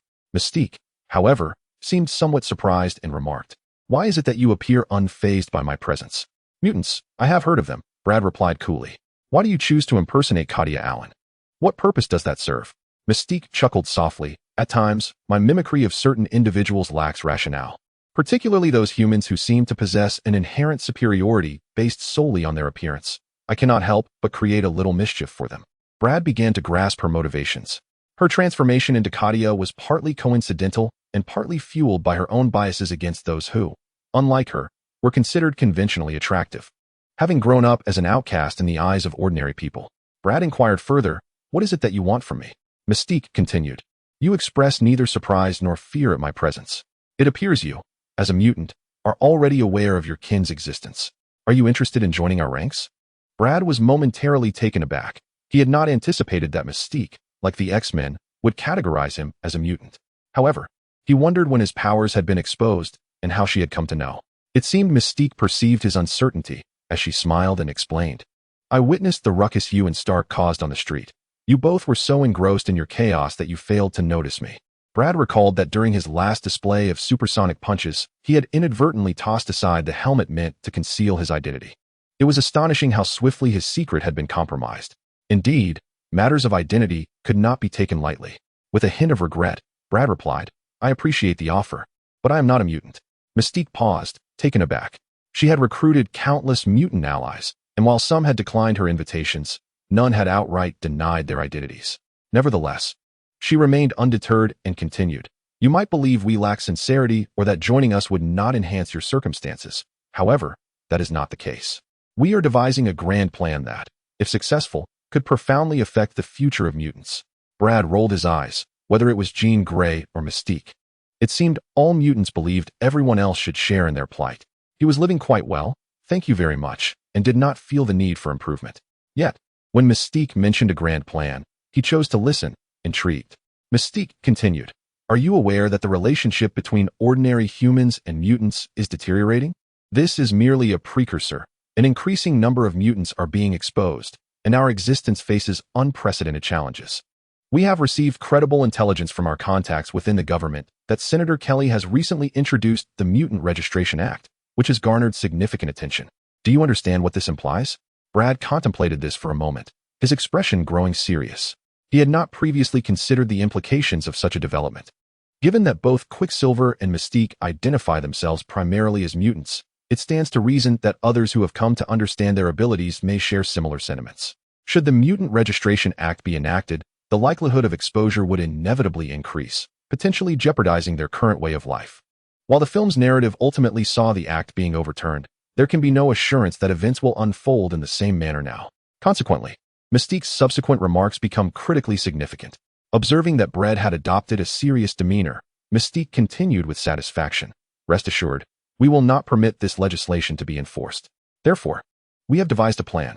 To demonstrate our genuine invitation for you to join us, I have brought the details of our strategy. Perusing them may sway your decision." With a swift motion, Mystique's skin along her waist parted like a zipper, forming a pocket from which she retrieved a disc. Brend, taken aback, marveled at the convenience of her shape-shifting ability, which could serve as a portable pocket. Handing the disc to Brend, he noticed the prominent letters on its surface, his expression shifting as he registered the implications. "Are you joking? Have these individuals entangled themselves with SHIELD? I must take my leave. Our team is gathering shortly. We will reach out to you again. Should you reconsider after reviewing this, it would not be too late to join us," Mystique replied, her smile laden with meaning. "I am aware that the girl named Chitauri resides at your home, correct?" Brend's expression darkened. "What do you intend?" Astutely, Mystique discerned Brend's concern regarding the potential for her to expose him for harboring a wanted fugitive. With a chuckle, she reassured him, "Fear not. I shall soon clear her name. Make sure to treat each other well." Brend's face clouded with unease. "You are overthinking this." With that, Mystique departed. Brend returned to the street, letting out a deep sigh. Troubles seemed to multiply, leaving no room for a moment's peace. The immediate priority was to ascertain the contents of the disk. Suddenly, he halted in his tracks, recalling a crucial concern. What device should I use to access the contents of this disk? He remembered that there had been an old computer at home, but it had become obsolete 2 months prior, shortly before his arrival in this world. Due to ongoing financial constraints, he had not replaced it. What shall I use to open this disk? Visiting an internet CAF seemed the only option, yet he was still a minor without identification. The answer appeared glaringly obvious. In the next moment, he found himself in Tony Stark's office. Rarely did Tony immerse himself in paperwork. These tasks were typically managed by his secretary, Pepper Potts. Observing Tony engaged in corporate affairs was a rare sight indeed. Upon spotting Brend, Tony was visibly startled, clearly unaccustomed to his sudden appearance. What brings you here again? Tony furrowed his brow, seemingly less than welcoming towards Brend. Their last encounter had indeed been rather unpleasant. Brend, with a smile, remarked, I have a matter to attend to this time. Well, I suppose it's to exonerate an innocent girl. This statement was not entirely inaccurate. If the truth were to emerge, Katiusha would indeed be absolved of her accusations, although this was not Brad's primary intent. Tony regarded him skeptically for a moment. I've heard you have an aversion to meddling in others' affairs. Why, then, would you take it upon yourself to engage in such matters? Out of compassion, perhaps. Is it so rare for me to wish to be the good guy that you would discourage me? Brend retorted. Not at all. So, what is it that you require from me? Brend replied, I merely need to borrow a computer to access a disk. You might find this hard to believe, but I don't own a computer. Tony's jaw nearly dropped. Of course, this privileged playboy had never experienced a life devoid of such technology. Very well, hand me your disk. Brend complied, passing the disk to him. Tony glanced at it and frowned. What is this? The SHIELD organization remained deeply concealed. Even Tony had not heard of it. He inserted the disk into a port beneath his desk and commanded, Jarvis, scan this disk. As a pale blue projection materialized above the desk, Brad's eyes widened in astonishment. Such technology, seemingly ripped from the pages of science fiction, was a stark reminder of the struggles faced by someone without even a computer. Jarvis's voice resonated throughout the room with remarkable clarity. Tracking program detected, sir. Activation may lead to surveillance. Would you like to overwrite before proceeding? Tony cast a dubious glance at Brend, as if questioning where he had procured such a device. Brend offered an awkward smile, unable to explain. Fortunately, Tony's curiosity about the disk seemed to prevail, and he commanded decisively, overwrite the tracking program. Open it. Jarvis promptly executed the command, and soon a lengthy list of files appeared on the screen. Observing this, Brend silently wiped a bead of sweat from his brow. Had he opened the disk elsewhere, he could have easily exposed himself to SHIELD. Thankfully, he had sought out Tony Stark, a man of considerable stature. Otherwise, the consequences would have been dire. This led Brend to wonder if Mystique was aware of the tracking program contained within. Why had she not warned him? After a moment's contemplation, a chilling realization struck him. Should he unwittingly trigger the disk and attract SHIELD's attention? It was highly probable that his entire family would face a raid. Mystique had assumed he was a mutant, under SHIELD's scrutiny. He might be detected as possessing some unique mutant gene. In that event, he would find himself with nowhere to turn, ultimately forced to align himself with Mystique. Based on the film's narrative, it was likely that Mystique had the formidable Magneto backing her. The thought of this made Brend inwardly curse the insidious nature of those involved. However, they had calculated every possible scenario, yet they never anticipated that they would find themselves impoverished enough to seek Stark's assistance for a venture. Nor did they truly believe that they were not mutants. This served as a stark reminder to him that he must remain vigilant. The world is exceedingly perilous, and without a modicum of cunning, one might find themselves betrayed and aiding others in their fortune. At that moment, Tony had already opened the video file at the top of the list. The visage of a middle-aged man appeared on the screen, recounting steadily, testing, I am Richard Parker. Regardless of the rumors that may arise about me in the future, I hope that the world understands the truth. Oscorp has become a leader in the field of genetic research. Tony did not recognize him, but at that instant, Brend could not have been more astonished, for he knew that this man was Richard Parker, the father of Spider-Man, Peter Parker. Chapter 20. Confession. Having watched only a few minutes, Brend quickly grasped the content and significance of the recording. According to the revelations in The Amazing Spider-Man 2, Richard Parker disclosed Oscorp's intentions to utilize his research for weaponry, expressing his decision to flee to avoid such an outcome. It was highly likely that SHIELD sought this material due to suspicions that it contained Richard Parker's research findings. After all, that which could alter the world. If Richard Parker's research could yield Spider-Man, then it could equally produce an army of super soldiers. Despite Richard's assertion that he had erased all research records, who could say if he had not left a backup? For a scientist, their research is of paramount importance, almost akin to life itself. This disc was the last remnant left by Richard Parker during his lifetime, and S.H.I.E.L.D. would surely not let this opportunity slip away. Yet, why would a mutant, or Magneto, have any interest in this disc? What relevance did Richard's research have to the Mutant Registration Act? Although Brad could not fully comprehend it, he nonetheless removed the disc and said to Tony, "Thank you for your assistance. I believe I have acquired the information I sought. I must take my leave now, as my family awaits dinner." Tony detained him. "Wait a moment. The contents of this disc are far from simple. They likely involve many high-level powers." "Are you certain?" Brad smiled. "Thank you for your concern. I will manage." No sooner had he spoken than he elongated into a blurred silhouette, vanishing as if he had never been there. Tony was not disinterested in the content of the disc, but he simply lacked the energy to concern himself with other trivial matters. Glancing down at the reactor glowing with a deep blue light upon his chest, he let out a bitter smile. The palladium element's corrosive effects on his body were becoming increasingly severe. Who could tell how many more sunrises he would witness? On his way home, Brad picked up a box of pizza. It was not that he had forgotten to bring dinner for Katusha, but the events had unfolded so abruptly that he had to address them promptly, resulting in a dinner purchase that took nearly an hour. As he stepped through the door, the unkind expression on Physia's face immediately caught his attention. "Did it really take you this long to buy dinner?" Confronted with Physia's evident ire, Brad chuckled brightly. Encountered a little mishap, haha. Have you all eaten?" Physia, upon hearing his words, became even more incensed. "I heard my dear brother was bringing back a feast. Why would I bother cooking?" At a loss for words, Brad was relieved when Katusha emerged from the room, taking the pizza from his hands and sincerely expressing her gratitude. This only amplified Brad's embarrassment. It was clearly his fault, yet she thanked him. He could not help but wish she would scold him a little. Noticing that the outsiders had remained silent, Physia ceased her reproaches, merely pouting as she prepared to eat. Brad, holding a slice of pizza, turned on the television, just in time to catch a news segment related to them. Thanks to the vigilant efforts of the governmental departments, the recent reports of a female high school student stealing classified information had been proven unfounded. A stunning blonde news anchor appeared on screen, announcing that the case had been confirmed to involve a shape-shifting mutant, and the government had officially apologized to Miss Katusha Allen, who had been implicated. This revelation sparked a debate about whether mutants should be allowed to conceal themselves among us. Brad was taken aback.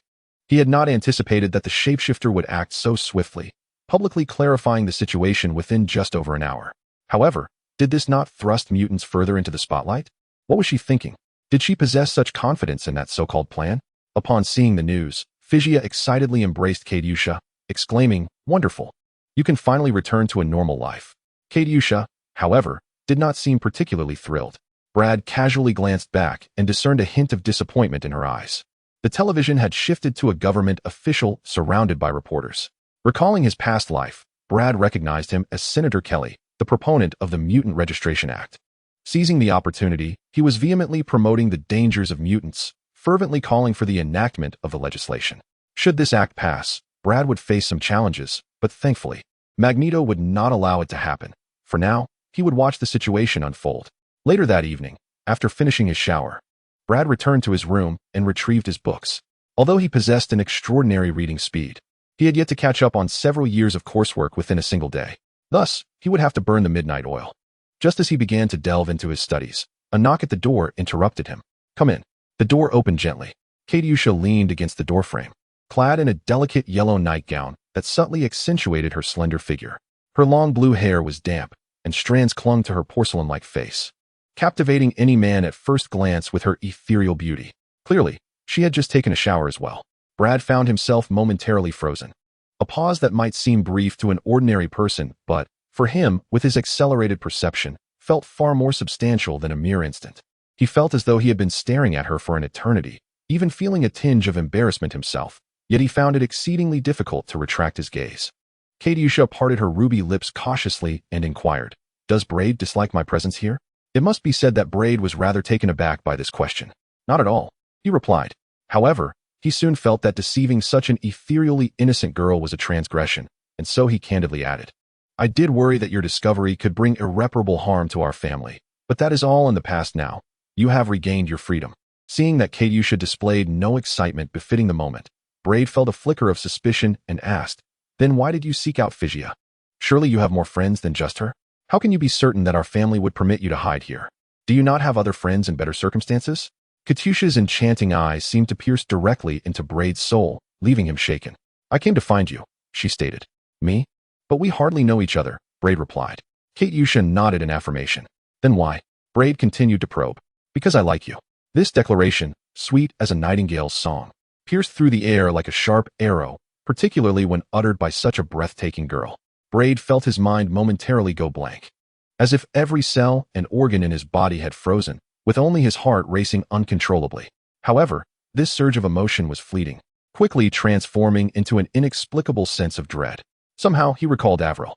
Regaining his composure, he asked, "Why? We have scarcely met." Katyusha nodded. "Indeed. But a year ago, I took notice of you. Your gentleness, your sincerity, never engaging in disputes. I seemed to suddenly understand that you were the person I had always hoped to find." Brend's heart sank, plummeting to the depths of despair. It was evident that, like Avril, she was enamored only with the past version of Brend Joy, not with the imposter he had become. How ironic it was that he had usurped Brend Joy's life, and this was his retribution. Perhaps his heart had shattered in some obscure corner, yet Brend managed to maintain his composure. He merely stated, "If that is the case, you may as well give up." Katyusha lowered her gaze, her eyes seemingly veiled with a layer of mist. Brend realized he might have wounded her deeply and sighed, offering an explanation. "I am no longer the person you envision. I have changed, and being with me will only lead to disappointment. The gentle, sincere individual you speak of no longer exists." Katyusha lifted her head. "I know." This revelation once again astonished Brend. Did she truly not abandon hope even after recognizing his profound transformation? How devoted was she to the former version of him? Katyusha continued, "I knew from the moment you were discharged after being struck by lightning. From the moment you rescued your sister from that vehicle, I perceived a transformation within you. I recognize that you have begun to confront life in a novel manner, and I harbor no disdain for it." Brad's world was once again shaken to its core. "You are aware of my uniqueness, yet do you not fear me?" Katyusha widened her eyes, as if she had heard something peculiar. "Fear? Why would I? I could effortlessly infiltrate your home and seize everything that belongs to you. I can behold all that you wish to keep hidden from me. Before me, there exists no privacy. Are you not afraid of this?" Brend spoke rapidly, internally resenting his own tongue for revealing so much, anxious that Katyusha would suddenly display terror and flee. Yet she did not. Katyusha extended her fair hand, her delicate fingers entwining with Brad's. In that moment, an unfamiliar impulse coursed through him, and a faint, enigmatic fragrance enveloped the air around them. "I am not afraid," Katyusha declared, her voice as melodious as a celestial being's, for even an angel could not produce more exquisite notes. "Everything I am is yours. Take whatever you desire." Chapter 21, Parker and Gwen. In that instant, Brad's world collapsed and yet seemed to reconstruct itself, emerging more perfect than before.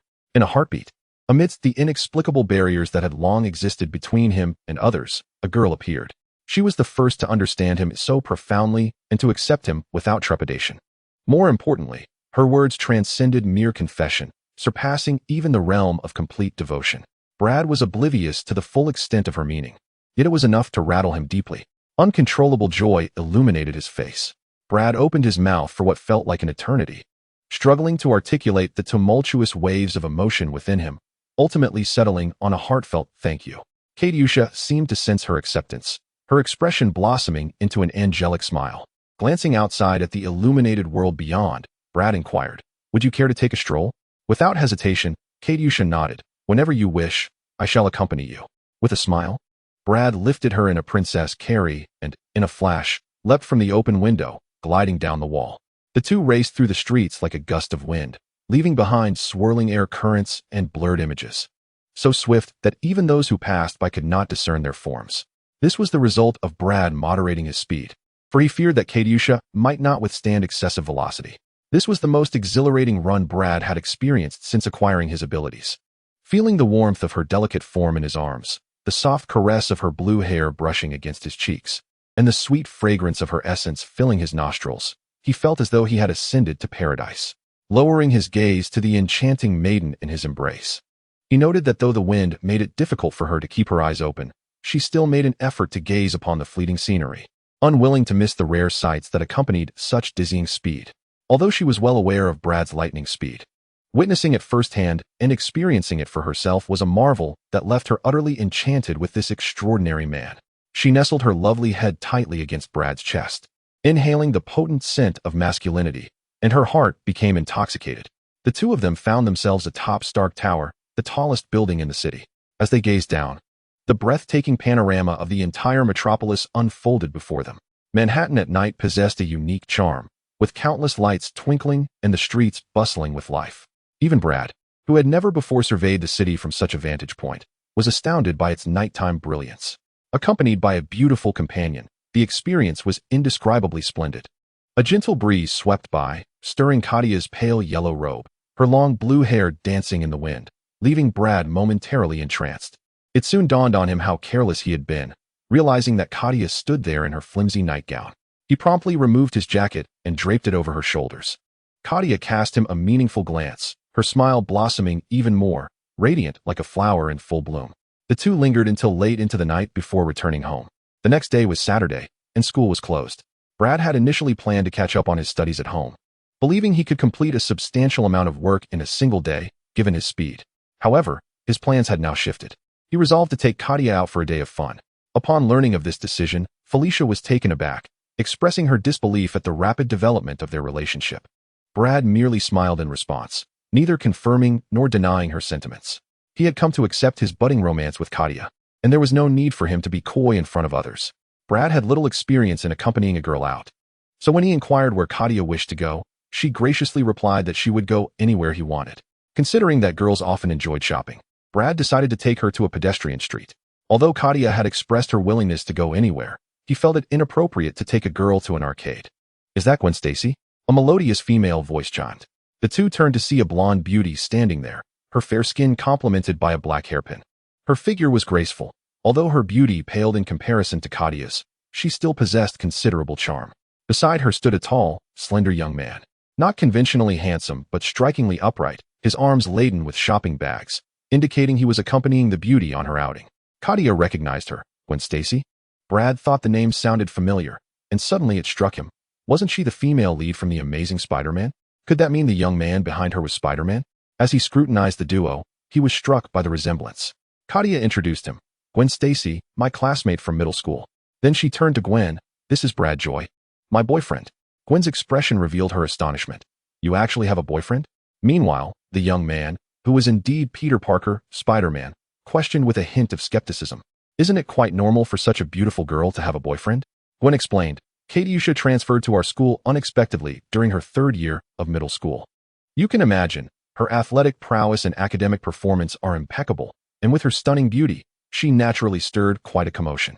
Yet, despite the countless boys who pursued her, none succeeded, and she rarely engaged in conversation even with the girls." She cast a sidelong glance at Brad, her mind swirling with curiosity. Although Brad possessed handsome features and appeared quite spirited, he paled in comparison to many of the boys who had previously sought Katiusha's affection. Moreover, he did not seem particularly affluent. What could possibly attract Katiusha to him? Then she noticed Brad's gaze shifting towards her boyfriend and suddenly recalled her oversight. "Ah, I forgot to introduce him, my apologies. This is my boyfriend, Peter Parker. It's a pleasure to meet you." Brad spoke while internally deliberating whether to share the S-H-I-E-L-D disc with him. After all, Richard Parker had left a message specifically for his son, Peter Parker. According to the original storyline, Peter was meant to discover the contents of that disc on his own, but it seemed unlikely now, as the Roosevelt station, where the information was concealed, had probably already been scrutinized by S-H-I-E-L-D. Should he extend a helping hand? Peter offered an awkward smile, gesturing that his hands were full of clothes, making a handshake impossible. "Ah, look at that," Gwen exclaimed, drawing the attention of several onlookers. Following her gaze, they noticed a new women's down jacket on a mannequin in a display case by the roadside. "That's the style I've always wanted." "Excuse me, just a moment." Without hesitation, Gwen dashed into the store, resembling a child unable to move away from a beloved toy. Brad shrugged helplessly. "Women were always like this." Parker enviously remarked, "Man, you're so lucky. Your girlfriend is not only stunning, but also free of shopping mania." If only Gwen were half as compliant. It dawned on Brad that Katiusha displayed no interest in shopping whatsoever. They had meandered for quite a while, and she hadn't expressed a desire to purchase anything. If there's anything you want, just let me know, Brad offered. Katyusha gently shook her head. No, just being out with you is wonderful. I don't want anything. Brad wanted to say more, but seeing her demeanor so natural, he sensed it was not mere politeness, and he refrained from pressing further. Though he harbored silent doubts, it was said that women had an irresistible urge to shop. Was her behavior not a tad unusual? Gazing into Katyusha's eyes, Brad felt he discerned something special within her, though he couldn't quite articulate what it was. Perhaps a subtle sadness, or perhaps a hint of anticipation. He simply felt that this girl was becoming increasingly enigmatic. Chapter 22. The lizard nightfall quietly descended. The bustling marketplace and lush greenery were enveloped in the golden hue of twilight, which was swiftly replaced by the embrace of night. Yet the night was not truly dark. In such a vibrant urban setting, it was increasingly difficult to find a moment of genuine darkness. As the light bestowed by the Creator faded, humanity ignited its own illumination. The day unfolded with an unsettling tranquility, a calm so profound that it almost dulled the essence of the world around. This is the Marvel Universe, where absolute serenity is a mere illusion. Just as Brend was basking in the warmth of cherished moments, reality intruded upon his reverie. After a day of merriment with Gwen, Parker, and Katyusha, the quartet found themselves dining at a Broadway restaurant. It was at this very moment that the anomaly emerged. What is that? Someone inquired. Breaking the stillness of the restaurant, all eyes turned toward the window, where a peculiar green mist began to drift ominously from afar. Initially a wisp of smoke, it swiftly expanded, engulfing the entire street. Visibility plummeted, shrouding everything in a ghastly green haze. Yet, this phenomenon was not merely a visual obfuscation. In the midst of the growing panic, a passerby caught in the mist suddenly contorted, his visage grotesque and greenish, skin swollen as if teeming with wriggling maggots beneath. He exhibited every symptom of asphyxiation, desperately clutching his throat as though he could alleviate his torment. With a final convulsion, he collapsed, his tongue lolling out like a serpent gasping for air before succumbing to silence. Within 10 seconds, others on the street followed suit, succumbing to the same fate. Fear was stealthily spreading. The abrupt hush within the restaurant was the perfect breeding ground for terror. Oh! A piercing scream from an unknown woman shattered the silence, igniting the fuse of panic. People surged toward the interior of the restaurant, seeking refuge from the nightmarish street beyond. Parker's expression shifted. It's him. Gwen turned her pale face, yet maintained her composure. You mean Connors? Those unfamiliar might not grasp the implication, but within that fleeting exchange, Brend, well versed in the narrative of the Amazing Spider-Man, recognized that this was indeed the work of Dr. Curt Connors, the lizard, a nemesis of Spider-Man. In the original tale, he did unleash such toxic gas on the streets, but the timing was entirely askew. According to the film's plot, Dr. Connors was supposed to first confront Spider-Man at Parker's school, engage in a fierce battle, and only then wreak havoc on the streets. Clearly, the timeline had unraveled. It's too dangerous outside. Just one breath could be fatal. Parker urged Gwen, anxiety lacing his voice. You must stay here. Do not venture out, understand? Gwen hesitated. Are you going to confront him? I can assist you. Parker retorted. It's far too perilous. You cannot go out. Do you comprehend? Gwen glanced at the thickening green vapor outside, and though reluctant, she realized she could not leave the restaurant. With a resigned nod, she acquiesced. Observing her compliance, Parker said no more, covering his mouth and nose before dashing outside. While ordinary individuals would falter in the presence of such toxic fumes, Parker was no ordinary person. He held his breath and ventured into the street, now littered with grotesque corpses, leaping effortlessly to cling to a 2-story wall, his hands and feet adhering to the surface as though coated in an adhesive. The density of the toxic gas appeared to be greater than that of the air, preventing it from dispersing to this altitude. With a sense of reassurance, Parker nimbly ascended to the rooftop, shedding his outer garments to reveal a form-fitting, alluring red and blue combat suit beneath. Skillfully, he affixed his web shooters to his wrists. Prepared for action, he leaped across to the opposite street, clutching a slender strand of webbing, and swiftly vanished into the urban landscape. Brend, of course, was aware that Parker was heading to confront Dr. Lizard. Theoretically, he could merely remain seated and await Spider-Man's resolution of the situation. However, he could not be certain that events would unfold as they do in the films. According to cinematic lore, Spider-Man would find it challenging to defeat Dr. Lizard if it weren't for Gwen's police officer father sacrificing himself to save Spider-Man. He would have succumbed to Dr. Lizard's claws. An even graver concern was that Dr. Lizard's plan involved using a classified weapon from Oscorp's rooftop to launch a serum that would transform himself into a lizard man. creating a mushroom cloud over New York City, thereby converting the entire populace into creatures akin to him. In his own words, this was an evolution of species. In the original narrative, Spider-Man thwarted this plan with Gwen's assistance, without her daring mission to Oscorp to retrieve the serum capable of restoring Dr. Lizard to normalcy. The consequences would have been dire. Thus, a dilemma arose. With Gwen Stacy currently seated here, who would procure the serum? In summary, Brend concluded that the odds of Spider-Man triumphing over Dr. Lizard and averting his scheme were slim. Despite the inconvenience, he feared he might have to intervene. Otherwise, both he and those dear to him could potentially transform into malevolent lizard monsters. Brend turned and gently kissed Katia on the forehead, murmuring, "I'm sorry, but I fear I must go." Katia paused momentarily, her face soon illuminated by a warm smile. "Take care." Brend was surprised. "Aren't you going to ask what I'm off to do?" Katia replied, "Since Brend is going, there must be a reason. I will wait here." Brend felt a surge of emotion. "Rest assured, I shall return swiftly." He rose and fabricated an excuse for Gwen, just going to the restroom. However, Gwen, her gaze fixed vacantly on the hellish scene outside the window, seemed oblivious. Her thoughts were entirely consumed by her superhero boyfriend. Brend's pretext was entirely unnecessary. No one noticed the departure of the young man. Brend took a deep breath, covering his mouth and nose, and in an instant, dashed out of the restaurant. He ran with such speed that the surrounding green gas was stirred by the pressure of his passage. A fleeting shadow sliced through the block, and in the blink of an eye, Brend had distanced himself from the smoke of several streets, finally allowing himself to breathe. At this moment, he was still entirely unbriefless. Finding the lizard was undoubtedly crucial, but a superhero could not engage without proper equipment. Brend resolved to return home first to don his battle suit. Meanwhile, a colossal creature nearly 3 meters in height was racing through the streets with a speed comparable to that of a car, its destination clearly the Oscorp Tower. Adorned in verdant scales, its eyes glowed a menacing yellow, accentuated by the distinct slits of a cold-blooded animal. Each step it took left deep gashes in the ground, while its robust tail swung side to side, occasionally inflicting damage on its surroundings. Despite its impressive speed, there existed something swifter. 2 slender strands of web ensnared its galloping limbs, causing it to stumble and crash to the ground under the force of inertia. A crimson figure gracefully spiraled in the air before landing before it. "Excuse me, big fella, care to engage in our second round?" Spider-Man taunted. Chapter 23, Spider-Man vs. Lizard. The lizard effortlessly slashed through the webbing that ensnared its limbs with its indomitable claws and rose to its feet, squinting at the lean figure that obstructed its path. "Parker," it rasped, "it's you again. Last time I let you escape. This time, I shall permanently eliminate the obstacle in my way." Clearly, akin to the narrative of the films, it had recognized Spider-Man as its former pupil, Peter Parker. Parker, with his characteristic humor, retorted, "You speak as if we are old friends who haven't seen each other in ages.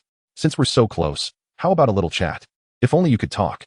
As he spoke, he shot a web that sealed the lizard's toothy maw. Infuriated, the lizard tore through the webbing. Although its brute strength made this task trivial, it allowed Parker the upper hand.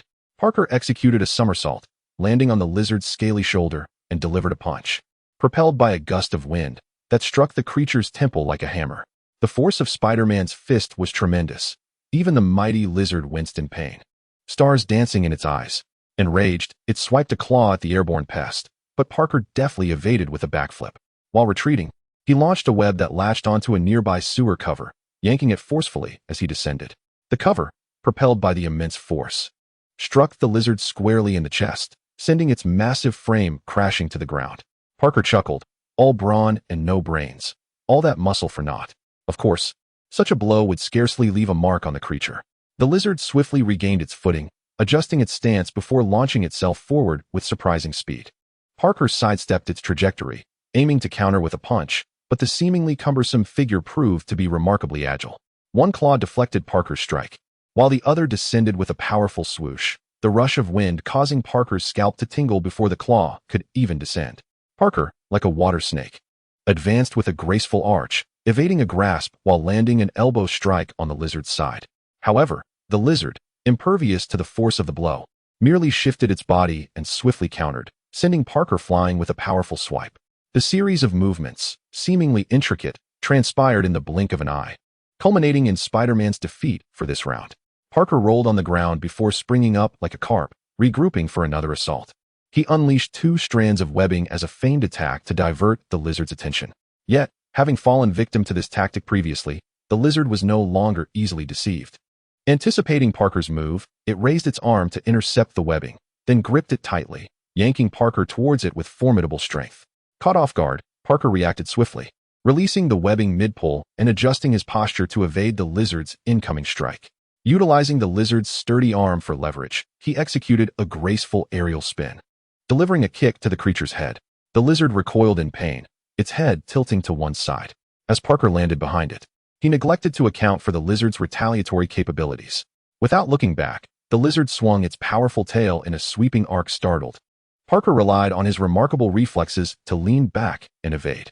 However, the lizard's tail, after completing a half circle, reversed direction and struck back with relentless force. This time, Parker had no chance to dodge and instead braced himself against the lizard's thick tail, attempting to absorb the impact. Yet, the lizard's strength was overwhelming. Parker had underestimated it, and he was slammed into the ground with such force that the concrete cracked beneath him. As he felt his insides shift, the lizard wasted no time, again swinging its tail, sending Parker crashing against a nearby car door, which crumpled under the impact. "Goodness, mate, you've really been hitting the gym," Parker managed to quip, despite the stars dancing in his vision.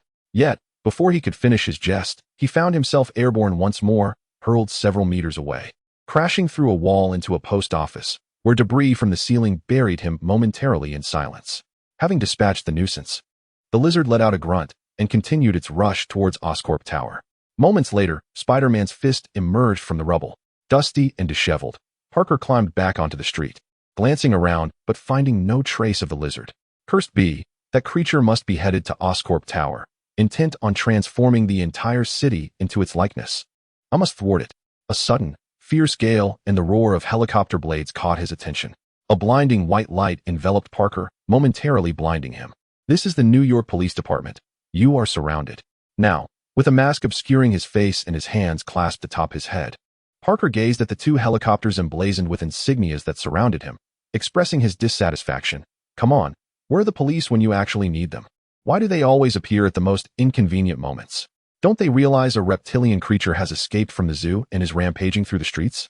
Ignoring his indifferent remarks, an electric dart was fired from one of the helicopter's firearms. Of course, if a single bullet could take Parker down, he would have no need to assume the mantle of Spider-Man. Although he deftly evaded the shot, Parker felt a simmering discontent towards the unprovoked assault from the police. He taunted, "You inept fools, you want to catch me? Fine, but you better keep up." With that, he leaped into the air, shooting a strand of webbing that latched onto a street lamp, swinging away like a pendulum. The two helicopters continued their barrage while pursuing him, initiating a chase between Spider-Man and the law enforcement helicopters. Approximately 4 streets in Manhattan had been contaminated by toxic gas, a fact that Brad had personally confirmed during his inspection. After changing into his Red Flash costume, he decided to wait at Oscorp Tower for the opportune moment. Although he was unaware of the lizard's whereabouts, knowing the creature's destination alleviated the need for him to search laboriously. He also noticed the ongoing pursuit between Spider-Man and the police, which seemed to occupy him for the time being.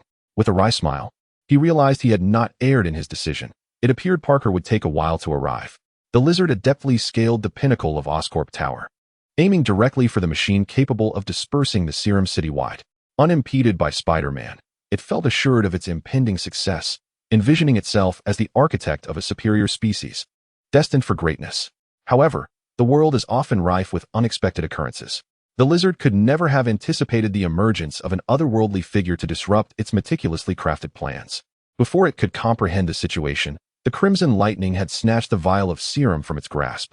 Without a moment's hesitation, Brad seized the serum and smashed the glass vial upon the ground, the crimson liquid spilling forth, rendering any hope of future dispersal utterly futile. The easily attainable success had been snatched away, igniting the lizard's fury to its zenith as it roared and lunged at the oddly dressed red figure before it. Chapter 24. Velocity. Faced with the menacing charge of the lizard, Brad offered a slight smile. Though this beast was swift and formidable, if he could not evade such an assault, would he not be unworthy of the title of the fastest man alive? The lizard had scarcely a moment to witness the movements of the red-clad figure before it lunged into empty air, as though the latter had vanished into thin air. Brad effortlessly maneuvered behind the lizard, delivering a punch to its heavy-scaled armor. Naturally, with his human strength, he could not hope to affect it in the slightest. The lizard sensed an attack from behind, and its tail swept around, Brad deftly pivoted, retreating several meters to evade the strike. Just as the lizard's tail barely grazed past him, he lunged forward once more, delivering a powerful punch. However, upon realizing that his previous strikes lacked sufficient force, he quickly adjusted. This time, his fist was charged with immense power, propelled by the momentum of his swift advance, and struck the lizard in the abdomen. The lizard's menacing expression revealed a hint of pain, indicating that this blow was significantly more impactful than the last. Yet, the effectiveness of the strike was merely enough to breach its defenses. The lizard's claws clashed together, launching a series of relentless slashes. In terms of evasion, Brad displayed remarkable agility, weaving through the flurry of claw strikes, his fists a blur as they unleashed a torrent of rapid blows, creating a red barrage that continuously battered the lizard's scaly armor. Although the lizard was infuriated, it found itself utterly helpless against the diminutive pest before it. Its formidable strength was rendered useless, failing to graze even the hem of Brad's garment. Despite the lizard's significant defensive capabilities, Brad was unable to inflict any substantial harm. Resembling a person who, despite exerting all their strength, cannot land a single blow on a mosquito buzzing around them, enduring the incessant bites with mounting frustration. After delivering over 100 punches, Brad began to experience a strange sensation, as if the strength within his arms was incrementally intensifying. This was not a genuine increase in power. Rather, he sensed an inner force, akin to a burgeoning essence within him that empowered his strikes. In fact, the lizard also noticed the escalating force behind Brad's punches, each blow becoming progressively more painful. Yet, it remained at a loss regarding how to deal with this tenacious adversary. Brad grew increasingly certain that with each punch he threw, the power within him was amplifying, as if practice was honing his abilities. In this instantaneous exchange, he unleashed a flurry of punches, ultimately awakening a peculiar energy within him. Drawing upon his knowledge of the Flash from comic lore, Brad swiftly deduced that this phenomenon might be attributed to the Speed Force. The Speed Force, the source of the Flash's superpowers, is conceived within the world building of the comics as a unique extra-dimensional space created by the second-generation Flash, Barry Allen. However, its influence is generally confined to the multiverse, and it should not exist within the Marvel Universe. How Brad came to harness such speed in this realm remains a mystery. The Speed Force is synonymous with the speed of light, bestowing extraordinary velocity upon those who are connected to it. However, based on the capabilities of the fourth-generation Flash, it appears that the abilities granted by the Speed Force can vary. In addition to surpassing light speed in running, the Speed Force also provides the ability to vibrate atoms and phase through objects, essentially allowing one to traverse walls. The third-generation Flash, Wally West, often caused the objects he penetrated to explode, which could be troublesome, yet when wielded correctly, it constituted a formidable offensive skill. The most extraordinary ability associated with the Speed Force is the capacity to run faster than light and travel back in time, enabling the manipulation of time and space. However, this is not a straightforward task, and no speedster can predict the ramifications of the butterfly effect triggered by time travel. Understanding the 2011 Flashpoint incident should be relatively straightforward. When a speedster induces atomic oscillation upon an object, it not only disrupts the stability of atomic structures, resulting in explosive effects, but it can also freely alter the object's appearance and color. In essence, the Speed Force is an extraordinarily wondrous phenomenon, manifesting varied abilities across different speedsters, the extent of which remains a mystery to us. At that moment, Brett felt the Speed Force within him akin to a form of internal energy. He could sense the electric currents crackling within, as if he could harness it with each punch he threw. The Speed Force surged powerfully within him, yet he struggled to wield it, exploring its depths gradually. After a brief contemplation, he evaded the lizard man's swift grasp and dashed forward, striving to channel the overwhelming Speed Force into his hands. His fist became a blur, striking the lizard man squarely on the nose. The lizard emitted a mournful cry, feeling the unprecedented strength of the blow, which seemed to penetrate to his very core, forcing him to take a step back. Retracting his fist, Brett was engulfed in euphoria. It appeared his conjecture was indeed correct. The Speed Force resembled an unparalleled martial prowess, yet he had been unable to fully harness its might. Even with all his effort, he had only unleashed a fraction of that energy. How formidable would his attacks be if he could master the Speed Force and wield it with complete control? Of course, that would require time. He could not break through his limitations instantly. Nevertheless, he was confident that his next strike would be even more formidable. The lizard man had previously relied on his superior defenses, anticipating that Brett would exhaust himself and reveal a weakness.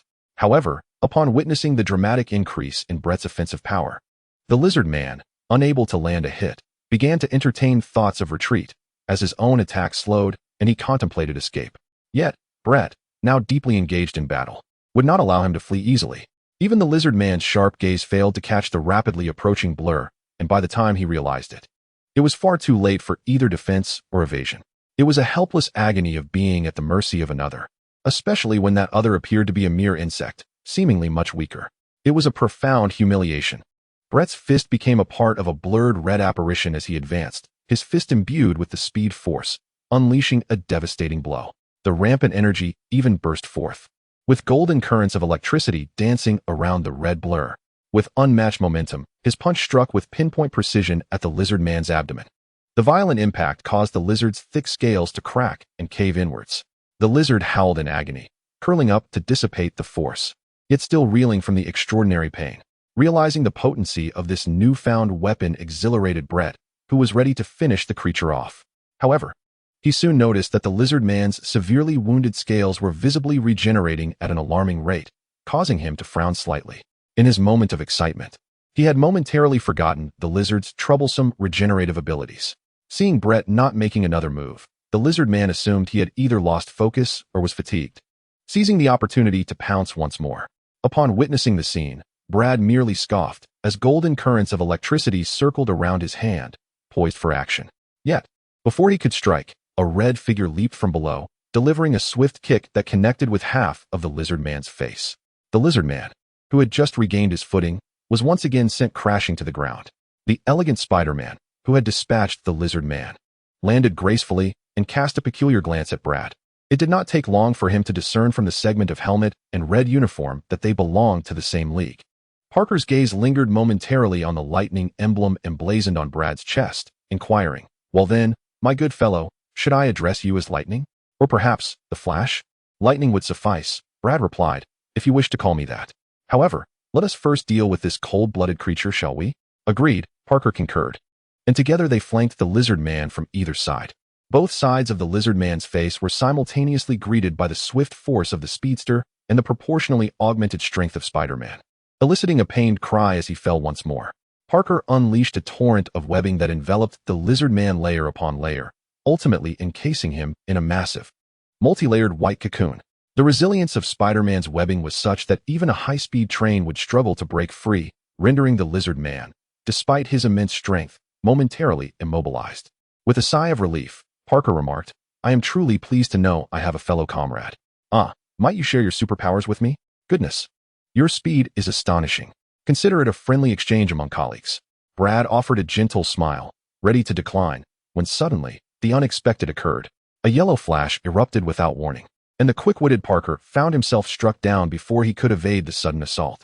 Brad's expression shifted dramatically. He recognized the assailant who had felled Parker, but the speed at which they moved was beyond his capacity to intercept. In the blink of an eye, the yellow figure stood before him. Instinctively, Brad raised his arm, only for the electrifying fist to collide with him. However, the opponent's maneuver was so rapid that, in the fraction of a second it took Brad to defend himself, the punch transformed into a grip that ensnared his wrist, yanking him back, while a powerful fist slammed into his chest. Brad felt as though the immense force might pierce through him, causing him to lose his balance and fall to the ground. The yellow figure finally halted after Brad collapsed. Clad in a seamless yellow suit, with flickering red eyes and a menacing grin, the dark emblem on his chest bore a striking crimson lightning mark. At that moment, Brad felt as though his breath had been suspended. He recognized this individual, or rather, the comic book villain whose appearance mirrored his own. This was none other than the arch-nemesis of the Flash, Reverse Flash. Chapter 25, Reverse Flash. "Hello there, Flash," Reverse Flash began, his voice cutting through the tension. "However, you are not the Flash, at least not Barry Allen, are you?" "I know." Brad's astonishment deepened. He was now certain that this was indeed the authentic Reverse Flash. Eobard Thawne. Elbert Swan was born in the 25th century, a time when superheroes had become mere relics of history, subjects of scholarly exploration. He held an immense admiration for the Flash, the superhero of the 21st century, and dedicated himself tirelessly to unraveling the enigma of the speed force that endowed the Flash with his extraordinary abilities. Through his profound research into the history of the Flash and the nature of the speed force, Swan earned the title of Professor of Velocity. Yet, Despite becoming an authority on the subject, he remained unable to grasp the essence of the speed force itself. At that moment, a time capsule from the 20th century crash-landed in mid-city of the 25th century, containing a uniform once worn by the Flash. Harnessing the residual speed energy from the uniform, Swan successfully acquired superspeed for himself. Adorning the uniform, he transformed it into a color contrasting with that of the Flash's, thereby becoming the supervillain Reverse Flash. However, how did Reverse Flash manifest in the Marvel Universe? Regardless, it was evident that this individual bore ill intentions. Brad swiftly rose, his fists cutting through the turbulent air as he charged ferociously towards Reverse Flash's face. Reverse Flash smirked, sidestepping with a flicker of an afterimage, encountered with a powerful elbow strike aimed directly at Brad's advancing visage. In an instant, a flash of yellow filled Brad's vision, leaving him no time to contemplate as he instinctively turned his head. The next moment, he felt a violent jolt across the left side of his face, the impact reverberating throughout his skull, causing his mind to buzz and nearly sending him tumbling to the ground. Struggling to regain his balance, Reverse Flash refrained from pressing the attack, instead taunting, "You are not him. Yet you have chosen his colors, his uniform, rendering you as feeble as he was. How nauseating."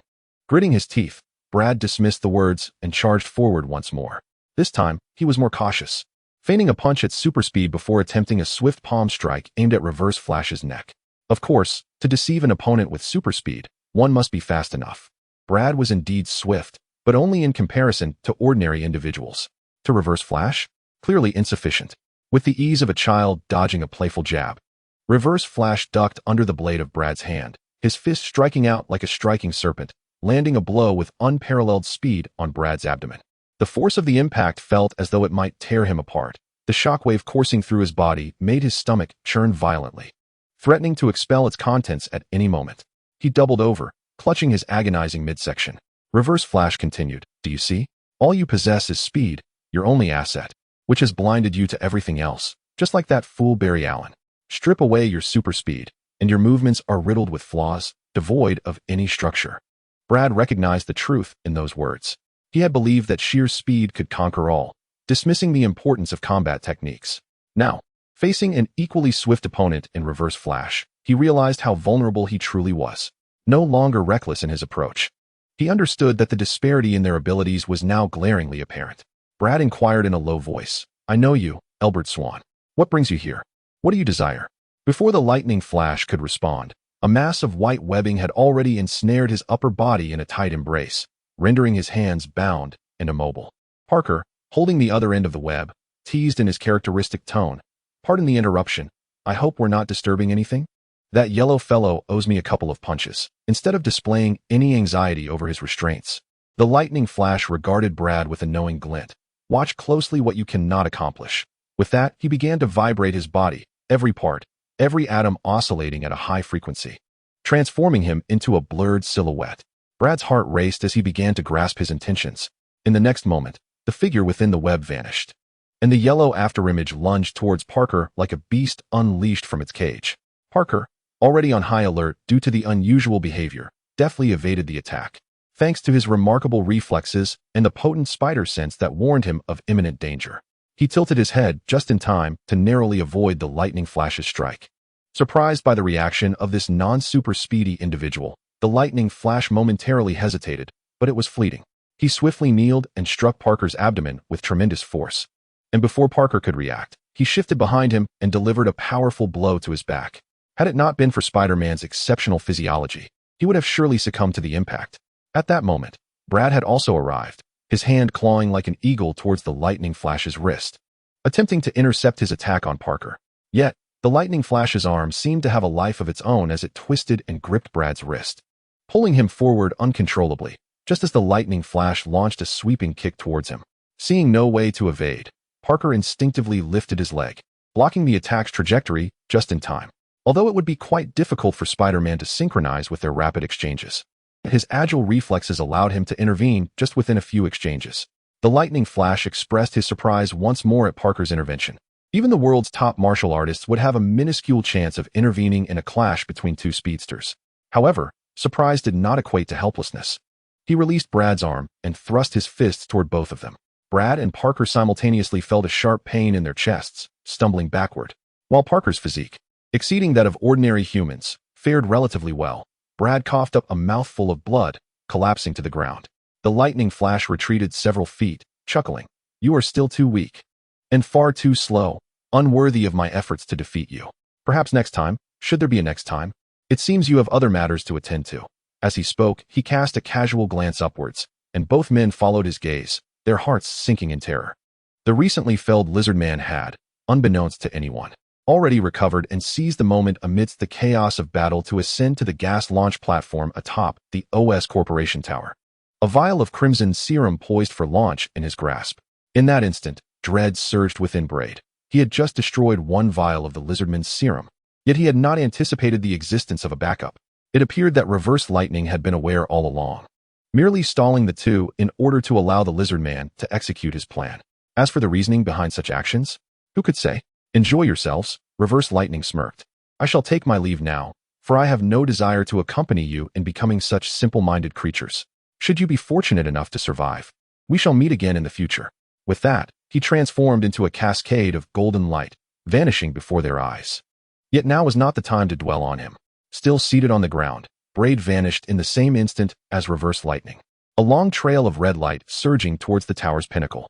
Brend was determined to thwart the lizard man before the launch could transpire. However, he was ultimately a moment too late. The crimson vial was pushed into the launch platform, and at the very instant Brend lunged at the lizard man. A missile bearing the serum was propelled into the vast night sky. Brend and the lizard man then collided, tumbling from the tower's peak, crashing violently onto the concrete rooftop of OS Corporation. As that red circle erupted in every direction, Brend felt as though his very breath was being snatched away. In that moment, visions of Physia, Abut, and Katyusha, all perishing tragically in their mutations like the citizens on the streets, flooded his mind. Even worse, the thought of them transforming into grotesque monsters akin to the lizard man loomed ominously. All of this transpired due to his own frailty, rendering him utterly powerless before reverse lightning. Despairing, he closed his eyes, as if everything were on the brink of conclusion. Everything will be all right, a voice whispered to him. Startled, he opened his eyes to see the blue lantern ring, which had merely been ornamental, flicker with a fleeting glimmer of light. Though the reason for the ring's sudden reaction eluded him, it surely signified a reminder to not lose hope. Indeed, the events had yet to unfold. How could he cease his attempts? With renewed resolve, Brend transformed into a gust of wind, racing down the skyscraper, determined to avert the impending tragedy. Chapter 26. Tornado. The red waves unfurled, inch by inch, extending their malevolent grip across all of Manhattan and continuing to spread throughout New York, resembling an insidious web from which no one could escape. People gazed upward in terror, witnessing despair inching ever closer. Times Square, typically a bustling hub of activity, stood eerily vacant today, devoid of the usual throngs of citizens or vehicles. An air of despair permeated the city, spreading silently. Yet, this desolate Times Square provided Brend the perfect opportunity to execute his plan. Standing at the center of the square, he gazed up at the chaotic night sky for a moment, inhaled deeply, and crouched down into his standard starting position. A flicker of golden lightning danced in his eyes, and in an instant, he shot forth like a bolt. The crimson and gold streaks of electricity spiraled along the edge of Times Square. Brend unleashed his full velocity, accelerating ceaselessly around a circular path with maximum power. Dust and debris swirled at the center of the circle, quickly obscuring visibility, rendering Times Square shrouded in a veil of dust. The sheer speed at which he generated pressure was evident, yet it was insufficient. Brend was acutely aware of his objective. Such velocity alone could not fulfill his vision. He needed to transcend his limits. Golden serpents of electricity erupted from his being, and his footsteps quickened amidst the interplay of light and shadow, ultimately merging into a singular blur. The center of the square became utterly unrecognizable, aptly described as a realm where one could not see one's own hand in front of their face. Yet this phenomenon was not born of darkness, but rather the swirling sands stirred by his overwhelming speed. Brend lifted his gaze. A vast torrent of crimson energy had enveloped the summit of the Asta building, and those within its heights were likely already affected. Time was slipping away. He had to go faster. He continued to accelerate, surpassing all known physical entities by an unimaginable margin, even outpacing the speed of sound. In a daze, he perceived multiple reflections of himself, all racing desperately against one another. He caught up to one, only to find another ahead, a mere echo of his own shadow. His speed was so extraordinary that he had already overtaken the remnants of his previous lap. The red shadows coalesced into an elongated circle, spinning at extraordinary velocity around the square, resembling a whirling top. A tempest of crimson began to brew at its center. Gritting his teeth, Brad found it increasingly difficult to keep his eyes open. The gale, while visually splendid, lashed against his face with excruciating force. Any ordinary individual would have been torn asunder by the pressure and storm at such speeds, yet Brad was far from ordinary. The hyperspeed field surrounding him ensured his integrity, even at the threshold of light speed. Nevertheless, he sensed that every facet of his being was reaching its limits. He could not afford to halt, for he was now the sole guardian capable of ensuring the safety of his newly acquired family and the sweet love he had just discovered. These were treasures he would protect at all costs. His speed continued to escalate. He felt the concrete beneath him buckle under the strain. Stark's high-tech uniform, reputed to withstand temperatures of 1,000 degrees, seemed unfazed, as melting through friction was nearly impossible. Yet, the concrete appeared to be faltering. Brad distinctly felt each step sinking deeper, indicating that the ground beneath him was yielding. The crimson tempest surged skyward, with pressure akin to a powerful hand thrusting the airflow into the heavens. A thick, rotating column shot into the clouds at the heart of Manhattan, forming a ferocious tornado. Witnessing such a phenomenon in the heart of Manhattan was indeed a marvel. From a distance, onlookers were astounded, hastily retrieving their smartphones to capture the spectacle, which soon disseminated across the internet. The allure of the tornado was undeniably potent, seemingly drawing everything within its vicinity as if ensnared by invisible chains. As the winds intensified, the first to be lifted were nearby fire hydrants and foliage, followed closely by the disintegration of structures in close proximity. Even the sturdiest of buildings could not resist the magnetism, let alone the turbulent air currents that offered no respite. The recently dispersed red gas, released by the lizard people, began to converge towards a central point, quickly adhering to the surface of the tornado and spiraling along with it. Katyusha peered anxiously out the window, her expression wrought with concern as she gazed at the heart of the tempest. Unlike others, she instinctively surmised that this violent cyclone was the doing of Brend and guessed that he was in grave peril. Yet, she felt powerless, softly murmuring his name, Brend. Meanwhile, Tony Stark donned his metallic armor, having just returned from the arid terrains of the Middle East. Jarvis timely interjected, "This weather is not conducive to flight, sir. You risk being swept up by the tornado." Reluctantly, Tony halted outside the city, gazing at the crimson vortex from a distance, pondering, how could this be? A tornado in Manhattan? Is the apocalypse upon us tomorrow? Investigate the cause, Jarvis. After a brief analysis, Jarvis responded, the precise cause remains undetermined, with no natural precursors evident. It is speculated to be the result of artificial forces agitating the air at high velocity. A thought struck Tony, prompting him to ascend rapidly to a significant altitude. Utilizing the formidable reconnaissance capabilities of his armor, he scanned the eye of the storm and soon discerned something stirring at the base of the hurricane. "It's that guy?" Tony gasped inwardly. Although he was uncertain of Brend's speed limits, he never anticipated such velocity. Jarvis reported, chemical components detected in the air, some form of toxic gas, with unknown effects on human health, clinging to the outer edge of the tornado. A complex expression crossed Tony's face, as he surmised Brend's intention to prevent the toxic gas from engulfing the city. He had witnessed the immense strain Brend endured to reach such speeds while contending with Obadiah Stane, and the current velocity Brend achieved was of an entirely different magnitude, suggesting severe repercussions for his body. In the end, you still can't remain detached, can you? He mused quietly, feeling helpless to assist Brend, and could only silently pray for his safety. In addition to Tony, a multitude of others had also sensed the commotion in Manhattan. High above, at an altitude of 9,000 meters, a formidable sci-fi aircraft carrier hovered, serving as the command center for one of the world's most powerful organizations, S.H.I.E.L.D. Inside the vessel, chaos reigned. Nick Fury continuously monitored the developments in Manhattan, witnessing the red figure sprinting and inciting this ferocious storm. Wind speed at 170 meters per second, and it's still rising. A detection officer exclaimed in disbelief. It's astonishing that such a powerful storm has remained contained in a single location, not moving an inch. Nick Fury replied gravely, "I need to know the speed of that individual." The detection officer reported back, "The target is untraceable. Speed cannot be determined. It is estimated to exceed 50 Mach and is still accelerating." Fury's expression tightened. 50 Mach? What does that even mean? That is 50 times the speed of sound. A velocity that would render one virtually untouchable across the globe. Rank this individual as a level 7 threat. Fury commanded, his mind racing with shock. This being's speed had transcended humanity's current understanding of physics, undoubtedly posing a significant threat.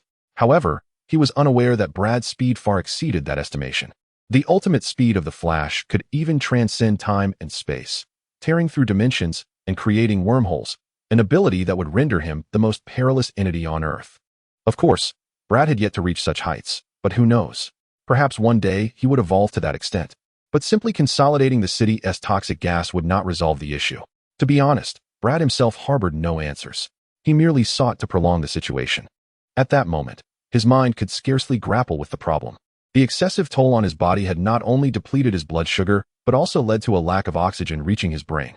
Even the simplest arithmetic felt laborious, let alone devising an effective strategy. He was now relying purely on instinct to maintain his acceleration.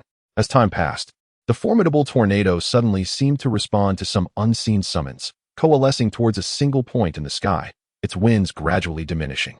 Exhausted, Brad came to a halt, his body surrendering to gravity as he collapsed onto his back.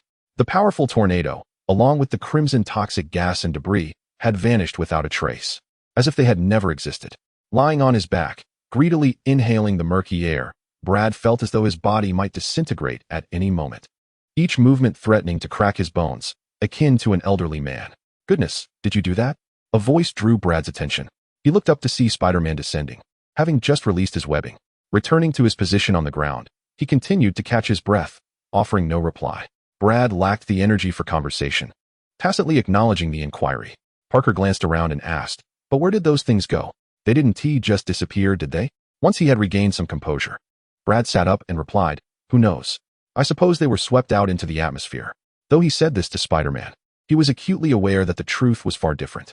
In that moment of running, his speed had even reached half the speed of light. At that instant, he had successfully opened a rift in space at the center of the tornado. The pull of such a rift is formidable. In the blink of an eye, it had consumed the grand tornado entirely. But what lay beyond that rift? Based on my experience with the Flash comics, it seems that the origin of the Flash's abilities lies within the mysterious speed force from an alternate dimension.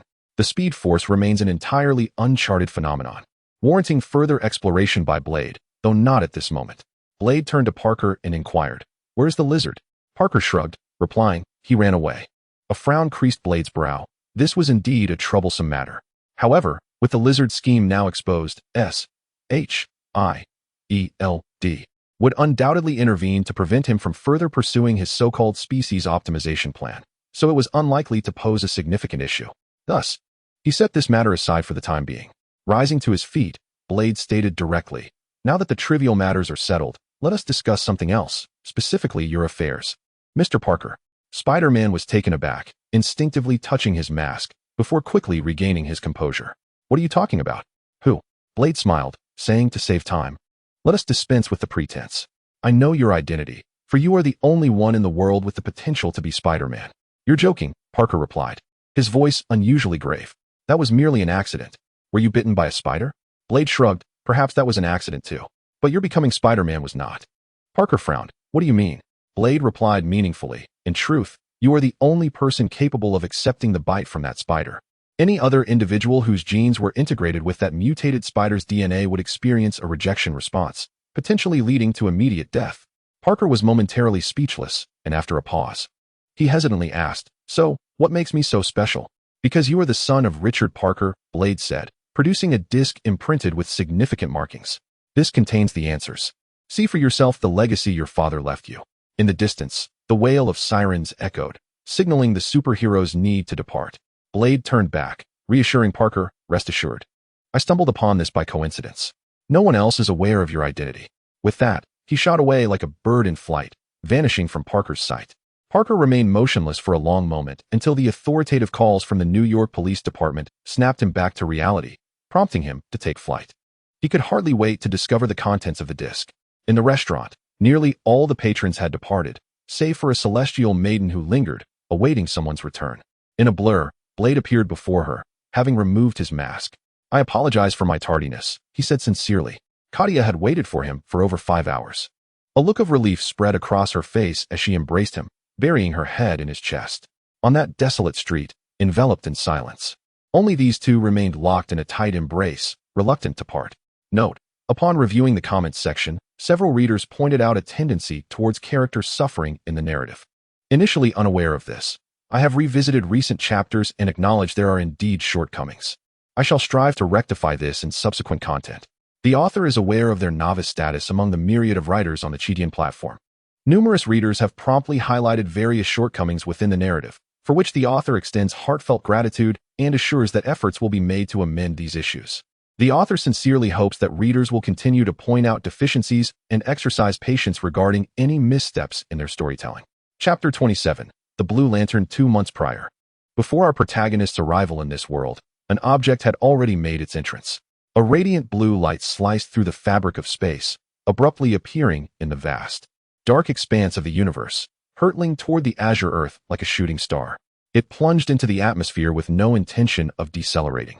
Its elongated tail and pale blue luminescence intertwining to create a breathtaking spectacle in the night sky. With a resounding boom, the uninvited guest descended upon a desolate sand dune, leaving behind a colossal meteorite crater. Remarkably, despite the overwhelming impact, the contents within seemed to remain unscathed, still shimmering with a brilliant azure glow. This surge of energy soon attracted the attention of certain overseers of the planet. Car headlights and flashlights swiftly illuminated the area, erecting a series of barriers to restrict unauthorized access. Uniformed personnel cordoned off the site, each bearing a conspicuous insignia. Amid the whirring of rotor blades, a helicopter descended. Nick Fury, a one-eyed man clad in dark attire reminiscent of a cloak, strode through the gusts created by the helicopter's blades, his presence commanding attention. He briskly approached the edge of the deep pit. A middle-aged man, adorned in a white lab coat and sporting expensive alloy-framed glasses, approached respectfully. His attire appeared incongruous in this rugged environment, as he was the site's supervisor. He rendered a precise military salute to Fury. Fury, his voice devoid of emotion, inquired, "What is the situation?" The supervisor replied, "Of course, Director Fury. We have confirmed the source of the extraterrestrial energy, which is quite astonishing. It is a lantern." "A lantern?" Fury raised an eyebrow, echoing the term. "Indeed, a lantern, Director. The unknown energy we have detected emanates from this object. In fact, it periodically releases radiation and generates substantial energy within itself. We are unable to decipher the mechanism of its energy production, as if it were conjured from thin air. Of course, such a phenomenon defies our current understanding as humans." Fury further queried, "Can this object be moved?" "Certainly, sir. We have ascertained that its energy characteristics are relatively stable, and the transportation process should be safe, with no risk of explosion." "Then transport it to the research facility," Fury decisively commanded. "Yes, sir." Fast forward to today, 2 months later. Several days have passed since the Lizardman incident. Yet the city continues to buzz with discussions about the events that transpired that day. Spider-Man, the Lizard, and the inexplicably appearing tornado have captivated the public's attention, even giving rise to rumors about a red-clad runner emerging within the city. It is noteworthy that Brad has never been one to meddle in the affairs of superheroes, maintaining a remarkably low profile. Nevertheless, his existence has not gone unnoticed, leaving him in awe of the power of rumors. Moreover, another matter has recently taken the headlines. Mystique had previously mentioned a plan to Brad. Magneto publicly revealed the collaboration between the government and Oscorp to create superhumans, disclosing that Richard Parker's genetic research was exploited by both entities in an attempt to develop weapons. He further proclaimed that the Lizard was a product of this research, leading the populace to believe that the so-called Mutant Registration Act was merely a guise to study mutants and transform their abilities into superweapons. This revelation sparked numerous inquiries into the inhumane experiments conducted on mutants. The United States, a nation that values human rights, saw the Mutant Registration Act ultimately fail due to the efforts of Magneto and others. Following these events, Mystique approached Brad once more, inviting him to join her. However, aware that she had previously set a trap for him, Brad felt a sense of distrust and declined her offer. Consequently, his life has returned to a semblance of normalcy. ABT, recently discharged from the hospital, has quickly secured a job as a taxi driver, restoring a source of income for the household. In the final class of the morning, Brad efficiently grasped the teacher's lesson in mere minutes and shifted his focus to his own studies. With graduation from high school approaching, he has mastered the curriculum without any difficulties. Currently, he is engrossed in a judo tutorial. Since his encounter with Reverse Flash, he has recognized the importance of multifaceted development, realizing that he cannot neglect the study of combat skills. With an astonishingly rapid learning capability, he has progressed from a novice to a competent fighter in just a few days. He soon discovered that martial arts is a profound discipline. And despite his remarkable reading speed, mastering the skills of a paragon like Captain America in a short time remains unattainable. Immersed in his martial arts studies, he was oblivious to the teacher announcing the end of class, and as students began to leave the classroom in succession, it was only when his instincts alerted him to his newfound status as the center of attention that he became aware of it. What an extraordinarily fortunate fellow. How is it that this guy possesses such incredible luck? Why am I any less deserving? The goddess. As Brad turned around, he was suddenly struck by the sight of Katia Allen, who had quietly positioned herself behind him, waiting patiently. Her mere presence resembled a blooming lilac, drawing the gazes of students around her. The murmurs among them expressed their dissatisfaction with Brad for winning the affection of the campus goddess, with some even voicing their outrage at the sight of such a beauty waiting so obediently by his side. I truly forget everything whenever I read, Brad awkwardly apologized. Katiusha shook her head and said, "No, I can wait indefinitely." Brad closed his book, tidied up his belongings, and led Katiusha away amidst the predatory gazes of the crowd. After spending a few days with Katiusha, he found himself subjected to countless scrutinizing stares. Initially overwhelmed, he felt a sense of embarrassment, but soon he grew accustomed to it. They were openly together. Why should they fear the envious glances of others? With that thought, his chest unconsciously puffed up with pride. The two sat at a table, facing each other for a meal, once again surrounded by a circle of envious eyes filled with jealousy and resentment. Brad was now entirely indifferent, even experiencing an inexplicable sense of pride. Life was truly beautiful. Meanwhile, in a clandestine underground research facility of SHIELD, a yellow flash darted into the institute. So swift was his movement that the meticulous defenses seemed utterly futile before him. The surveillance equipment failed to capture even a fragment of this unexpected visitor's form.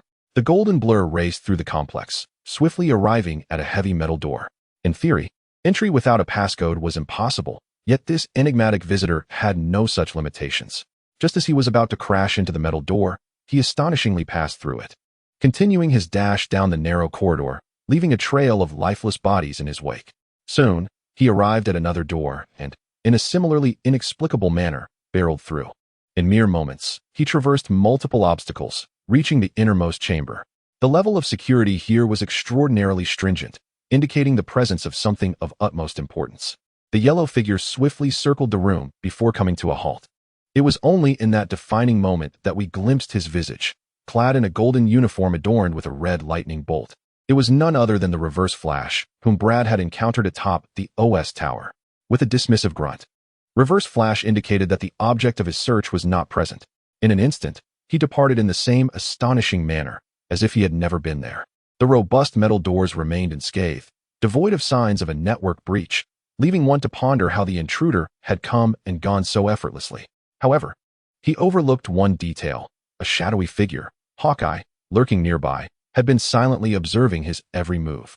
Moments later, Nick Fury inquired, "A figure moving with the swiftness of the wind?" Hawkeye confirmed, "Indeed, I witnessed him moving at an incredible speed." After a pause, Hawkeye asked, "What do you think he was looking for?" As one of Fury's most trusted operatives within SHIELD, Hawkeye's question was met with honesty. "I suspect it pertains to that light." Hawkeye then queried, "Could he be the one? The individual causing such a commotion in Manhattan?" Fury replied, "I would prefer to believe that there is but one person on this planet capable of such speed. What are the odds of two individuals defying the laws of physics?" In truth, he was indeed correct. There were truly two individuals of such remarkable speed. "What shall we do?" Hawkeye inquired. Fury replied, "We shall set a trap. Dr. Spassen has confirmed the frequency pattern of energy release from this lamp. I believe that fellow has located us through the detection of this energy emission. Therefore, we can utilize this to construct a trap. Tonight, we shall catch him red-handed." Oblivious to the fact that he had unwittingly taken the blame for reverse lightning and had attracted the attention of SHIELD, Brad was completely absorbed in his private moments with one of the most exquisite young women in the world. Chapter 28. The SHIELD Trap. As evening fell, after escorting Katiusha home, Brad returned to his own abode, where he resumed his study of martial arts. Naturally, he had homework to attend to. However, if he were to take 10 minutes to complete a day's assignment, a normal student would likely find it impossible to finish even after an entire night without sleep. Of course, merely observing the techniques would not lead to significant improvement. Thus, Brad diligently practiced and mimicked the movements. While an ordinary person might require an entire day to practice a particular motion countless times, he could achieve the same results by repeating the motion within mere seconds. This was one of the reasons for his remarkable learning speed. In his room, shadows flickered chaotically as each of Brad's movements stirred the air into a fierce tempest, causing the books on his desk to flip their pages frantically. The disorder he created during his initial practice sessions was far more chaotic, with sheets of paper flying like leaves in a storm, a disarray that would be impossible even if a thief had ransacked the house. Henceforth, before commencing his training, Brad would always ensure that no loose papers were left to be swept away by his swift movements. Otherwise, even his quick actions would lead to a cumbersome cleanup. Suddenly, he felt a warm wave of energy emanating from an unknown source, swiftly enveloping him. Instinctively raising his hand, he noticed the exquisite blue ring on his right middle finger faintly shimmering with light. At that moment, Brad recalled the reaction of the blue lantern ring when the lizard man had discharged the serum into the air, just as despair was about to consume him. To this day, he had not unraveled the mystery behind it. The blue lantern was a creation of the cosmos, one of the 7 core of the emotional spectrum, which includes red, orange, yellow, green, blue, indigo, and violet. Each color represents a distinct emotion, corresponding to anger, greed, fear, will, compassion, hope, and love. The illustrious Green Lantern, a veteran of the Justice League, wielded the green ring of willpower. In contrast, the blue lantern ring that adorned Brad's finger symbolized hope. This ring would bestow upon its bearer the ability to manifest imagined objects, enable flight, and create energy shields, though the blue lantern possessed minimal combat capabilities. Its offensive potential could only be unlocked in proximity to a Green Lantern. Nevertheless, the fundamental abilities of flight and energy shield generation should still be viable. Unlike the ring in Brad's possession, which appeared to serve merely as an ornament, Brad had also speculated that perhaps the ring had run out of power. For most rings require charging through their own energy batteries, which are akin to lanterns. This is precisely why the users of these rings are referred to as lantern heroes. With no blue lantern battery at his disposal, and the ring refusing to report its energy levels, Brett was unable to ascertain the validity of his conjecture. However, just as he was lost in thought, the long-dormant ring suddenly sprang to life. Before Brett could continue his speculation, the blue light surged dramatically. He felt a vivid image invade his mind, and several indistinct remnants of memory abruptly surfaced. He could faintly discern that the blue lantern seemed to be meticulously positioned at the center of a room with metallic walls. Yet, the ring did not disclose the location. In an instant, the blue light diminished, and the fragments in Brett's mind came to a halt. Nevertheless, he suddenly felt an inkling that the ring was guiding him to a specific destination, which must certainly be the location of the blue lantern battery. The thought ignited a surge of excitement within him. If the ring had indeed lost its function due to a lack of power, acquiring a battery would undoubtedly enhance his abilities. Although the blue lantern is considered the weakest among the 7 without the assistance of the Green Lantern, it remains a cosmic artifact. The comics do not elaborate in detail, but Brett surmised that the blue lantern likely augmented the holder's offensive power, physical abilities, and defensive capacities to some extent. Even if it did not, the blue lantern could at least bestow flight capabilities and possess formidable healing powers. Regardless, wielding a lantern ring was undoubtedly a venture rich in benefits and devoid of drawbacks. Out of an abundance of caution, Brett donned his combat suit before departing. The red-striped fabric swirled like the wind as he navigated through the bustling streets, leaving the rapidly moving vehicles far behind. At every intersection, he inexplicably sensed the correct path through sheer intuition, unsure whether it was the lantern ring guiding him or the energy battery summoning him. Yet, these questions were of little consequence. What mattered was that he was approaching his destination at a velocity surpassing 7 Mach. As he continued to weave through intersections, the number of vehicles and pedestrians dwindled. Eventually, he burst forth from the urban confines, sprinting through the suburban night. After covering an additional 20 kilometers, Brett arrived at a natural stone archway, where an iron gate lay hidden within the recess of a hillside, emblazoned with large letters. It was evident that this was one of S.H.I.E.L.D.'s clandestine research facilities. Strangely, the gate was not fully closed. One half of the advanced automatic door was ajar, while the other half remained shut. Brett's heart raced at the realization. Could the lantern have been taken by S.H.I.E.L.D.?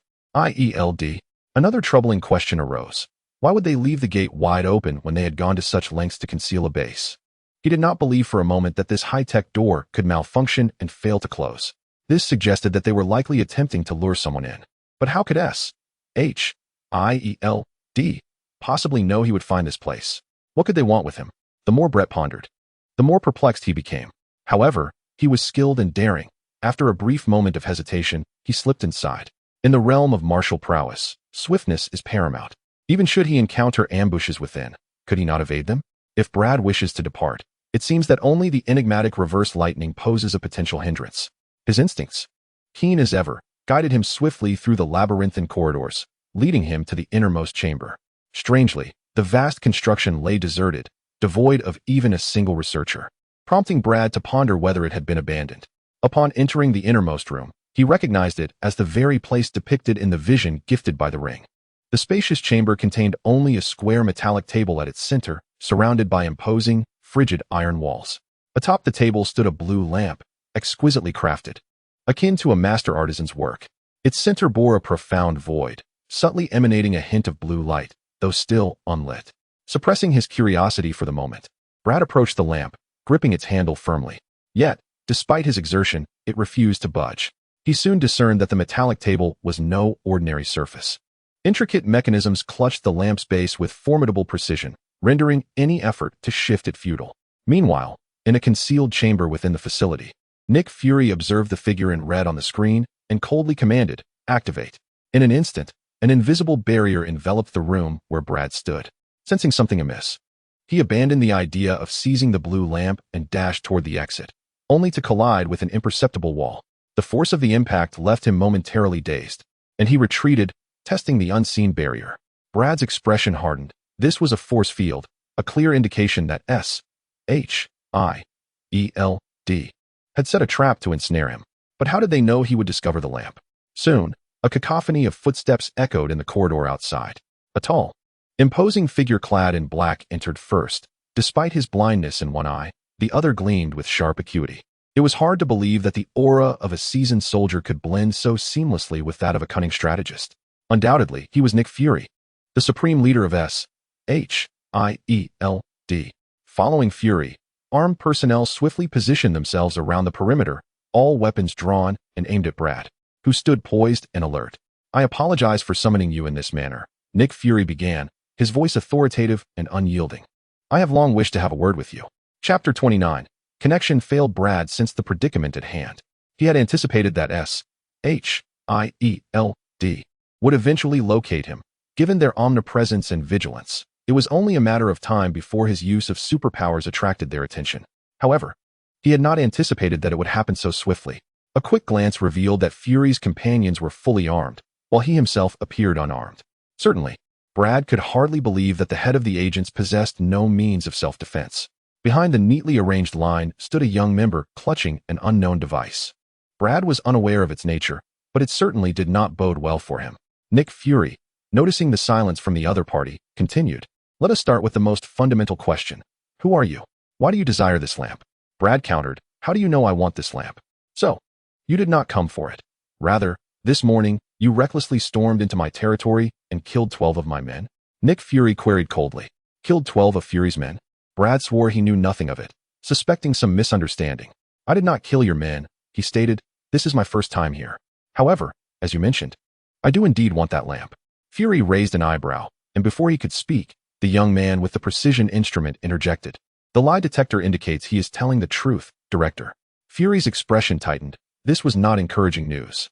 He preferred to believe that this swift individual was the intruder rather than accept the unsettling possibility that another equally swift person had breached his base.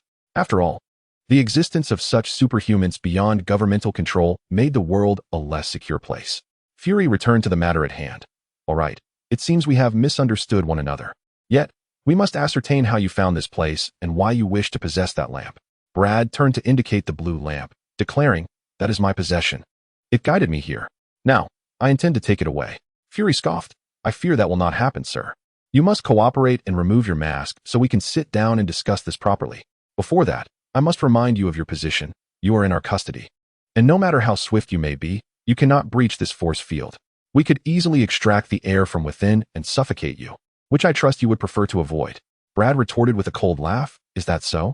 It seems you have been guarding this lamp for so long without understanding its true potential." Fury's heart sank. Their knowledge of this extraterrestrial lamp was limited to its sporadic energy fluctuations. Could it also serve as a weapon? Now, director, prepare to witness the correct application of this lamp, Brad proclaimed, turning his back to the assembly, clenching his right fist, and positioning the ring towards the central void of the blue lamp. While the blue lamp may lack offensive capabilities, it offered the ability of rapid flight and an energy shield. Brad observed that the force field did not extend to the ceiling of the room. Thus, by activating the lamp's ring and shielding his body with energy, he could launch himself like a human projectile through the ceiling. The first step was to activate the lamp ring. With trepidation in the daylight and pain through the night, Brad recited with fervor. Surrounded by a cadre of armed individuals who gazed at him in bewilderment, perhaps believing he was merely indulging in an adolescent fantasy. Each beacon bore its own oath, which had to be recited to recharge the ring, and the content of these oaths was intricately linked to the emotions represented by the light's hue. Had Brad memorized the oath? Clearly not. Yet at this moment, words cascaded from his mind with remarkable fluency, as if he had been rehearsing for weeks. Undoubtedly, this was the influence of the blue lantern ring. As Brad continued his recitation, a youth at his side exclaimed with excitement, "Sir, the energy signature of the lantern is becoming increasingly pronounced." In truth, it was evident to all. The elegant blue lantern's hollow center was gradually radiating brilliance, an unprecedented soft azure glow illuminating the frigid metallic chamber. The desires and emotions of all who stood in its light began to calm. Even Nick Fury felt the profound, tranquilizing effect of that sacred, transcendent light. May the light of hope never extinguish. As the oath concluded, the illumination intensified, resonating in harmony with the ring in Brad's hand, the blue light further elevating, causing awe to ripple through the onlookers at this rare and pure radiance. This process lasted mere seconds, after which the brilliance began to wane, the blue lantern reverting to its hollow core, the ring losing its luster. All held their breath, awaiting Brad's next move. Eyes widened, fingers tightened around their weapons, fearing an explosive outburst from Brad. Yet, outwardly, he remained in his streamlined red uniform, showing no signs of change. Unbeknownst to them, Brad himself was equally perplexed. He felt no trace of the ring's extraordinary power, as if nothing had transpired, without even attempting. He knew he could not fly, let alone conjure an energy shield. "Damn it," he muttered under his breath, prompting others to realize he seemed to be facing a minor dilemma. Nick Fury breathed a silent sigh of relief, remarking, "It appears we still have much to learn about that lantern. Is it time to reconsider my proposal?" Brad rolled his eyes, reluctantly casting aside the alluring blue light. Though he was discontented, turning to face Nick Fury, he admitted, "I concede that there was an unexpected complication. However, I possess alternative methods. Did you not just assert that no matter how swiftly I move, I cannot breach this force field?" A sense of foreboding gripped Nick Fury. "As luck would have it, I may indeed be quite swift." With bravado set aside, Brad strode confidently to the barrier, extending a hand to press against the surface of the force field. Deep down, Brad was far less assured than he appeared. He devised a plan to oscillate his own atomic structure through the force field like reverse flash. Yet he harbored no certainty about the success of such an untested ability. However, considering that the four Flash counterparts in the comics had mastered this technique when they recently encountered reverse flash, he wondered why he, Brad, could not achieve the same. With this thought in mind, Brad pressed his right hand against the force field and began to oscillate, gradually transforming into a blurred silhouette. The second-generation Flash, Barry Allen, had once mentioned that this technique required the precise frequency to be mastered, and any miscalculation would lead to failure. At that moment, Brad felt he had discovered that very frequency. Maintaining it, he allowed the rest of his body to resonate in unison. To onlookers, his entire figure became indistinct, his height and features unrecognizable, as if obscured by a digital mosaic. Brad felt he was on the verge of passing through. Tentatively, he extended his hand forward by an inch. His fingertips seemed to glide through without encountering any resistance, completely unaware that he had already breached the barrier. Elated, Brad proceeded with confidence. However, as he advanced a few centimeters, he suddenly sensed an inexplicable pressure on his arm. Instantly, the atoms surrounding his arm within the force field began to oscillate wildly, as if they were bees escaping a cage, creating a chaotic uproar. In mere milliseconds, the internal structure of the enormous barrier appeared precariously unstable, as if it might collapse at any moment. "Director Fury, the force field cannot hold." Nick Fury's expression darkened. He had only perceived the individual before him as extraordinarily swift, unaware of this peculiar ability. Brad, too, was taken aback. He had merely sought to penetrate the barrier, yet inadvertently disrupted the stability of the atomic structure within the force field. He recalled how, in the comics, the flash had once shattered the atomic structure of a wall, causing it to implode. If this continued, an explosion was merely a matter of time, and Brad remained oblivious to the magnitude of the impending blast. What if, in an unfortunate misstep, he obliterated the entire room? Would he not find himself trapped within the force field, unable to escape? Get down. Nick Fury's command resonated like a thunderclap, yet it was eclipsed by the deafening explosion that followed. The barrier erupted, and the shockwave knocked everyone to the ground. Although Brad had retreated to the rear wall, he could not evade the fallout. Fortunately, the blast was not excessively powerful. Though affected, he emerged relatively unscathed. The SHIELD soldiers quickly regained their composure, rising to redirect their weapons, unleashing a torrential downpour of bullets upon the still-prone Brad. With a cold snort, Brad, who had just been leaning against the wall, vanished from sight in less than half a second. He slid along the ground, as countless bullets whizzed overhead, none managing to graze his form amidst the barrage. In that singular moment, nearly all the soldiers felt a sudden force surge through their firearms, yet their eyes captured nothing. When they finally focused, they discovered that their hands were empty, their weapons mysteriously vanished. The true instigator, the crimson-clad speedster, has long since vanished without a trace. Nick Fury's expression was decidedly grim. The abilities of these speedsters proved to be more troublesome than he had anticipated. He hastened to the monitoring room, where his aide, Hill, along with several industrious researchers, were occupied with their tasks. Fury inquired coldly, "Have there been any results from the energy detection?" A diligent researcher approached swiftly, responding with respect. "Yes, sir. We have determined that the activation of this device likely requires another component." "Another component?" Fury echoed. "Indeed, sir," the researcher confirmed, "as you witnessed firsthand. That critical component is most likely in the possession of the superhuman who has just departed." Chapter 30. Graduation in an enigmatic high-tech facility located in an undisclosed area. A golden bolt of electricity surged swiftly inward, penetrating deep into the interior in an instant. The flash ceased within the chamber, transforming into a figure clad in a golden uniform, Reverse Flash. The only illumination in the room emanated from a dim, incandescent bulb overhead, barely lighting half the space. The remaining shadows were occupied by several mysterious individuals, all of whom seemed to prefer the obscurity, concealing their faces in darkness. "You have failed," spoke one with a low, raspy voice, draped in a lengthy cloak, revealing a pair of sinister red eyes. He was the enigmatic figure who had previously collaborated with Obadiah Stane. Reverse Flash scoffed. "Such a thing is hardly a threat. Why must we covet it?" The stranger's already chilling voice grew even more somber. "I warned you never to underestimate the power of any colored light." Reverse Flash shot back with derision. "There is no need for pretense. We both know that you alone fear that light." The mysterious figure advanced menacingly, clearly incensed and poised to strike. Reverse Flash matched his intensity, equally unwavering. "Sinestro, do not forget whose favor allows you to exist in this universe. In the final moments, had I not breached the spatial barrier with my super speed to bring you here, you would have had no chance of survival. What gives you the audacity to believe you can negotiate with me?" From Reverse Flash's words, it was evident that this mysterious individual was none other than the leader of the Sinestro Corps, Thale Sinestro. Sinestro sneered, "We have always been in a mutually beneficial partnership. Do not speak as if I owe you anything. Without the protective energy of my ring, you would have been torn to shreds in the spatial rift long ago." With that, Sinestro cast aside his cloak, his yellow uniform gleaming ominously in the darkness. The yellow light of his ring radiated fear, casting a horrifying glow upon his crimson visage. "Then I shall pay a personal visit," he declared. Starlight High School annually welcomes an extraordinary occasion, the graduation ceremony. On the playground, the weather was splendid and bright. The sun generously bestows its radiance and warmth, while a gentle breeze caresses the lush green lawn and the shade of the trees, occasionally bringing down a few feather-like green leaves. Vibrant young students, clad in their elegant black robes and doctoral caps, stand poised and filled with ambition, their expressions reminiscent of young warriors ready to embark on a grand journey.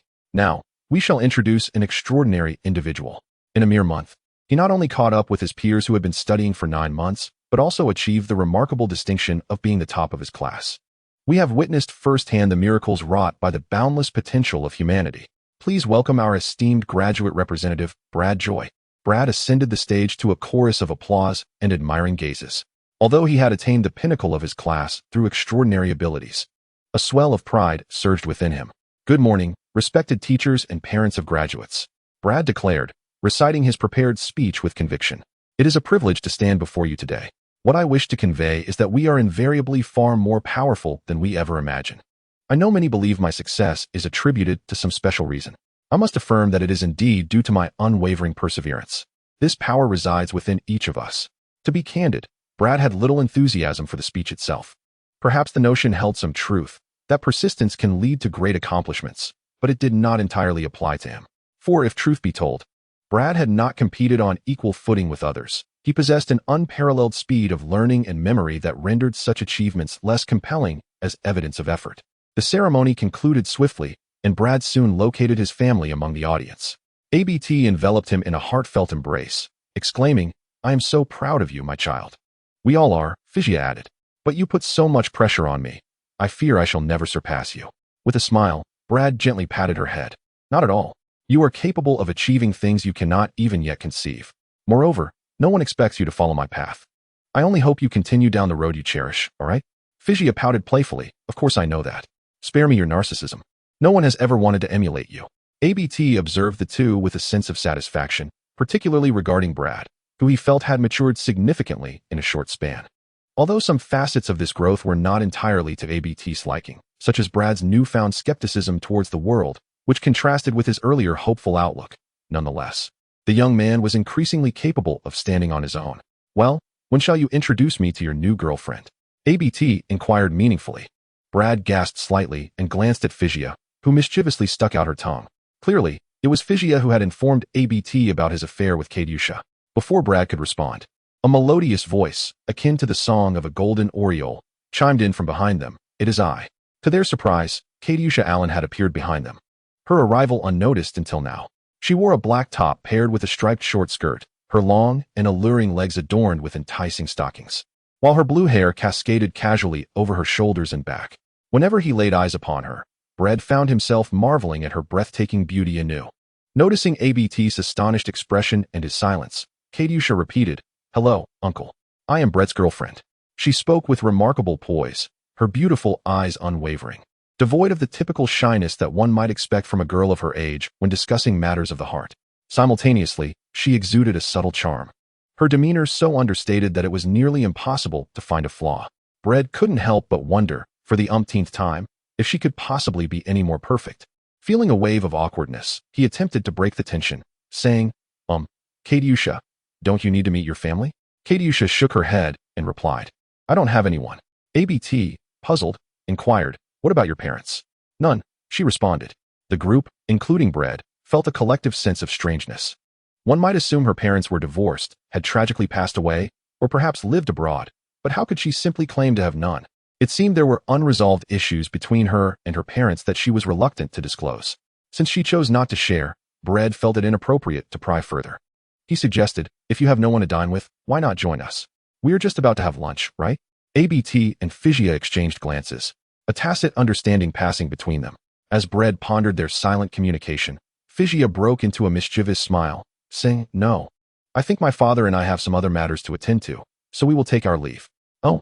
ABT feigned seriousness and added, "Yes, indeed. I believe you two will have to manage lunch on your own." With that, the two hurriedly exchanged a few words and departed. It was abundantly clear that they were orchestrating an opportunity for Brad to spend time with Chitauri. Brad felt a mix of emotions, while he could tolerate Fisia's antics. It was surprising that ABT had chosen to meddle as well. "Brad, what shall we eat?" At the sound of her voice, he turned to meet her clear, radiant gaze, his heart stirring as he replied, "Let us go indulge in a grand feast." Initially, the plan was to introduce a villainous group, but after considering readers' feedback, it was revised to feature only Reverse Flash and Sinestro. By the conclusion of the book, there might be a possibility of introducing a cosmic-level antagonist, but beyond that, no other characters would intrude. Chapter 31, Yellow Light in a Broadway Restaurant. A young man and woman seated themselves, instantly drawing attention, despite their youthful appearance. The girl was particularly captivating. Indeed, they were Brend and Chitauri. Brend had long since grown accustomed to the gaze of onlookers. In fact, he sat with a certain arrogance, deliberately choosing a central spot to indulge his small vanity. Chitauri daintily savored a portion of Alaskan cod, epitomizing grace and femininity, while Brend opted for a fruit tart. If given the chance, he wished this moment could stretch into eternity, believing he would never tire of it. However, Trouble has an uncanny penchant for knocking at your door precisely when you find yourself in the most tranquil of moments. The streets were abuzz with astonished murmurs as passers-by raised their heads to point at an extraordinary spectacle. Sinestro, clad in a distinctive yellow bodysuit, descended slowly from the heavens, a sinister smile adorning his face. In an instant, a golden meteor hammer materialized at his command, hurtling towards the restaurant's outer glass window with unparalleled force. Brend, caught off guard, cast a sidelong glance and was struck with alarm at the sight of Sinestro and the colossal hammer. With no time to ponder how Sinestro had appeared, he swiftly overturned a table, grasped Katia tightly, and leaped aside with utmost urgency. The meteor hammer crashed through the restaurant, embedding itself in the inner wall, scattering shards of glass across the floor. Panic ensued among the patrons as they screamed and scattered like startled birds. Katia, with a worried expression, tugged at Brend's sleeve. Her tone soft, yet serious as she cautioned him to be careful. Brend nodded with a smile, then quickly donned a grave demeanor as he propelled himself forward, his form akin to a dancing serpent. He collided with Sinestro, propelling them both out of the street in an instant. Estimating that they were now sufficiently distanced from Katia, Brend released his grip on Sinestro and came to a sudden halt, sending Sinestro tumbling away due to the force of inertia, shattering the windshield of an oncoming Chevrolet. The driver, it seemed, met a grim fate as the vehicle, like a wild stallion, spun and crashed into a lamppost, finally coming to a stop. Watching Sinestro dust himself off and rise leisurely, Brend called out, "Why do you, the leader of the Yellow Lantern Corps, attack me without cause?" After a brief pause, he added, "Have you allied with Reverse Flash?" The connection was all too easy to draw, given that both Reverse Flash and Sinestro were notorious villains within this universe. Their simultaneous appearance in the Marvel realm inevitably invited speculation about their association. Sinestro chuckled heartily. "Consider yourself fortunate. You've deduced part of the truth." His expression turned serious as he continued, "You are the greatest thorn in my side in this world. Once I eliminate you, I shall be unstoppable." What? Brend scarcely had time to contemplate this revelation. Sinestro raised his yellow power ring high, unleashing an overwhelming force of fear. Yellow light coalesced into a multitude of scythe-like weapons, all ominously focused on Brend. "Go!" With a commanding shout, the projectiles surged forth in unison, all aimed at the very center, where Brend stood. With a smirk, Brend acknowledged the unpredictability of the Lantern's abilities, which indeed posed a challenge. Yet, when it came to sheer speed of attack, few in the Marvel Universe could rival the prowess of the Flash. Before the onslaught of menacing weapons could reach him, Brend darted forward, nimbly weaving through the barrage as he approached Sinestro, who, being from the cosmos, was certainly no stranger to the Flash's capabilities. Yet, he merely let out a cold laugh, once again summoning the power of the Yellow Lantern. In an instant, all the firearms and spears beside Brend erupted violently, scattering into countless arrows that shot forth in every direction. No matter how swift Brend was, ensnared in the heart of such a dense barrage, with not even a gap for a mosquito to pass, how could he possibly evade? A few days prior, Brend might have fallen victim to this onslaught. However, fortuitously, he had just perfected a new technique. His entire body vibrated with astonishing speed, his form becoming a blur, as countless arrows bizarrely pierced through him without drawing a single drop of blood. It was evident that the elaborate traps devised by Sinestro had been entirely unraveled by Brend's atomic vibration ability. Then, before Sinestro could react, Brend flashed before him like a specter. Suddenly, a red figure materialized in Sinestro's line of sight, followed by a sharp pain in his nose as a strange energy collided violently with his face, causing him to stagger back a step. Empowered by the swift force, Brend unleashed a punch, noticing its effect, and continued his relentless pursuit, executing a kick reminiscent of the recently learned combat maneuvers, striking Sinestro hard in the waist. This kick, bolstered not only by incredible speed but also by immense force, sent Sinestro staggering several meters away with a muffled groan. Yet, upon landing, Sinestro did not linger. He immediately sprang to his feet. Evidently, the defensive properties of the Yellow Lantern uniform were quite formidable, for with his physical constitution alone, he should have sustained serious injury. But since 2 strikes were insufficient, Brend resolved to strike until Sinestro could move no more.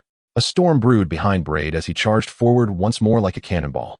However, at that moment, he abruptly halted, gripped by terror as familiar faces materialized around him. Physia, Abut, and Katyusha, unlike their usual selves, their lower bodies appeared as swirling mist, their forms ethereal and unsettling, emanating a deeply fearsome yellow light. Each of them bore expressions frozen in icy disdain, their eyes filled with resentment and fury, seemingly intent on incinerating Brend with their collective wrath. Brend was momentarily rendered speechless by fear. But spoke first. "You are not my son. You caused his death, stole him from me, and ultimately brought about my ruin." Fijia's gaze ignited with fury. "Liar. You are the most wretched person I have ever encountered. Even as a specter, I shall never grant you peace in this life or the next." Katyusha's voice, though soft, resonated with profound sorrow. "I once loved you dearly, believed in you, only to find myself dying because of you. You took everything from me without reservation, yet cast me aside." "No," Brend roared in desperation. He recalled that the yellow lantern ring possessed the ability to unearth the deepest fears of its bearer and manifest them. This must be the illusion extracted from the depths of his own heart by the yellow lantern. A chilling sensation enveloped him, rendering him powerless. As an overwhelming mental strain immobilized him. It was fear. Indeed, the most profound dread buried deep within his soul had been unearthed and laid bare before him. His hands and feet felt icy, and he struggled to breathe. Rationality desperately urged him to resist, for surrender meant death, yet his heavy body remained unresponsive. Fool. The ring of Sinisto aimed at the vital point of Brend's head. It was merely a coincidence that the ring had chosen him. Nonetheless, it posed a threat that needed to be resolved here and now. A yellow light flooded his vision, yet in the next moment, death did not greet him. The chill in his marrow was dispelled by an inexplicable warmth, flowing like a clear spring from the crown of his head to the soles of his feet, bringing an indescribable comfort. The dim blue ring ignited with a flicker of vitality, albeit feeble, driving away the persistent chill in his mind, scattering the images before him like leaves caught in the wind. That was hope. As Sinisto's manifested yellow longsword approached perilously close to his pupil, golden arcs of electricity surged back into his field of vision. With a deft sidestep, the tip of the longsword found only an afterimage in its wake. A lightning-fast roundhouse kick struck Sinisto's knee joint while his opponent's reflexes lagged behind. Yet this was merely the beginning. Brend unleashed an array of hand-to-hand combat techniques, his fists and feet creating a vibrant tapestry of crimson strikes. The relentless sound of impacts echoed as Sinisto was battered by countless afterimages, deprived of any respite. Had it not been for the protective energy shield of the ring, his life would have surely been forfeit. In an instant, the shield endured a barrage of blows, finally shattering, and Brend's fist met no resistance as it struck solidly against Sinisto's abdomen. Sinisto was sent flying, shards of glass-like yellow energy tracing a trajectory through the air, scattering across the ground. What an unsightly display, Sinisto! A sinister voice, audible only to Sinisto himself, resonated from within his mind, an invocation from a dark entity he feared. Silence. Parallax Beast.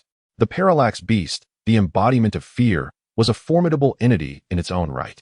As the last remaining wielder of the yellow light in the universe, it seemed to have followed him, having taken refuge within his yellow lantern, persistently attempting to seize control of his body. "You need me, Sinisto. Leave." Sinisto rose, his entire being radiating golden light. Brend cautiously stepped back, anticipating a potentially devastating attack, but unexpectedly, his adversary bellowed and soared straight into the sky, disappearing from sight. Chapter 32. Trust in Queens. A red silhouette darted swiftly toward an opulent white structure. This was the home of Katyuska. Brend had once stood at the doorstep but never entered. However, today he did not knock. With a swift motion, he slipped inside. He burst through the entrance like a gust of wind, calling out, "Katyuska." To his slight consolation, Katyusha soon emerged from within. Brend breathed a sigh of relief, exclaiming, "Thank goodness, you are unharmed." He had just escaped from Sinisto, only to find the restaurant he had previously visited sealed off by the police, with no sign of Katyusha.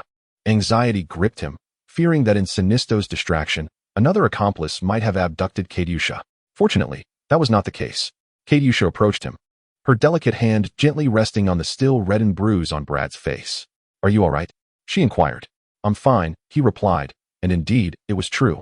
He had battled fiercely with Sinisto, who had hardly laid a finger on him. It was then that Brend noticed the layout of Katyusha's home. Her house was spacious, with large windows facing the street, undoubtedly allowing ample light. The furnishings were sparse, consisting only of a sofa and a coffee table in the living room, with an air conditioner standing tall in the corner, making the vast space feel somewhat barren. Though simple, everything was impeccably tidy, reflecting Katyusha's character. However, Brend noted the absence of a television, let alone a computer, making it difficult to fathom what an urbanite like Katyusha occupied her time with. As Brend's gaze swept across the guest room, it returned to Katyusha, and just as he was about to speak, the words caught in his throat. Her face unwittingly reminded him of the illusion Sinisto had conjured, echoing the haunting words Katyusha had spoken within that vision. I once loved you so deeply, believed in you, yet ultimately had to pay the price with my life. You took everything from me, leaving me behind. Although that was a mere fabrication, the fear it instilled within him was awakened by the yellow warning light. What if all of it were true? What if those closest to him perished because of his actions? Had he truly become a remorseless villain? Would they truly harbor such resentment towards him?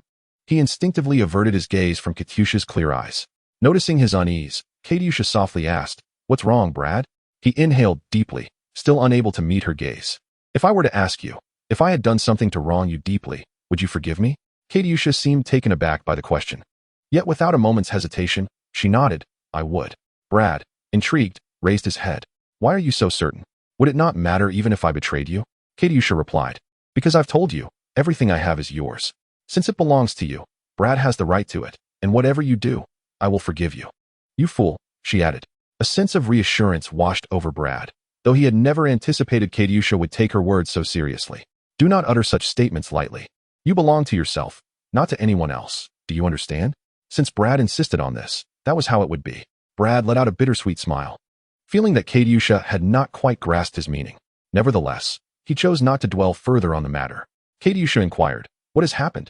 Brad sank into the sofa, fixating on the blue lantern ring in his hand for a prolonged moment before he leisurely responded, "I believe I am ill-suited for such power." "Why?" Brad sighed deeply, stating, "I think I have succumbed to fear. Indeed, that individual evokes the dread within me, and I am perpetually consumed by the thought. I cannot defeat him. I must flee swiftly." And so I did, like a coward. Brad offered a wry smile, remarking, "He claimed that this ring, symbolizing hope, would choose me without reason. And I suppose he is right." This reflected his genuine sentiments. Since the last failure to recharge the ring at SHIELD's facility, he had contemplated this matter. The blue lantern ring was not devoid of energy. Rather, it did not acknowledge him as its bearer. In retrospect, it was indeed peculiar that the ring had initially adorned his finger, for the blue lanterns were notoriously selective, choosing only those with an unwavering belief in hope. As for Brad, he was a quintessential realist, deriding those who recklessly sacrificed everything for lofty ideals.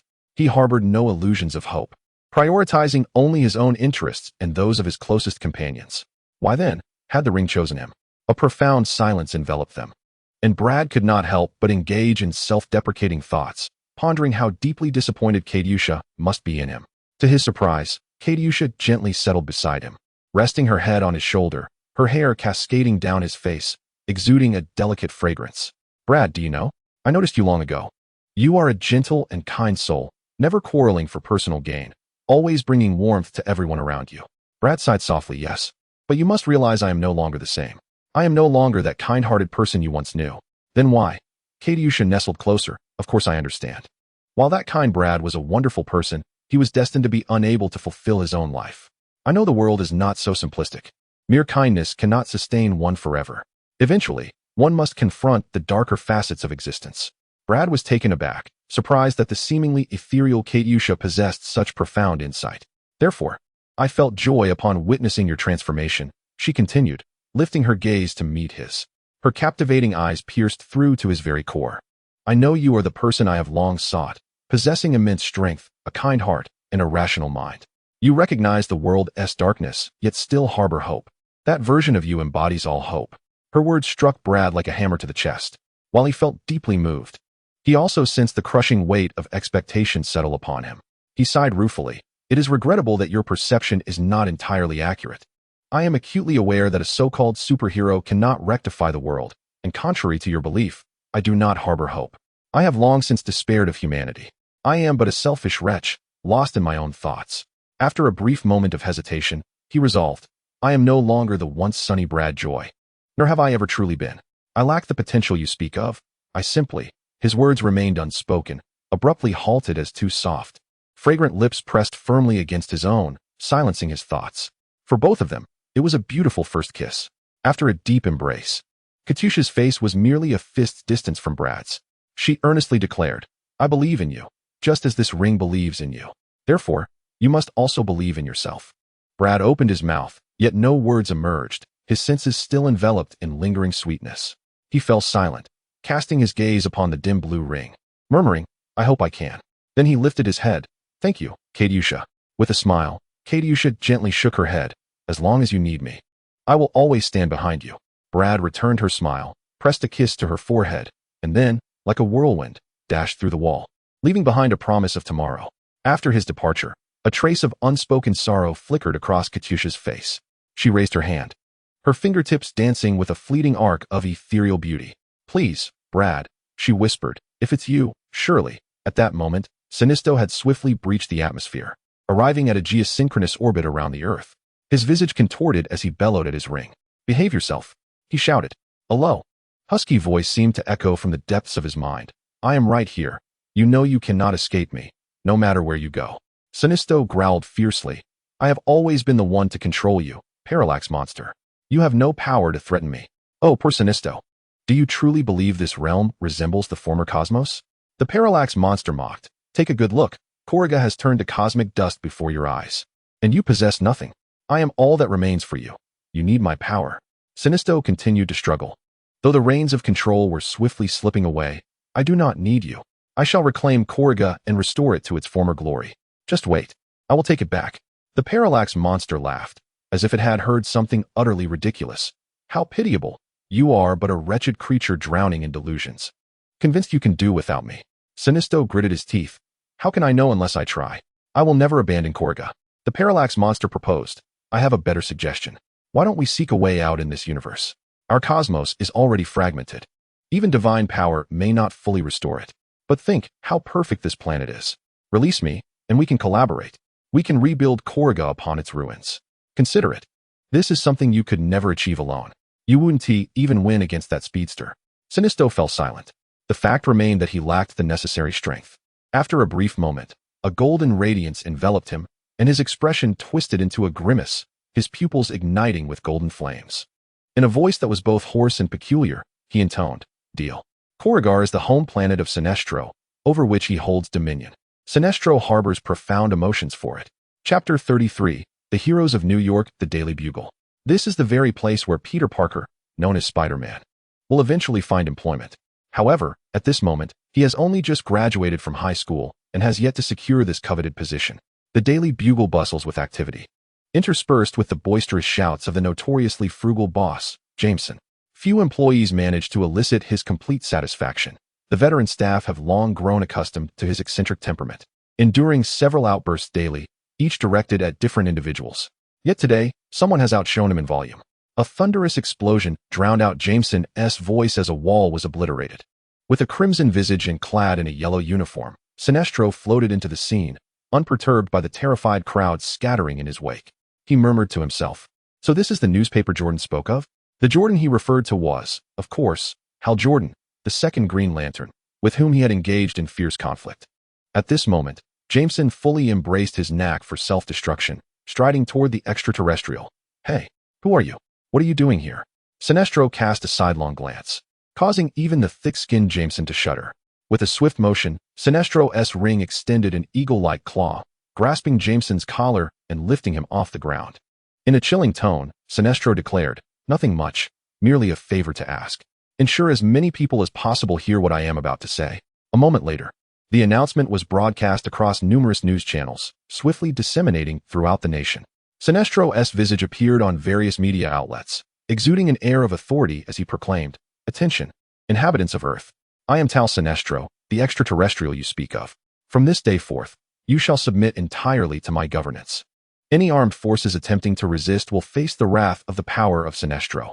If you comply, I assure you all the rights of citizenship and your safety. However, should there be any insurrection," before he could finish his sentence, a deafening explosion interrupted the broadcast, and the red-faced alien vanished from the screen.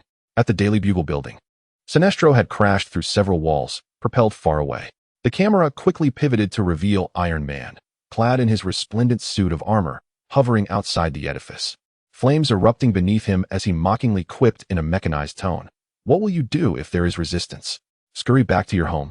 The citizens erupted in cheers. They recognized Iron Man as invincible. They eagerly anticipated witnessing this enigmatic extraterrestrial being bested by their homegrown hero. Sinestro took a hit from an energy blast, but appeared to emerge unscathed. Leisurely rising, he stood in opposition to the armored Tony.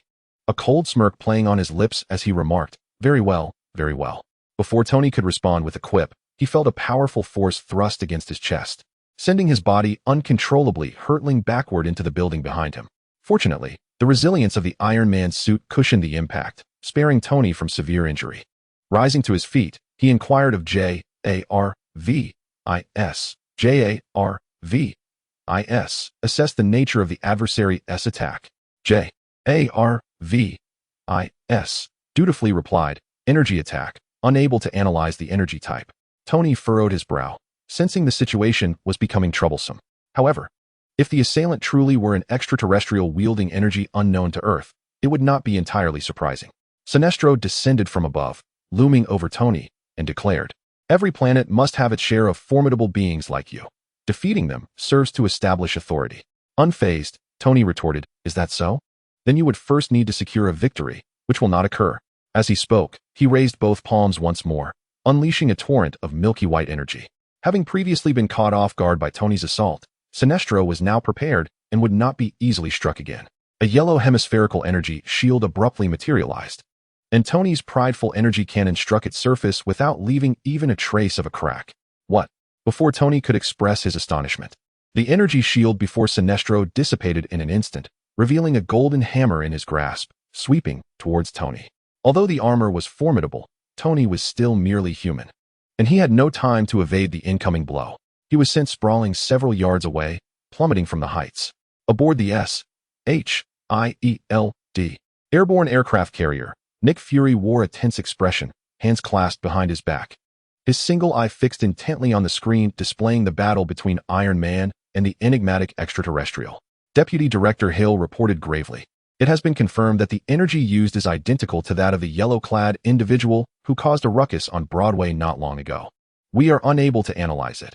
It appears capable of transforming into any entity the wielder can imagine."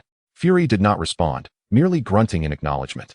On the screen, Iron Man's powerful cannon fire struck the yellow energy shield, only to dissipate in an instant, which further darkened Fury's expression. Suddenly, he inquired, "Our green gentleman is still in New York, correct?" Hill paused, quickly grasping the implication.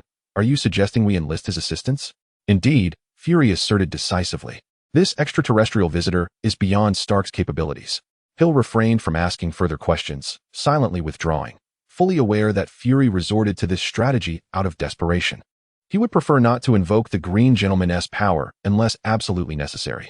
Back on the street, Tony found himself propelled approximately 10 meters by the devastating yellow light emitted from a specialized extraterrestrial cannon, lying on the ground like a rag doll. His armored body bore numerous injuries, with some areas revealing charred circuits that crackled ominously. Sinestro approached leisurely, taunting, "How disappointing. The hero of this Earth is merely of such caliber, far beneath what I have come to expect from this planet." The Earth he referred to is undoubtedly the one where superheroes, led by the Justice League, reside in the cosmos. Tony struggled to rise, yet the weight of his cumbersome armor seemed insurmountable, forcing him to rely on his sharp tongue to launch a verbal assault. "What's wrong? Miss your hometown after being away for so long?" Sinestro remained impassive, stating, "You will come to recognize my terrifying might, Earthling. You cannot fathom the taste of defeat by your own weapon." With a sinister grin, he extended his palm, fingers splayed towards Tony's armored head. A yellow light swiftly coalesced in his hand, transforming into a transparent steel armor that fashioned itself into a metallic gauntlet, its cannon almost indistinguishable from Iron Man's own. Tony, mouth agape, took a moment before exclaiming, "I'll sue you for intellectual property theft." Sinestro chuckled, the cannon in his palm glowing ominously as a formidable energy blast threatened to obliterate Tony's head. However, at that moment, Sinestro's expression shifted abruptly. He redirected his hand and unleashed a blast that sent a shadowy figure, which had attempted a sneak attack from behind, flying away. As the figure spiraled through the air and embedded itself into the wall, it became clear that it was a manhole cover. Distracted by this unexpected obstacle, Sinestro failed to notice Spider-Man, who descended gracefully like a gymnast and seized the opportunity to deliver a powerful punch to Sinestro's flushed face. As Sinestro reeled from the impact, Spider-Man executed a swift kick that sent him sprawling. Then, with remarkable agility, Spider-Man unleashed a torrent of webbing that caught up with Sinestro just as he hit the wall, effectively pinning him in place. Parker, quick and nimble, completed this sequence of strikes in one fluid motion. He then approached Iron Man, extending a friendly hand. "I know you, Mr. Stark. It seems you could use a hand." The inherently defiant Tony refused to take the offered hand, instead pushing himself up with one arm, leveraging his regained strength to stand tall, retorting, "I had the situation under control." Parker, unimpressed by his lack of candor, quipped, "Oh, of course. You controlled it so well that the entire city is watching you get your butt kicked." Stung by Parker's disrespectful jab, Tony shot back furiously. "What did you say, bug?" Regretting his hasty words, Parker was about to apologize when a familiar, tingling sensation coursed through him, his spider sense warning him of impending danger. Without hesitation, he shouted a warning and leaped back, but the rushing wave of yellow light swept him away. Meanwhile, Tony, lacking the reflexes of Spider-Man, braced himself against the oncoming energy blast, only to be unceremoniously toppled once more. Sinestro, having extricated himself from the webbing at some point, began to ascend slowly, his furious roar echoing ominously. This was no longer the Sinestro of moments ago. His voice had transformed into a deep, resonant timbre, as if an entirely different being had taken his place. The strength of such insignificant ants can only rely on ambush to gain an advantage, which is understandable. However, you have just provoked my ire. You shall pay the price. As the words left my lips, a thunderous roar reverberated through the streets, shattering nearly every window in sight. A colossal figure descended from the heavens, crashing down with such force that it drove the still-rising Sinestro back into the ground, creating a web-like fissure with a radius of 20 meters at the point of impact, a testament to its overwhelming power. Staring at the towering behemoth that stood before them, Parker and Tony were left in stunned silence. Parker exclaimed, "My goodness, what is that?" Tony replied, "Is that the Hulk?" Chapter 34. The Parallax Monster descending magnificently from the sky, the immense green figure landed beside Parker and Tony, standing at over 3 meters tall, with arms as thick as 3 men combined. Its gigantic feet left deep impressions in the cracked earth below. This was the formidable reinforcement summoned by Nick Fury, the Hulk. While Tony, having some connection to the military, recognized the creature, Parker was completely bewildered. "Do you know it?" Tony shook his head. According to military reports, this monster was exceedingly dangerous and devoid of rational thought. So why had it appeared here to deliver a thrashing to those who deserved it? At the center of the fissure, Sinestro roared in fury, "Enough!" With that exclamation, a blinding golden light radiated outward, forcefully propelling the massive Hulk away. Sinestro soared into the air, his eyes igniting with golden flames. "I shall make you inferior beings understand your place." As he spoke, his expression twisted into a more grotesque and agonizing visage. Finally, he seemed to lose control, unleashing a primal scream as if summoning all his psychic energy to resist something. This was undoubtedly an opportune moment for a counterattack, yet Parker hesitated, seeking Tony's counsel. "Should we, you know?" Tony, from behind his mask, heard Jarvis' mechanical voice stating, "Sir, his energy levels are spiking." Uncertain, Tony pondered whether this extraterrestrial was gathering strength for a new assault. Yet some individuals did not concern themselves with such deliberations. The green figure swiftly darted past the two, charging towards the struggling Sinestro with a speed that belied its size, and unleashed a hammer-like fist.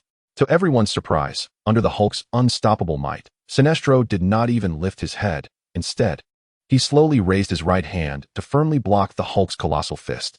Sinestro's crimson visage gradually lifted, now exuding an aura far more terrifying than before, revealing a sinister grin. Then, to the astonishment of those watching, Sinestro swiftly clenched his other hand into a fist, launching it like a bullet, striking Hulk squarely on the chin, causing Hulk to stagger backward, momentarily unable to retaliate.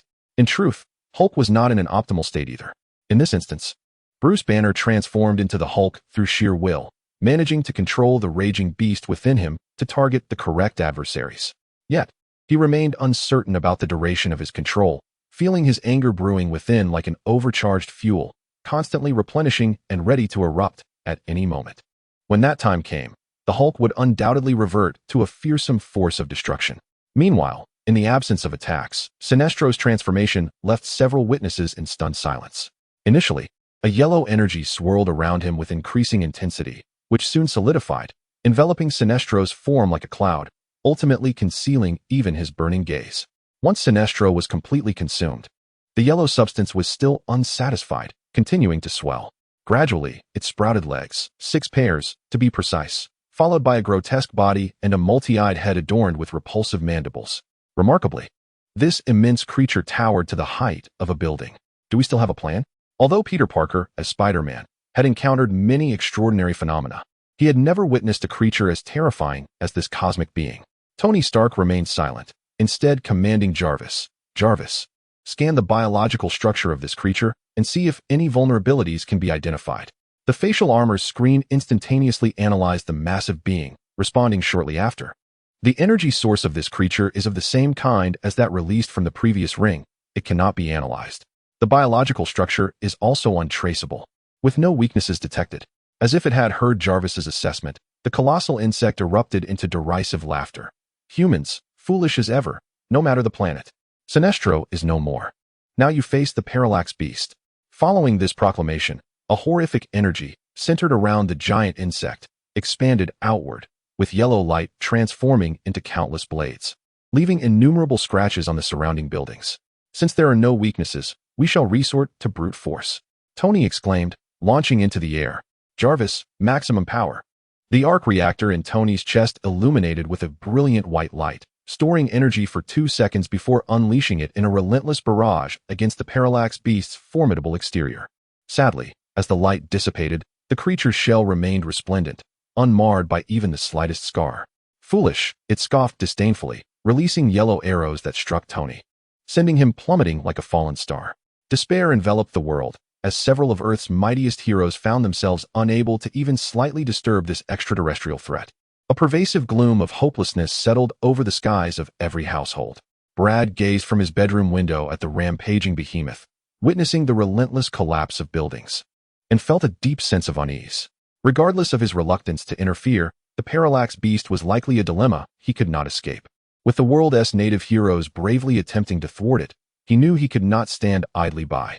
Braid's voice, as fluid as a flowing stream and as melodious as that of a nightingale, jolted his troubled mind into clarity.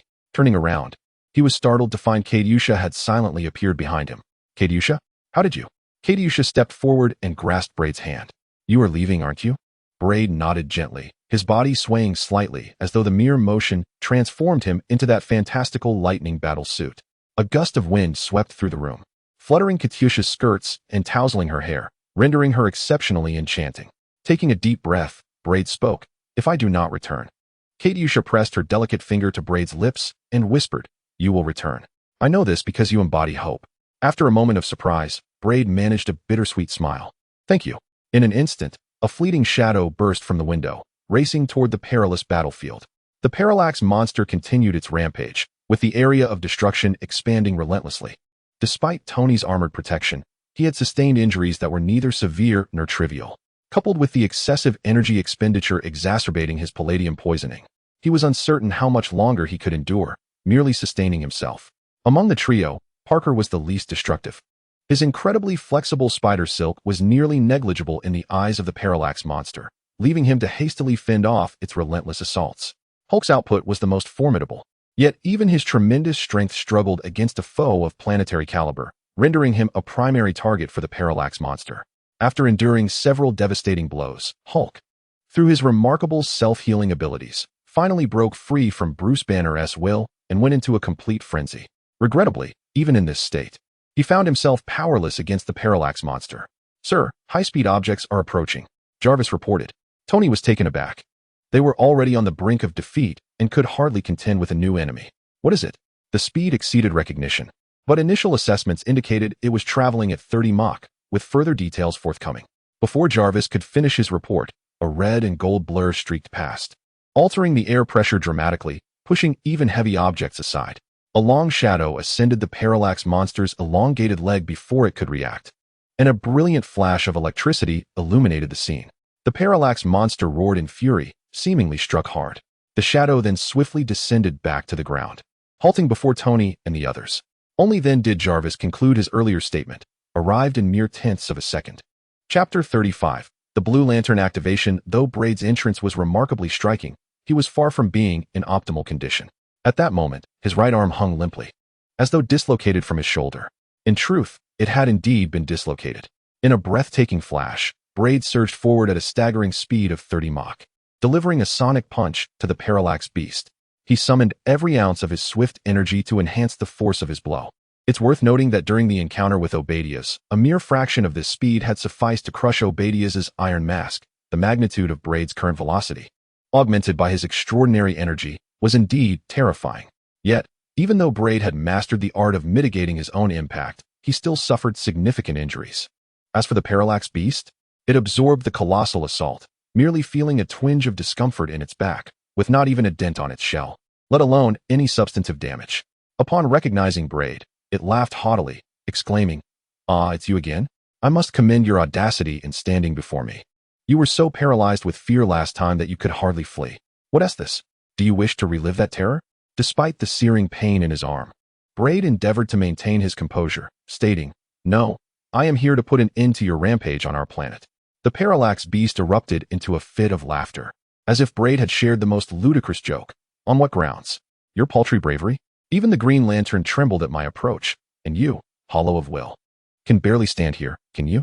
Parker leaned closer to Braid, whispering, "Buddy, he has a point. He is far too powerful. We cannot contend with him." Braid turned resolutely to the wounded heroes around him and declared, "No, we can prevail. You are all extraordinary, the greatest champions this planet has ever seen. This title is not solely attributed to your superpowers, but rather to your courage in facing adversity and stepping up when the populace is engulfed in darkness. Today is one such moment." Braid scanned the faces of his comrades. Even the typically fiery Hulk merely huffed through his nostrils, remaining silent. "Today we embody hope." Turning once more to confront the parallax beast, whose presence threatened to overwhelm them, Braid proclaimed, "Believe me, everything will be all right." These words seemed to possess an enchanting power, for at that instant, the blue light of the ring on Braid's middle finger erupted in a brilliant radiance. In stark contrast to the malevolent yellow aura surrounding the parallax beast, the gentle blue light instantaneously dispelled fear, invoking a profound sense of warmth and tranquility, soothing the weary hearts of the fighters. Remarkably, Braid felt the agonizing pain in his injured arm dissipate in an instant. When he tested its movement, he was astonished to find it had returned to its former state, devoid of any dislocation. The healing abilities bestowed by the blue light rivaled even Wolverine's regenerative factors. "No." The parallax beast roared with fury, acutely aware of the blue light's potent restraint upon it. That soft glow was akin to a chilling requiem for its existence. Seizing the moment while Braid remained unprepared, a torrent of destructive energy surged forth, corroding every building it touched, a harbinger of the sheer might contained within that attack. As if sensing the arrival of the golden light, the blue light spontaneously coalesced into a translucent barrier, upon which the boundless flow of yellow luminescence washed over and instantly faded into silence. Indeed, it was as if it had been utterly obliterated. The surging radiance dissipated in an instant.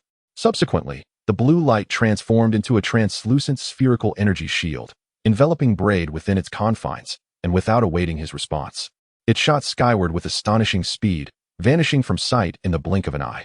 Parker stood in astonishment. "So he just slipped away?" Tony replied, "No. We must trust him. He has his reasons for this action. We shall do our utmost to hold this adversary at bay until his return." After a brief pause, Tony added, "For now, he is our beacon of hope." Hulk, however, paid no heed to the conversation, his hands morphing into a palm and a fist that collided with tremendous force, stirring a tempest of sand and debris. With a simple declaration of "Let us smash," he charged forward, delivering a thunderous blow to the creature of disparity. Braid sped through the clouds, exhilaration coursing through him as it was his first flight.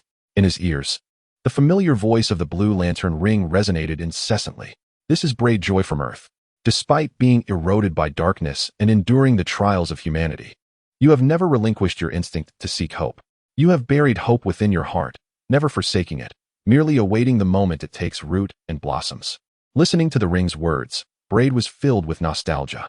Indeed, he had always reminded himself that he was a realist, one who never considered the welfare of others, calculating solely for his own gain.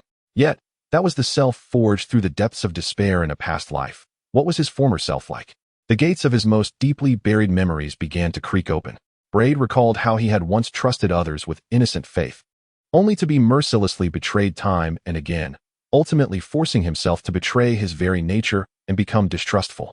He remembered believing in the goodness of the world, even in the face of his father's abandonment and his mother's struggles, never doubting until he was left exposed to the darkest facets of society after losing his mother. He saw himself as a child, once so effortlessly connecting with others, now having retreated into isolation after countless encounters with the darkness of adulthood, losing all his friends and becoming what he was today.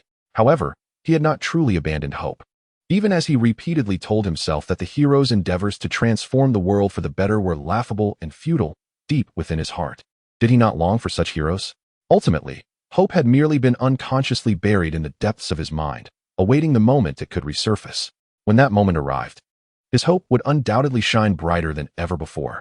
On the SHIELD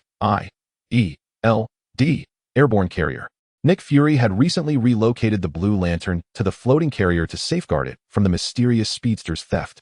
At this moment, the Blue Lantern was unleashing an unprecedented surge of energy. Good heavens! The energy emitted by this entity could power all of Manhattan for a year and a half without depletion. An astonished researcher remarked that this defied the laws of energy conservation. It surpassed our comprehension of physics. I mean, how could such an immense amount of energy materialize instantaneously? Before Nick Fury could utter a word, a staff member at the control panel hurriedly turned around to report, "Director, a rapidly approaching object is closing in. Its energy frequency matches that of our lantern." Nick Fury decisively commanded, "Do not intercept. Let it take what belongs to it." A blue comet soared directly toward the floating aircraft carrier, violently breaking through the top deck and accurately landing in the chamber where the Blue Lantern battery was stationed. Thanks to Nick Fury's directive, no one dared to impede the abrupt intrusion of Brend. Instead, they all gathered before the monitor, closely observing Brend's every move. Without hesitation, Brend brought the ring close to the lantern and loudly recited, "On the day of dread, through the night of pain, the raging fire shall retreat from the chill. All shall fall to the ravages of war. Gazing upon the stars, may the light of hope never fade." Upon completing the incantation, the radiance of the Blue Lantern became even more resplendent. A warm current surged from the ring up Brend's arm and swiftly coursed through his entire being. As the blue light enveloped him, it transformed his appearance as well. The red uniform was instantaneously dyed a deep azure, and blue currents flickered within his eyes. The lightning emblem on his chest morphed into blue, now adorned with a blue ring symbol. The fusion of these two emblems represented a perfect amalgamation of powers, heralding a qualitative leap in Brend's abilities. With the lantern in hand, without a moment's hesitation, Brend propelled himself upward, vanishing into the night with a swift motion. The command room of the aircraft carrier fell into a prolonged silence until Agent Hill finally broke the stillness. "Director Fury." Nick Fury waved his hand. "Elevate his threat level for now. Let us not concern ourselves with him for the moment. We have greater issues to address." Chapter 36. The demise of Parallax. The battlefield in Manhattan truly warrants the label of battleground. What other place could be so shrouded in smoke and darkness? Tony's armor had reached its limits, and his own condition was even more dire. Parker had lost his combat capability, reduced to kneeling and gasping for breath. Faced with the terrifying foe known as Parallax, even their exceptional skills offered no means of counterattack. Only the mightiest among them, Hulk, still stood firm, currently embracing Parallax with his arms wrapped tightly around one of its massive, insect-like limbs. Despite Hulk's prodigious strength, it proved insufficient to combat a creature capable of planetary destruction. Although Parallax dominated with overwhelming power, a sense of unease lingered within the hearts of the three, because it recognizes that the very thing it fears most has awakened and is hastening towards this location. As expected, a blue meteor suddenly sliced through the night sky, forcefully penetrating the insect limb of the Parallax creature, which was engaged in a tug of war with the Hulk. The Parallax, possessing so many appendages, did not collapse. Instead, it quickly regained its posture, its gaze fixating on a small blue dot in the sky. Suspended in midair was none other than the dashing figure of Brend, now clad in a striking blue uniform. "Blue Lantern." The Parallax roared. "I have awaited your arrival for quite some time." Brend smiled. "I sincerely apologize for making you wait. I shall resolve this matter as you wish." The Parallax scoffed. "I am the beast of fear. Even as a Blue Lantern, you are but a mere Green Lantern. Do you truly believe you can defeat me alone?" Brend chose to disregard this taunt and descended before Parker and Tony, radiating a boundless, gentle light from the ring in his hand. Within moments, both felt their fatigue dissipate, their vitality surging to an overwhelming peak. Simultaneously, the piercing pain that had gripped their bodies vanished entirely, as if it had never existed. Both were left in awe of the miraculous effects of the blue ring. Once the healing was complete, Brend turned to the Parallax and declared, "You shall not be vanquished by a mere Green Lantern. You will fall to the Flash." With that, he shot forth like an arrow released from its bow. The Parallax, in a frenzy, unleashed a barrage of golden arrows towards the approaching figure. Yet that shadow danced effortlessly through the storm of arrows, advancing toward the parallax while channeling the energy of the blue lantern ring into the base of its elongated form. The blue lantern was not inherently suited for offense. Amongst the 7 lanterns, its attacking prowess was the lowest. Without the green lantern nearby, its offensive capabilities were almost negligible. However, against the yellow lantern of fear, the blue lantern was indeed its destined nemesis. The blue lantern could nullify the force of fear, and the energy of the yellow lantern would be rendered intangible. The parallax, a manifestation of fear composed entirely of yellow lantern energy, would undoubtedly suffer grievously from the infusion of blue lantern energy. Yet, it must be noted that lantern beasts and lanterns exist on different tiers. If Bled had been facing a yellow lantern, the parallax's fear energy would likely have drained him long ago, and thus, it did not tear apart under Bled's strike. The parallax seethed with fury. This was undoubtedly the most significant blow it had endured since its emergence. In a fit of rage, it raised its insect limb, towering as if to unleash a cataclysmic strike. Yet Bled merely chuckled coldly, deftly retreating. As the parallax obliterated the ground where Bled had stood, he had already distanced himself by several meters. Without pausing, Bled utilized his newly acquired ability to fly, leaping into the air, aiming directly for the parallax's head. Should the blue lantern energy strike its target, the impact would be considerable. If only the blue lantern ring could, like others, transform energy into a beam, the situation would be significantly simpler. Alas, without the green lantern's presence, the ability to unleash a beam attack remained locked, compelling Bled to expel energy into the parallax's body through close contact. The parallax creature, however, would not easily fulfill its desires, for it too was uncertain whether its head could withstand the full force of the blue lantern's strike. Immediately, it summoned all its strength, unleashing a colossal beam with a radius exceeding 5 meters, which shot straight towards Braid. He felt a wave of disdain, believing that with his speed, evading such an attack would pose no challenge. Yet, as he thought to maneuver, the bow in midair only shifted half a meter before being forcefully propelled backward by the aggressive beam, ultimately being engulfed by a dazzling explosion of light. Within the flames, Braid plummeted helplessly from several dozen meters, free-falling without obstruction, his vision momentarily blurred. He seemed unable to activate his still unfamiliar flying abilities to halt his descent. When he fell over 20 meters, he landed heavily upon a resilient, creamy white net, evidently crafted by Parker. Squatting at the center of the net, Parker inquired, "Are you all right?" Braid remained silent, but as the blue light from his ring surged, the pain throughout his body instantly dissipated. "I'm fine," he assured himself, aware that the power of that previous strike could have obliterated several buildings. And it was solely due to the blue lantern uniform's ability to negate the yellow lantern's energy that he had survived. Had it not been for the uniform's formidable defensive capabilities, even the impact strong enough to shatter buildings could have claimed his life. Ultimately, the blue lantern's formidable healing ability allowed him to recover in an instant. As he pondered this, another golden beam shot forth from the parallax creature. Braid swiftly dodged and seized Parker by the back of his neck, vanishing from sight in the blink of an eye. The fierce golden beam tore through the resilient web as if it were mere paper, penetrating into a nearby building. Upon setting Parker down, the latter expressed discontent. "I could have dodged that myself." Hulk and Tony continued attempting to disrupt the parallax creature, but it paid them no heed, focusing solely on Braid, who darted about, unable to even graze the opponent's clothing. The area-wide attacks were rendered ineffective by the blue lantern's barrier, leaving them immensely frustrated, even beginning to entertain thoughts of retreat. Braid gradually understood the reason for his earlier unexpected hit. While the blue lantern could enhance his flight capabilities, in the air, he was unable to exert his super speed. His flying ability was granted by the ring, whereas his super speed was an innate trait. Thus, while airborne, he could not move at super speed. Moreover, despite the appearance of flight being swift and glamorous, its actual speed paled in comparison to Braid's running velocity. In summary, while flying could be advantageous at times, in most situations, especially for travel or combat, ground warfare should remain paramount. Nevertheless, it was fortunate that Braid was no longer entirely devoid of aerial combat skills. Though he felt unaccustomed, he had developed some means of engaging in battle while airborne. After several skirmishes against the parallax creature, Braid finally grasped the nuances of wielding the ring.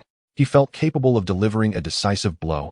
However, without the ability to approach the creature's head, the likelihood of success remained uncertain.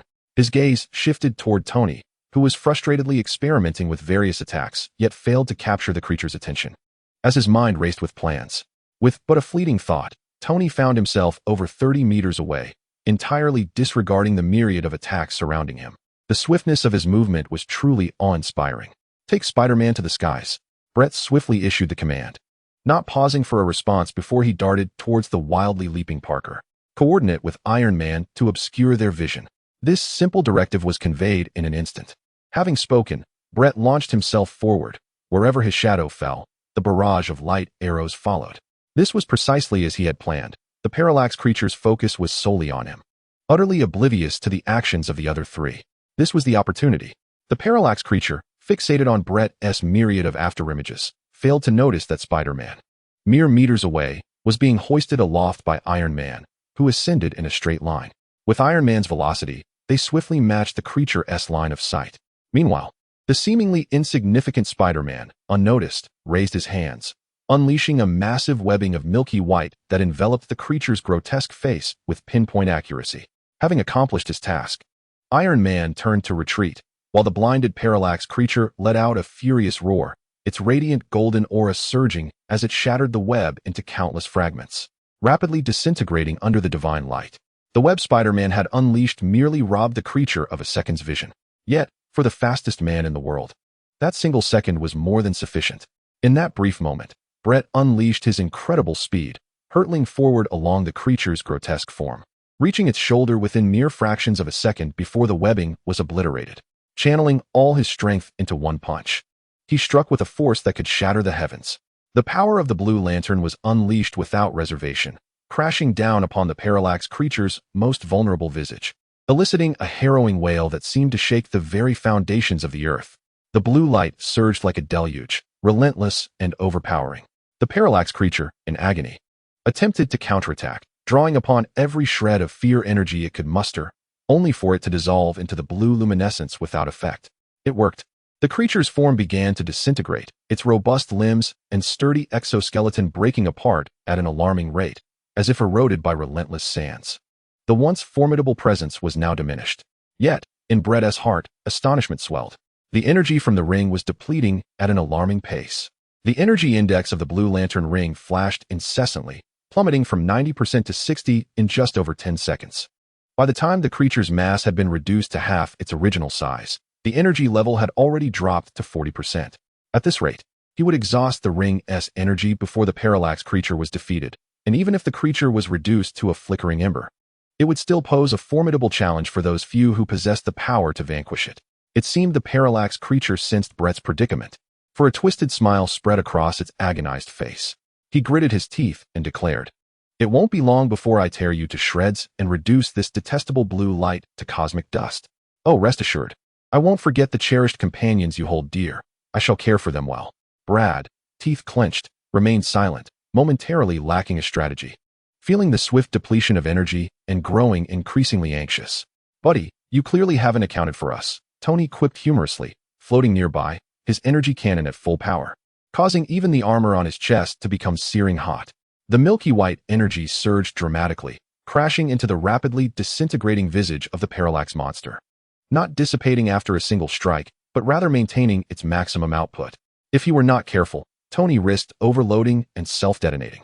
A beastly roar erupted as Hulk landed heavily on the opposite shoulder of the parallax monster, his fists resembling a car split in two, pummeling the creature's face with the force of a howling wind. At this moment, he had grown to 5 meters tall, a testament to his escalating power, with each blow accompanied by the splintering of automotive debris, showcasing the ferocity of his strength. Though Parker's output was the weakest among them, he tirelessly utilized his webs to ensnare the scattered bricks and debris on the ground, hurling them at the parallax monster in an effort to inflict as much damage as possible. Under normal circumstances, the combined might of Hulk, Iron Man, and Spider-Man would be insufficient to challenge such a formidable creature as the parallax monster. However, at this critical juncture, even the slightest disturbance could create significant waves. Their united efforts would ultimately determine the outcome. 10%. The ring signaled as the parallax monster shrank below 10 meters. 5%. The creature was now akin to a flickering candle, its legs completely obliterated. 2%. Its torso had vanished entirely, leaving only its pitiful head, subject to the full brunt of their assault. As the energy waned, the blue light extinguished, and the parallax monster's energy was utterly dismantled, dissipating into the wind. Brad's uniform had reverted to red, and he lay back, gasping for breath, convinced that even running 10 or 8 laps around the Earth would not compare to this exhaustion. Similarly, Tony's superpowered armor had expended its last vestiges of strength, and he collapsed onto the ground, merely panting. Parker was in no better condition. Only Hulk appeared to possess seemingly boundless energy. After the ordeal, he silently leapt away, his figure swiftly becoming a black dot against the night sky, vanishing from their view. On the S.H.I.E.L.D. airborne mothership, Hill maintained a stoic expression as she stated, "They won." Nick Fury grunted in acknowledgement, saying little more. Yet he felt a quiet sigh of relief within, while simultaneously remaining vigilant of the destructive potential of the one who called himself the Flash. A series of crisp footsteps approached, and a strikingly alluring agent with flowing red hair stood before him. Her graceful form and fair visage could not conceal the seasoned aura of lethality that surrounded her, hinting at the countless lives she had taken in her past. Her name is Natasha Romanoff, codenamed Black Widow, and she is one of the world's foremost super agents. Recently, this perilous woman successfully infiltrated the position of secretary to Tony Stark. Nick Fury's voice was cold as he commanded, "Arrange it, the time is ripe. I wish to meet Stark." Chapter 37. Recruitment. Tony Stark lay languidly in his bed, turning away from the sunlight flooding through the window. Today, the Playboy Stark found himself devoid of female company, for the previous night's battle with an extraterrestrial creature had drained all his energy, leaving him with little inclination for anything but sleep. As the clock struck 9, he showed no intention of rising. Had it not been for a phone call, he might have slept the day away. The call was from his current secretary, Natasha. A meeting? Sorry, I'm exhausted. Even the Emperor himself would have to wait. Tony replied, still bleary-eyed. What? Tony exclaimed, surprised by whatever news he had just heard. Springing up like a wind-up toy, he hastily dressed and made his way to the living room. In the living room, Natasha stood clad in a form-fitting black outfit that accentuated her alluring figure. Tony found it odd that his secretary was dressed in such a manner, but that was not the first thing that caught his attention. Seated on the sofa opposite Natasha was a man in black, with dark skin and a resolute countenance, his most striking feature being the black eye patch adorning his face. Tony racked his brain, ultimately concluding that he had no recollection of this individual. "What is going on, Natasha? Who is this guy? How did you get into my house?" he inquired, his tone less than amiable. The man in black replied unhurriedly, "Perhaps you would prefer to sit down and discuss this, Mr. Stark." After a moment of contemplation, Tony decided to take a seat. "Now you may explain." The man introduced himself. "My name is Nick Fury, and I am the director of S.H.I.E.L.D. Tony raised an eyebrow. Though he maintained numerous connections with the military, he was quite unfamiliar with the organization. Nick Fury continued, "It's understandable that you are unaware. While we wield significant power, our existence is highly classified. I am here on behalf of S.H.I.E.L.D. because you are exceptional. We have been observing you for quite some time." He gestured towards Natasha. "Natasha Romanoff is one of our finest agents. We have dispatched her to investigate you discreetly." Tony's mouth fell agape, rendered speechless for a moment. "You're fired," he exclaimed, casting an indignant glare at Natasha. Naturally, no employer would tolerate the notion of their secretary being a spy. Natasha merely smiled, offering no response. Tony sighed in resignation. "All right then. What is it that you wish to obtain from us? Are you here to steal my armor data?" Nick Fury shook his head, stating, "If that is the case, there is no need for us to converse further. You must understand, Natasha is a super agent. If she intended to steal, she would have already succeeded." Tony felt a surge of alarm within, contemplating the necessity of fortifying his armor's data encryption, albeit not at this moment. "So what is it that you desire?" Fury articulated deliberately, "What we seek is you." The two men locked eyes in silence for a protracted spell, until Tony erupted into hearty laughter, exclaiming, "Surely I misheard. You are asking a billionaire to assist you? Moreover, do I appear to be an agent?" Fury replied, "I did not imply that I require you to be my agent. I am assembling a specialized team, comprised entirely of extraordinary individuals from around the globe. I refer to them as the Avengers." Tony waved his hand dismissively. "I am not interested. I did not create my armor to serve as leverage for your private club." Fury smiled. "Do you truly believe your current abilities are sufficient? The Earth is perpetually under threat, both from within and beyond. At the very least, you could not handle yesterday's incident alone, could you?" Tony found himself momentarily speechless, acutely aware that against the being known as the shimmering anomaly, his armor had been as effective as a child's toy. Fury continued, "Moreover, S.H.I.E.L.D. possesses information you are yet unaware of, and its connection to you is far more profound than you realize. For instance, did you know your father was involved in the founding of SHIELD? Tony's expression shifted. What did you say? It is a fact, Fury noted, anticipating Tony's reaction. The Howard Stark you are familiar with is merely the tip of the iceberg. Tony scoffed. It sounds as though you know him better than I do. The happiest day of his life was when he sent me off to boarding school. Fury shook his head with a smile. That is precisely why I assert that you do not truly understand him. He has been gone for many years. Yet he still seeks to resolve his son's life-threatening predicament. Tony raised an eyebrow. What do you mean? Fury replied. We are aware of your palladium poisoning issue. It appears you have yet to find a suitable elemental replacement. Tony frowned. You seem quite informed. I have experimented with all elements, he countered. Not all, Fury asserted resolutely. For your father discovered that very element. What? Tony involuntarily stood up. Fury and Natasha exchanged knowing smiles. The day to recruit Iron Man was drawing near. In Queens, at Peter Parker's home, a well-dressed middle-aged man made an unexpected visit, requesting a moment alone with Parker. Although Aunt May was confounded, she wisely excused herself, granting the two men the space to converse. Who are you? Parker inquired, puzzled. The man replied, My name is Phil Coulson, from SHIELD. Parker, though unfamiliar, felt a wave of caution wash over him. What do you want with me? With a smile, Coulson remarked, In fact, what we seek is Spider-Man. Parker's expression shifted dramatically. What did you say? Are you joking? Coulson maintained his graceful smile. Do not be alarmed, Mr. Parker. We have always held you in high regard, Parker responded cautiously. So what is it that you require of me? Are you planning to reveal my identity? No, I have come here with an invitation, Coulson stated. Would you be willing to join the Avengers? Chapter 38. Global Adventure. As night fell, Katiusha stood by her second-floor window, gazing thoughtfully at the city undergoing reconstruction. A gentle breeze stirred her lovely hair, creating a picturesque scene. Suddenly, a gust of wind heralded the unexpected arrival of a figure behind her. Turning around, Katiusha found herself face to face with none other than Brett, the one she had long been preoccupied with. Dressed in a casual black jacket and jeans, Brett approached her with a smile. You did it, didn't you? Katiusha, understanding his implication, offered her delicate hand, feeling the warmth of his touch. That is thanks to you, Brett said, gazing affectionately at her exquisite face. Katiusha smiled and shook her head. No, you possessed that potential all along.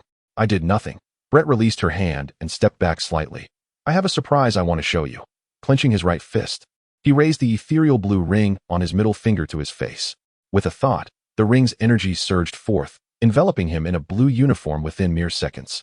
Though the design remained streamlined, the color had shifted from red to a serene blue, evoking feelings of calmness and composure. The new uniform was far more striking and futuristic than the previous one. A layer of delight washed over Katiusha's charming face. Is this the power of the ring you mentioned? Brett chuckled. It is far more than that. Perhaps you might wish to experience it firsthand. Wrapping his arms around her waist, he leapt through the open window. Katiusha felt a wave of dizziness as she turned, her feet no longer touching the ground. Looking down, she was astonished to see her home blending seamlessly with the surrounding buildings, rendering her world insignificantly small. She cast a questioning glance at Brett, who was observing her reaction with a grin. Katiusha responded with a warm smile, resting her head against his sturdy chest. The night breeze incessantly whipped around them, tousling her clothing and hair, the fragrance enveloping Brett's senses, momentarily distracting him as he gazed at the enchanting woman in his embrace. Yet, amidst the strong winds, Katiusha felt no chill, as if Brett's presence radiated infinite warmth. Brett softly suggested, Let us venture a bit further. A light blue protective shield enveloped Katiusha, safeguarding her from the tempestuous winds. With a swift descent, the two plummeted towards the ground, their landing resonating like thunder and lightning, akin to a wisp of smoke swiftly traversing the marketplace. Previously, Brett had hesitated to run too fast with Katiusha, considering her physical condition, but now, empowered by the blue energy shield providing impeccable protection, he dared to unleash his full speed. Katiusha was well aware of Brett's remarkable velocity, yet she never anticipated he could move at such an astonishing pace. This was a speed that neither she nor humanity had ever dared to imagine. Where the cityscape had shrunk to a mere unit of measure, and in mere minutes, they covered vast stretches across America. Though Brett's speed was extraordinary, it came with a period of acceleration, albeit at an incredibly rapid rate. Initially, Katiusha could still perceive the surroundings, which zipped past her like a film reel in reverse.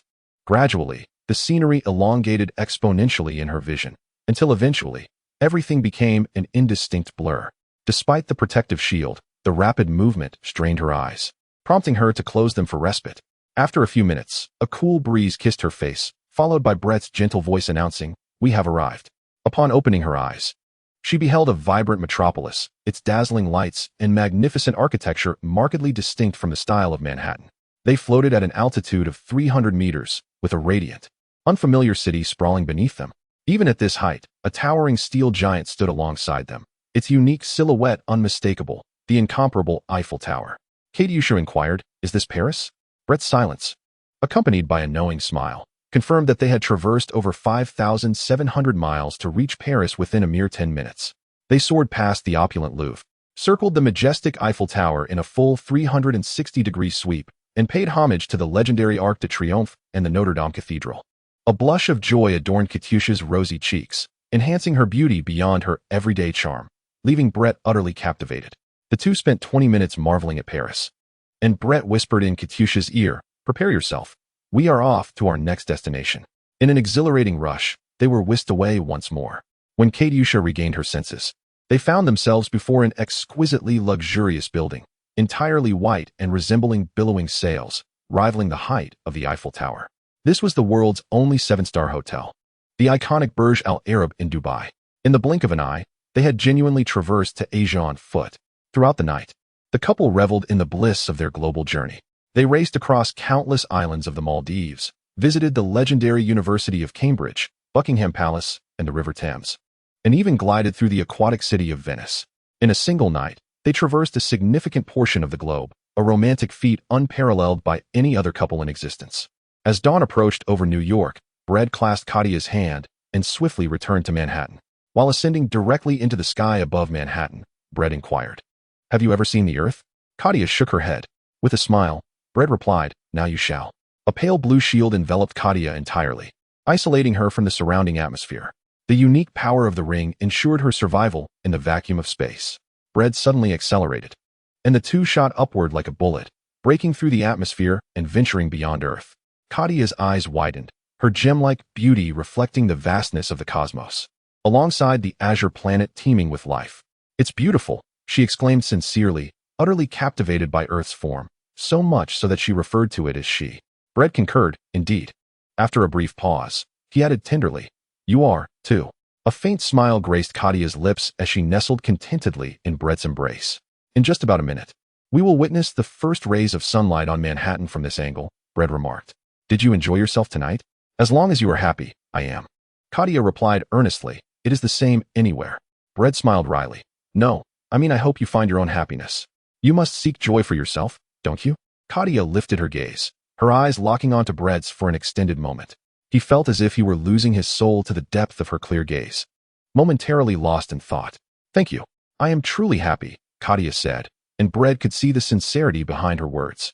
At that moment, the first rays of sunlight graced Manhattan as anticipated, generously pouring radiant golden light over the two.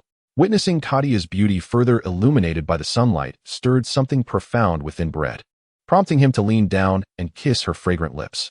The sunlight blossomed fully, intertwining golden rays with hues of deep blue hope. And in that vast expanse of the universe, romance permeated the air. This moment belonged solely to the blissful pair. Yet, unbeknownst to them, this moment did not belong to them alone. A satellite captured their silhouettes, projecting them onto the screen in the command room of the S.H.I.E.L.D. airborne aircraft carrier. Nick Fury, unfazed, ordered, "Investigate this girl's identity, and then look into anyone nearby who might be the Flash." After a prolonged search, a clue to the identity of the elusive Flash had finally emerged. Chapter 39. Furies visit a mysterious figure thwarting bank robbers, a blue streak darting through Manhattan. Purportedly a brand new superhero. This enigmatic hero is rumored to be the Flash. Such headlines have dominated the city's news for 2 months. Undoubtedly, Brend has become the focal point of conversation among the citizens. Despite his frequent appearances at crime scenes, no one has yet laid eyes on him, as his speed remains unmatched. Even when his speed dwindled to its slowest, only blue stripes were discernible, rendering it impossible to ascertain whether it was a human form. Since acquiring the power of the blue light, Brend's mindset underwent a profound transformation. He once believed that the darkness of society was entrenched in the inherent flaws of human nature, and even with the godlike ability to alter the course of destiny, he could not eradicate it. However, he has now come to understand that this dark ideology stemmed from his own frail and weathered self from a previous life. With his newfound extraordinary capabilities, perhaps he truly possesses the potential to change the world, akin to the numerous superheroes he admired. Clinging to hope, he believes that ultimately, everything will turn out well. The past 2 months bore little significance. In terms of Brend's personal life, the most noteworthy event was his acceptance into Empire University. This institution stands as the pinnacle of academia in all of New York, and with his stellar academic record, Brend had the privilege of choosing any university in the city, with this one being his foremost preference. Furthermore, he was aware that another exceptionally talented youth, Peter Parker, would also be enrolling, and having closer interactions with the superhero Spider-Man would not be a detriment. Professor Ikafui's, Brend's physics instructor, was reputed to be an accomplished figure. It was not difficult for Brend to discern this, as each day his classroom was filled to capacity, just as it was today. Possessing a superlative intellect, Brend found his classes remarkably manageable. As the bell rang, students surged toward the exit like a tidal wave. Amidst the crowd, Brend suddenly caught sight of a familiar silhouette. Dressed in a flowing white garment, she appeared as pure as jade, navigating against the current, reminiscent of a solitary lily standing out amidst a sea of blossoms. Her beauty captivating the attention of those around her. Brend furrowed his brow and approached Katia, who was evidently searching for him among the throng. Upon spotting him, her previously frosty demeanor melted into a radiant smile akin to the thawing of snow. Brend remarked, "I mentioned that you need not seek me out every day. Isn't that depriving you of your own time?" Katia replied, "Being with Brend brings me the utmost joy. Beyond that, I desire nothing else." While Brend felt a secret joy at being regarded as everything to Katia, he could not help but worry. He was pleased that she valued him so highly. Yet he did not wish for her life to revolve solely around him. Alas, regardless of how he attempted to remind her, Katia seemed oblivious. "Mr. Brendjoy?" The voice drew his attention, and he turned to find Professor Ikafuis, a man in his 50s clad in a black shirt and framed glasses, standing before him. "Yes, Professor. Is there something you need?" Ikafuis replied, "I have reviewed your grades and reports. They are quite impressive." Brend modestly responded, "It's merely luck." Indeed, he could not deny that gaining superpowers after being struck by lightning could hardly be termed as mere fortune. However, to Ikafuis, this humility was commendable. He praised, "Indeed, young man, not only do you possess remarkable knowledge, but you also display such humility. How many exceptional young individuals like you exist in this era?" "You flatter me, Professor." Ikafuis continued, "I sought you out today at the behest of the principal. After today's class, you are to visit the principal's office to meet someone, and he insisted that you go alone." As Ikafor spoke, his brow furrowed, suggesting that the matter at hand was of considerable importance. It was the first time I had witnessed such solemnity from the principal. Deep in thought, Brend harbored his own doubts but refrained from further inquiries, simply responding, "Thank you, Professor, I shall proceed at once."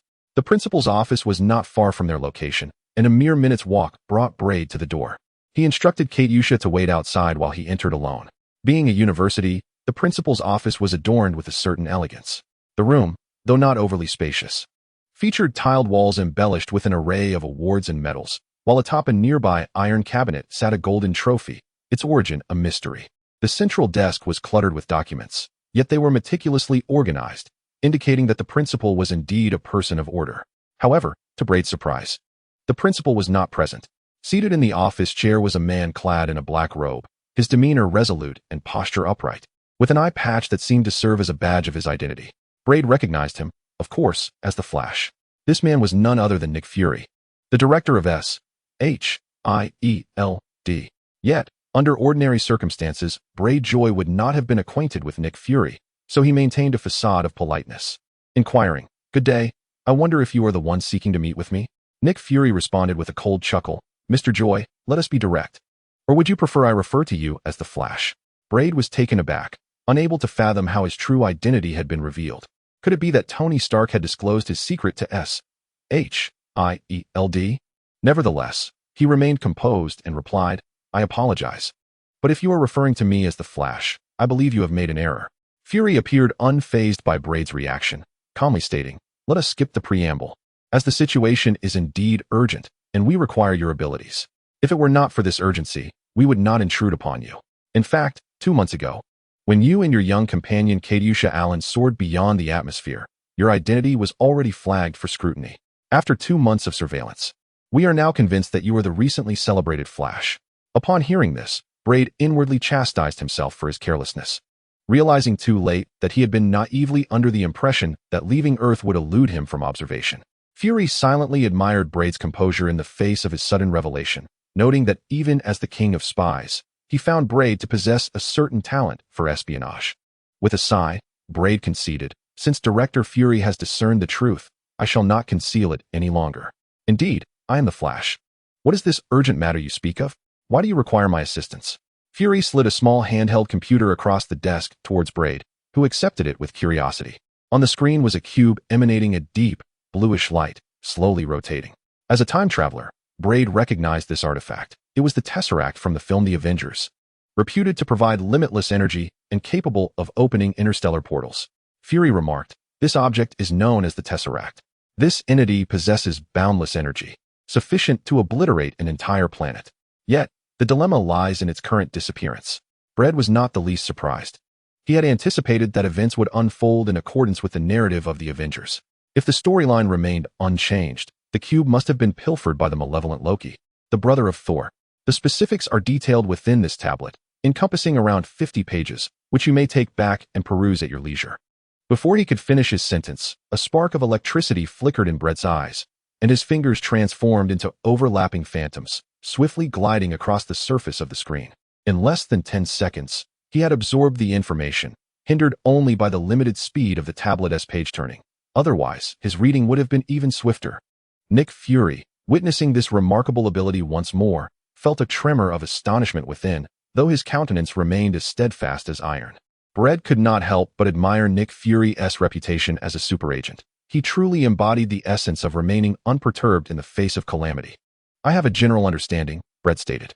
The previous action was merely a formality. In truth, even without consulting the data, he was already well versed in the cinematic plot. "I am willing to assist. Inform me when we shall convene." Fury rose, expressing gratitude for his cooperation. "Tomorrow at noon, at the Atlantic.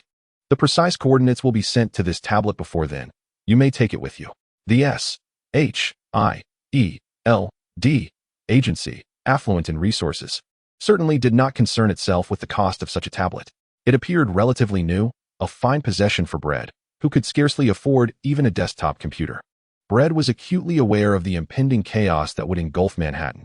He needed to devise a plan to ensure that those he knew would steer clear of the battlefield. Nightfall. In a bustling square, a deep blue light sliced through the darkness, igniting an explosion. The already tumultuous square erupted into a cacophony of screams, as people instinctively fled from the epicenter of the explosion. Yet, a strangely attired man obstructed their path.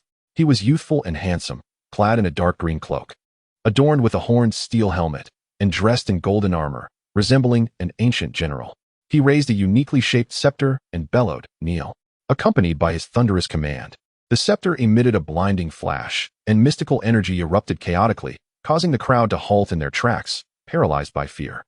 "I said kneel." His voice crescendoed, and a more powerful explosion followed. Terrified, the masses gradually knelt before him. The man, satisfied, lowered his scepter, striding among the kneeling throngs as though he were an emperor surveying his subjects. Yet, his discontent lingered, as he remarked, "Look at you, feeble and pitiful, born to be slaves. Your inherent submissiveness makes kneeling all too effortless." The crowd simmered with barely contained fury, yet their silence persisted, intimidated by his formidable presence. As the young man continued his taunts, an elderly figure, seemingly unable to endure the humiliation any longer, slowly rose to his feet. The young man, intrigued, turned his gaze toward the resolute elder. "What is this? Do you dare defy me? You are naturally inclined to bow before me." The elder said, "Not to someone like you. There are many such individuals. I am one of a kind. No, there are indeed far too many arrogant fools who regard themselves as superior." The elder, resolved to transcend life and death, felt a surge of confidence. While the onlookers admired the elder's bravery, they could not help but worry for his safety. The young authority, faced with this challenge, contorted his face in displeasure but quickly regained his haughty demeanor. "Everyone, behold this old man," he declared, as he slowly directed his staff towards the unarmed elder, who stood undaunted. Magical energy rapidly coalesced, poised to unleash a lethal strike. Seemingly ready to pierce the elder's beating heart, The staff's radiance suddenly intensified, and a blue beam, akin to a sharpened arrow, shot forth, aimed directly at the Elder. In that fleeting moment, a blue afterimage zipped past. The Elder had vanished before the magical projectile could be released. The wayward spell struck the statue that had stood behind the Elder, shattering it into countless fragments. Meanwhile, the Elder mysteriously reappeared several meters away, alongside a superhero radiating a calming, profound blue light. Given the extraordinary speed of his recent movement, there was no doubt that this was the renowned Flash. Brend smiled and said, "Do not stoop to their level. Let us engage in a little sparring, my dear." Chapter 40. The Duel with Loki.